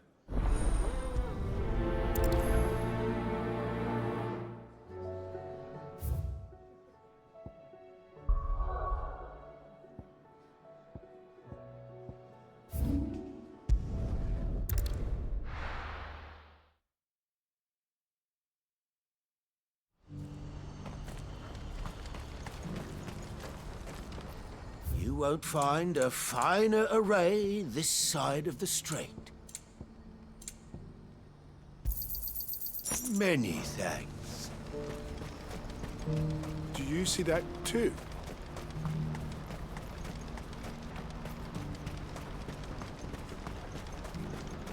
Papa? What is it? Oh, please. I'm scared.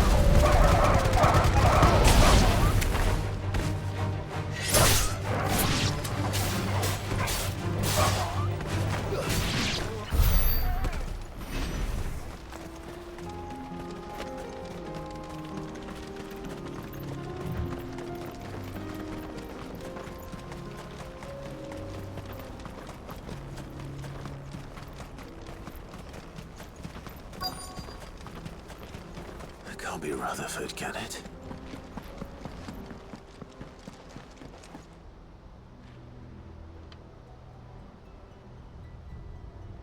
Turncoats and cowards, the lot of you! If it's a fight you want, it's a fight you shall have! Allow me. I don't need your... Please, Field Marshal. Oblige him. This won't take long. You're right. It won't. Men, finish him.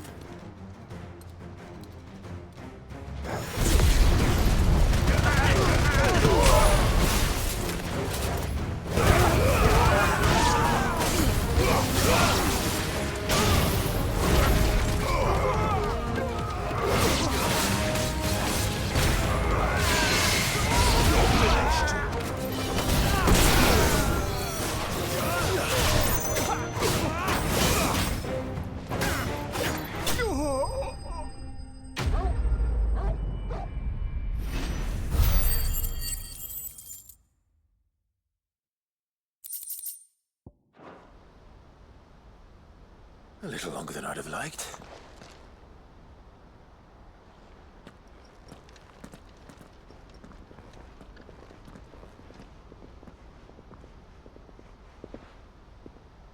Field Marshal Havel, I presume. Are either of you injured? No, my lord. You arrived just as our escort turned on us. Fucking traitors. I'd heard reports of soldiers in the outlying regions abandoning the oaths they swore. But I hadn't thought the corruption had reached so close to the heart of the Republic. It's a fucking disgrace. Your interfering old bastard of an uncle tried to warn me, of course. My Lord Marquis, or is Sid the Outlaw more to your liking? Call me what you want. It doesn't change who I am, or the urgency of the message I bring. My uncle has a plan to right the realm, and he needs your help to see it through. Before I agree to anything, I'd have you answer one question. What do you stand to gain from all this? I won't deny that I might benefit from further chaos. But I seek a new beginning for all of us. And while the choices I've made may not always have been the right ones, I know I made them for the right reasons. For so long, so many of us have been told how we could live, how we could die, when it should have been our decision all along. Now we have a chance to put things right. But in order to take it, we must stand together, even if it be beside those with whom we don't see eye to eye.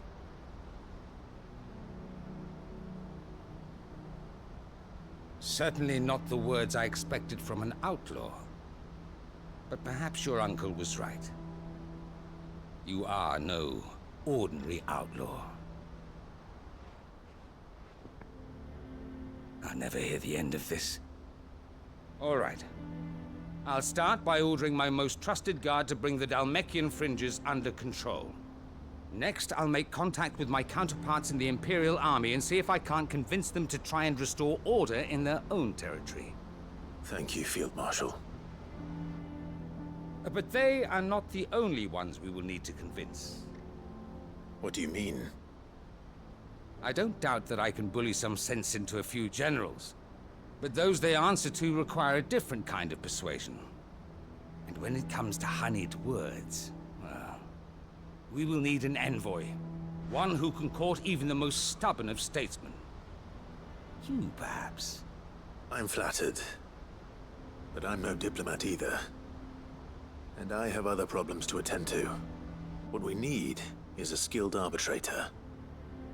And I may know just the person. Is that so? And would he happen to be an outlaw too? Of a different kind, perhaps. Well, beggars can't be choosers. I suppose we'll all have to find a little of the outlaw in ourselves if we're to make it through this. Very well. Send your man to me right away. I shall.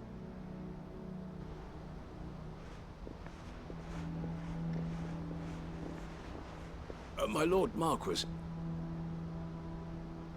Your Lord Uncle bade me escort the Field Marshal to his manor in Port Isolde. And I will see that my associate joins you there. Very good, my lord.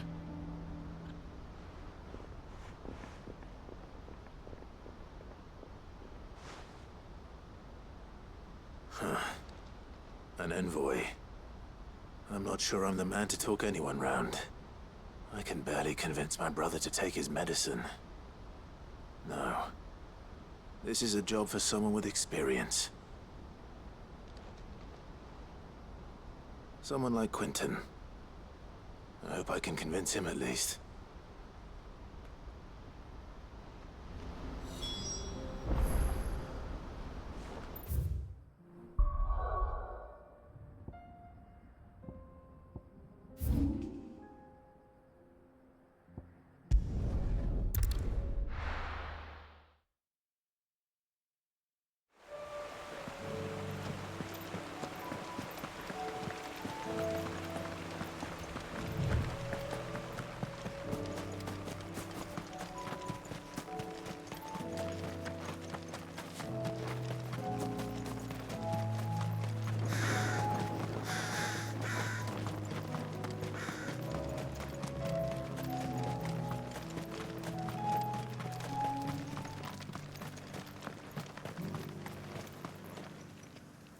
Quinton, I have a proposal for you.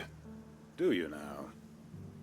Something tells me you'll be asking more of me than a cask of Gotand gold. Go on then.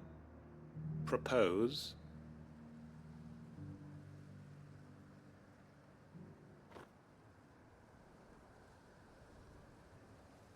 You'd have me convince the chiefs and chamberlains of the realm that they should simply swallow their pride and do the one thing that has proved impossible for thousands of years.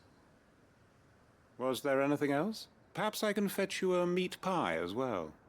I know it's a lot to ask, but I can think of none better suited to the role.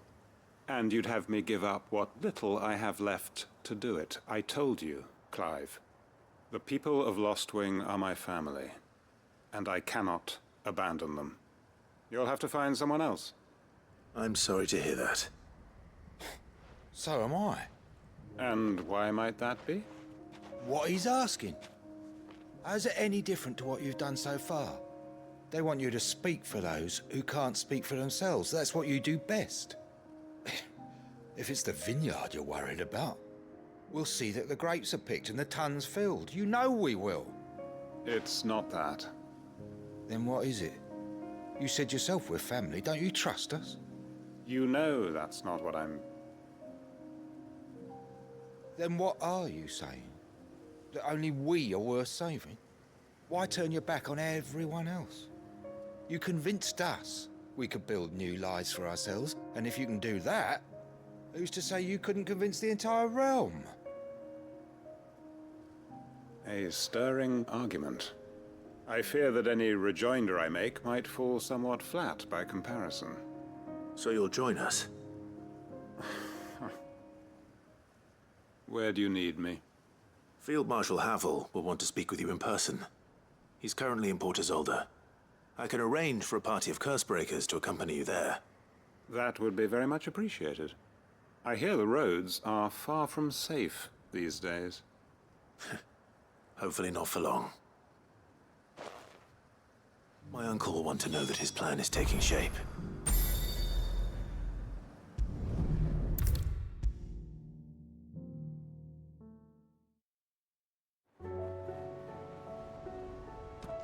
Uncle, I bring good news. The Field Marshal has agreed to your plan. Ha! Of course he has. I didn't doubt you for a moment, dear boy. Rutherford is accompanying him back to your manor in Port Isolde as we speak. They will await your return there. As will one other. One other? Who, exactly? Lord Havel was concerned that even if he could get the realm's armies to agree to an accord, he might not be as successful in convincing those with political power. He asked if I might have a solution, and I suggested a certain Imperial Lord Magistrate turned Liberator. One of your co-conspirators? Master Quinton would probably call me one of his, but yes. Another outlaw, then.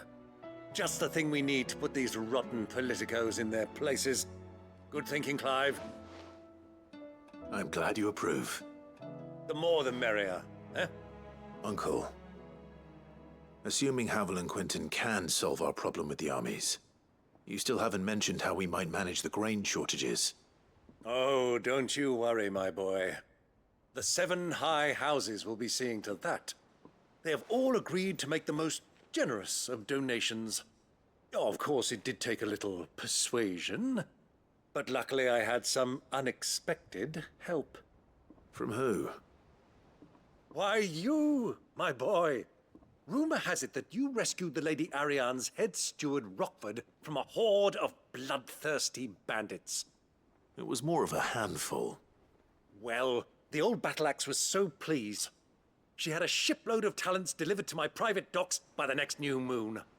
And when the other houses saw the parsimonious old crone's purse strings finally loosen, they as good as tripped over themselves in the rush to follow suit.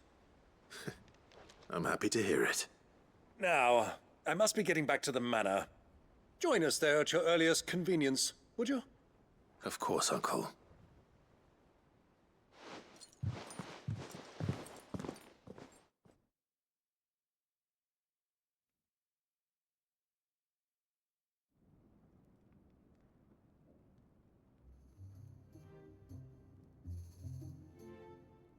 And how, pray tell, will we get that grain to the capital if the roads are still overrun with akashic? You find another bloody road. I only have so many men, and I'm not about to send them headlong into an ether flood. That is, unless you'd have them turn as well. Well, I'd certainly eat less. Says the man with a belly bigger than a band of curls. My soldiers actually need their rations. Without any food to keep them going, they'll be dead even before you've sent them on your fool's errand. If I may, gentlemen, perhaps I might suggest an alternative approach. Though supply routes are indeed disrupted, there is no shortage of ships. Indeed, they bob away in every bay from here to Randalar, awaiting a safe haven. Allow them to make port and fill their bellies full of grain. And once those who crowd the cities are fed, ferry the displaced back to the countryside to work the fallow fields. But I'm sure that you wish to continue your discussion. Forgive the interruption. Two such firm friends as yourselves need no help from the likes of me. Rutherford spoke fondly of the great bond between you. Us? Friends? I can't stand the man! Clive, I'm beginning to question the quality of the company you keep. And what kind of company were you expecting him to keep? The man's a criminal! Criminal? How dare you? You are not fit to breathe the same air as this fine, upstanding young gentleman. Upstanding? He calls himself Sid the Bloody Outlaw! Once more onto the breach.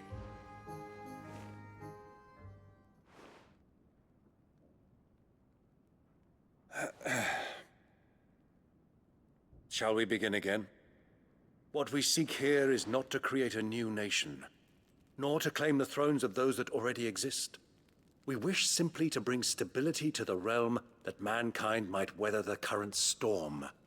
And to do that, we must convince those in power, the generals, the statesmen, the nobles, that our cause is just.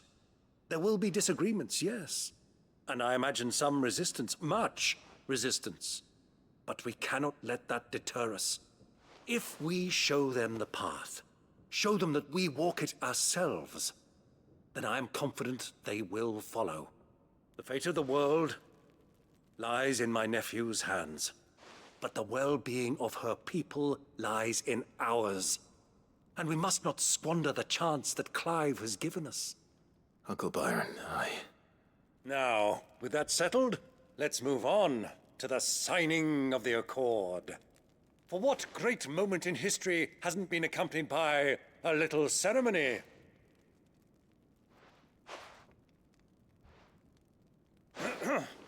Citizens of Valisthea, I present to you the Triunity. Rutherford, Mike Will.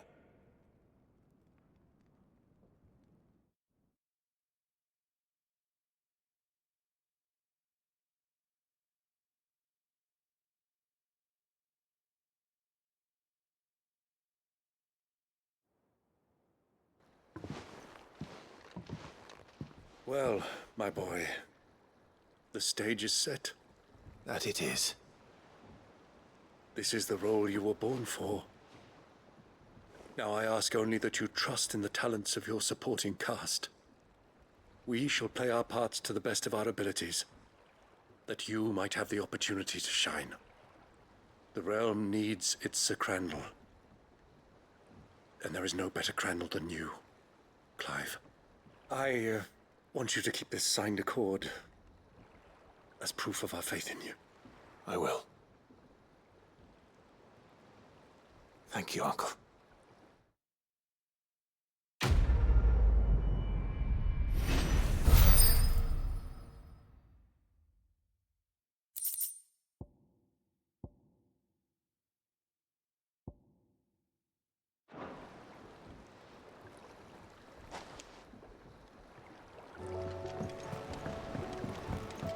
What do you think that thing is?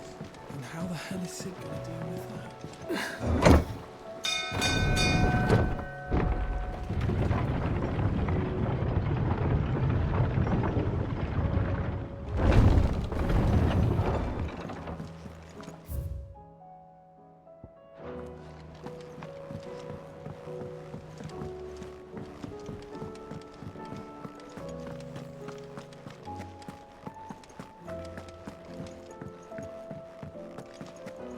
not forget this kindness, my lord.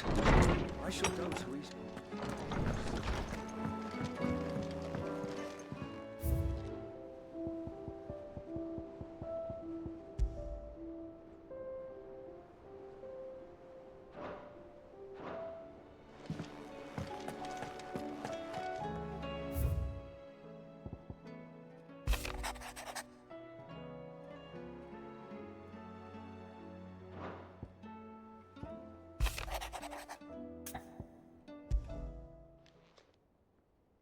If Joshua's worried about Jill, I should go and speak with him.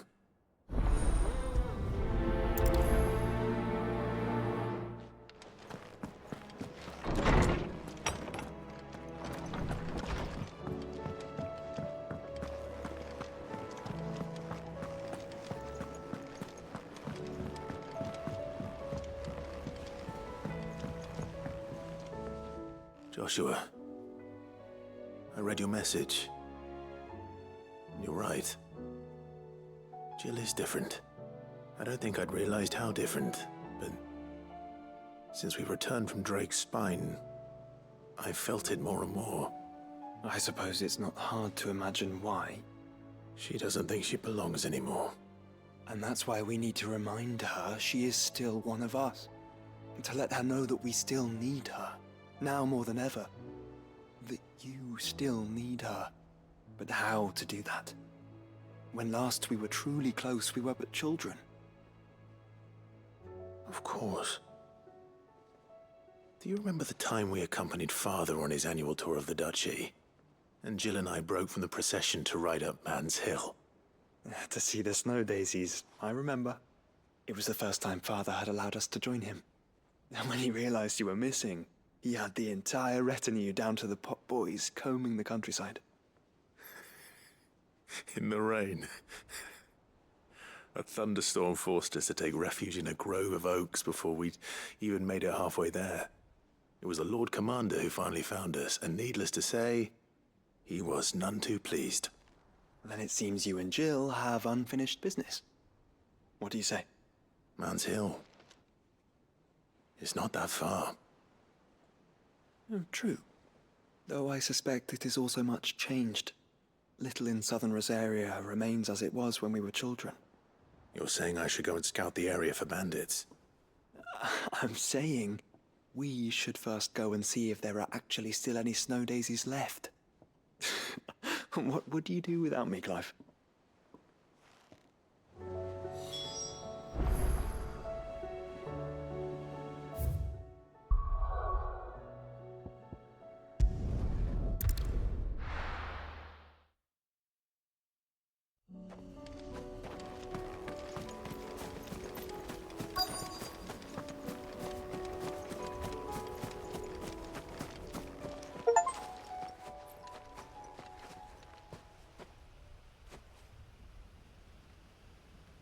This is the place, but... I'm sorry, Clive.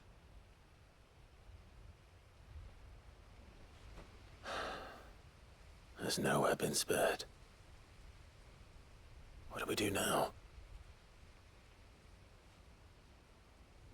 We keep looking. Man's Hill cannot be the only place where snow daisies grow. Perhaps, but it's the only place I know of. Knew of. Then why not ask someone who might know of another? Someone at the backyard? To the Hideaway, then.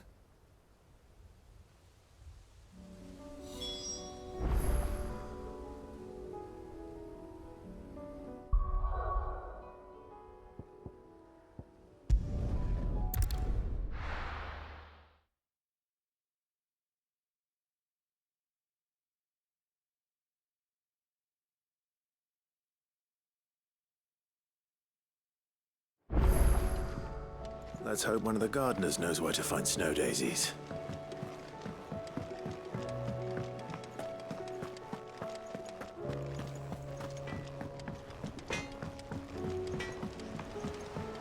Say what you will, Lady Karen is...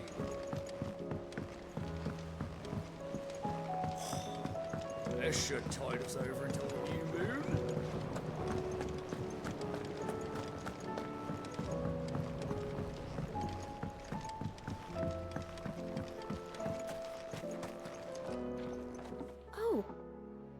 What brings you down from the heavens, Sid? I need your advice. Joshua and I are looking for a place where snow daisies grow. Preferably in abundance. Snow daisies. Then you'll want somewhere not too hot and not too cold. And where the winds are strong enough to carry the seeds. I reckon Man's Hill would be a good place to start. There in the Royal Meadows, perhaps? Both have similar climbs and the right elevation. If the Blight hasn't claimed them yet. Right. Thank you. Did you learn where we might find our flowers? The gardener here mentioned the Royal Meadows in Sambrak. Ah, the fields beyond Northreach. Well, if that's the case, then Yote was right. I recalled that she kept the record of our travels, you see. So I asked her if she'd perhaps noted anywhere that snow daisies grew, and she mentioned Oilefeist Bay. Whose shores border the meadows. Off we go then.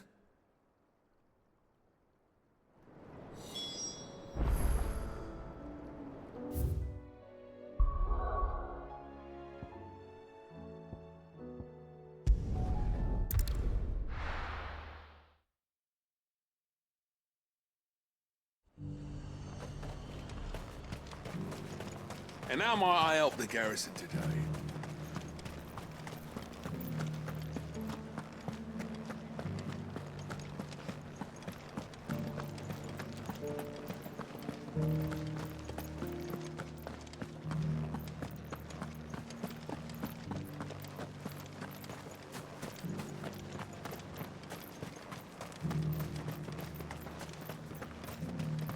The Duke has pledged to work with the people of Northreach.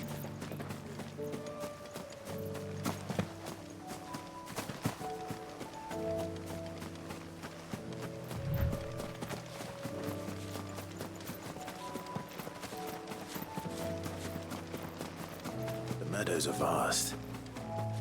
Where do we even start? Yote mentioned the coastline. We can start there.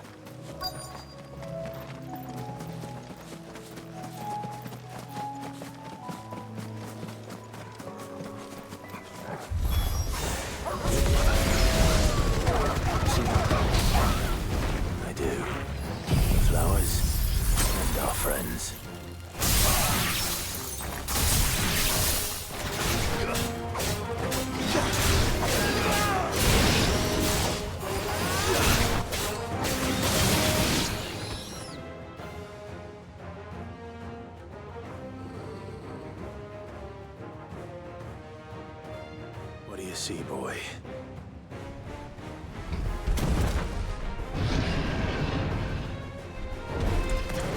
Let's hope this is the last one.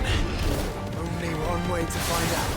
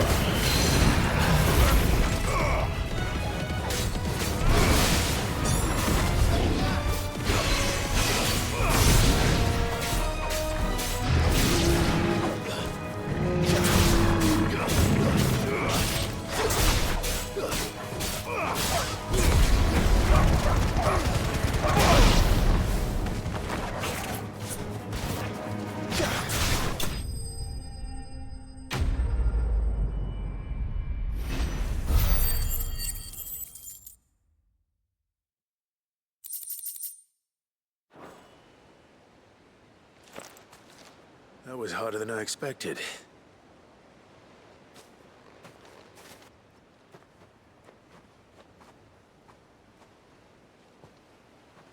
But found her. It was worth it. They're beautiful. Do you think Jill will like them? She'll love them. Come on. Let's go.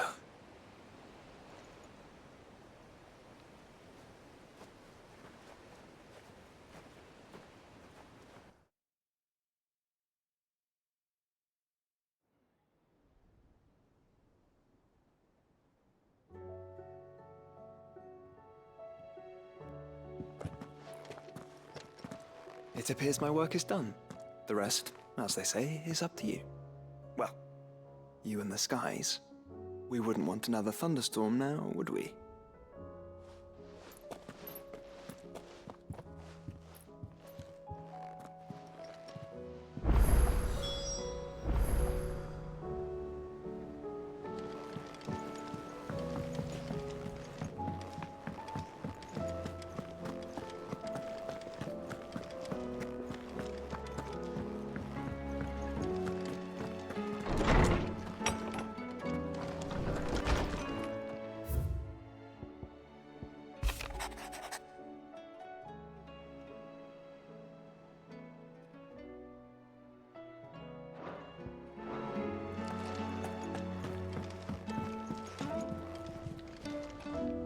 Jill, there's something I'd like to show you.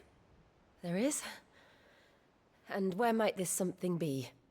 It's, not here. Now, I know this is sudden, but how would you fancy a trip to Oriflamme?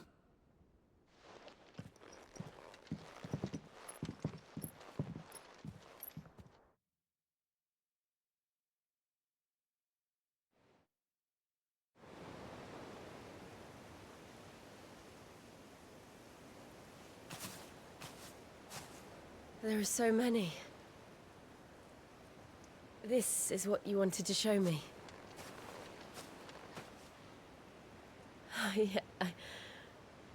I don't know what to say. You don't need to say anything. The smile on your face is enough. We've been worried about you, Joshua and I. Do you remember when I took you to Man's Hill? Or tried to? How could I forget? You saw me crying and thought a change of scenery might lift my spirits. In the end, it earned me a nasty cough and a stern scolding from your mother. But I felt wonderful nonetheless. I'm sorry. I had no idea what I was getting us both into. But I couldn't bear to see you like that. Before we left, my chambermaid told me she'd overheard your mother talking about my marriage prospects with some of the noblewomen at court. They were debating whether it would be more profitable to marry me off to one of the high houses instead of saving me for the ducal line. No one thought to ask me what I wanted. I was nothing to them.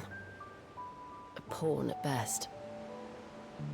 I felt so trapped, so lonely. I didn't know. But I wasn't alone. You were there. Your hand in mine as we ran for those oaks.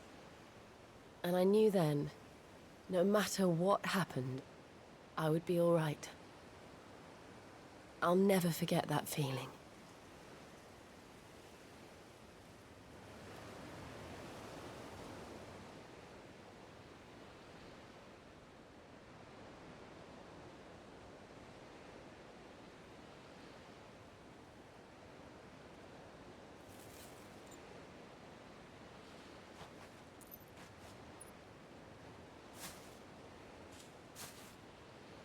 Before we broke camp, the morning after the storm,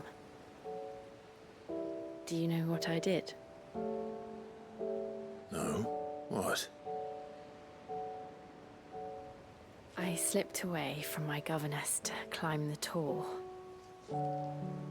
And from there I saw a sea of petals, all reaching for the sun.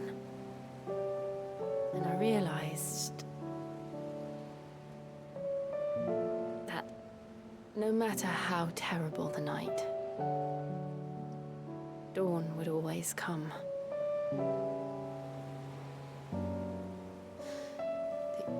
That you would always come for me. And you have. Again and again.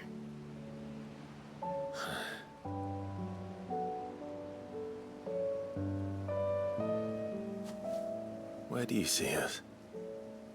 When all this is over?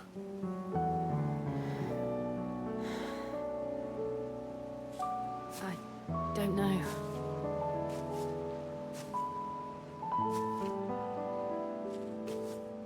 Not here, though. I think I've outgrown the twins. After everything we've been through, the realm just seems so small. I'll need some space to spread my wings.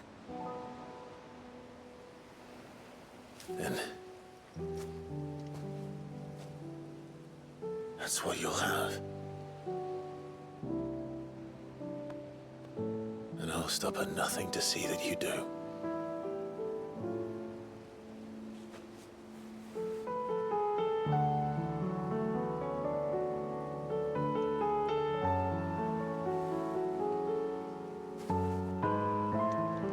I never was much good at garlands, but it'll have to do. I'll treasure it forever. Thank you, Clive. For this, the flowers, for everything. It's exactly what I needed. You are my treasure.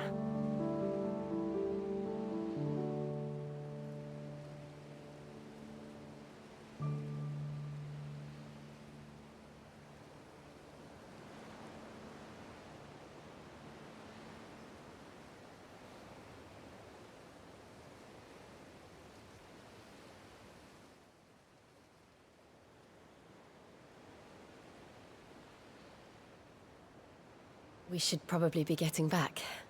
I expect the others are wondering where we are. You're right. There's still much to do. And we'll do it together.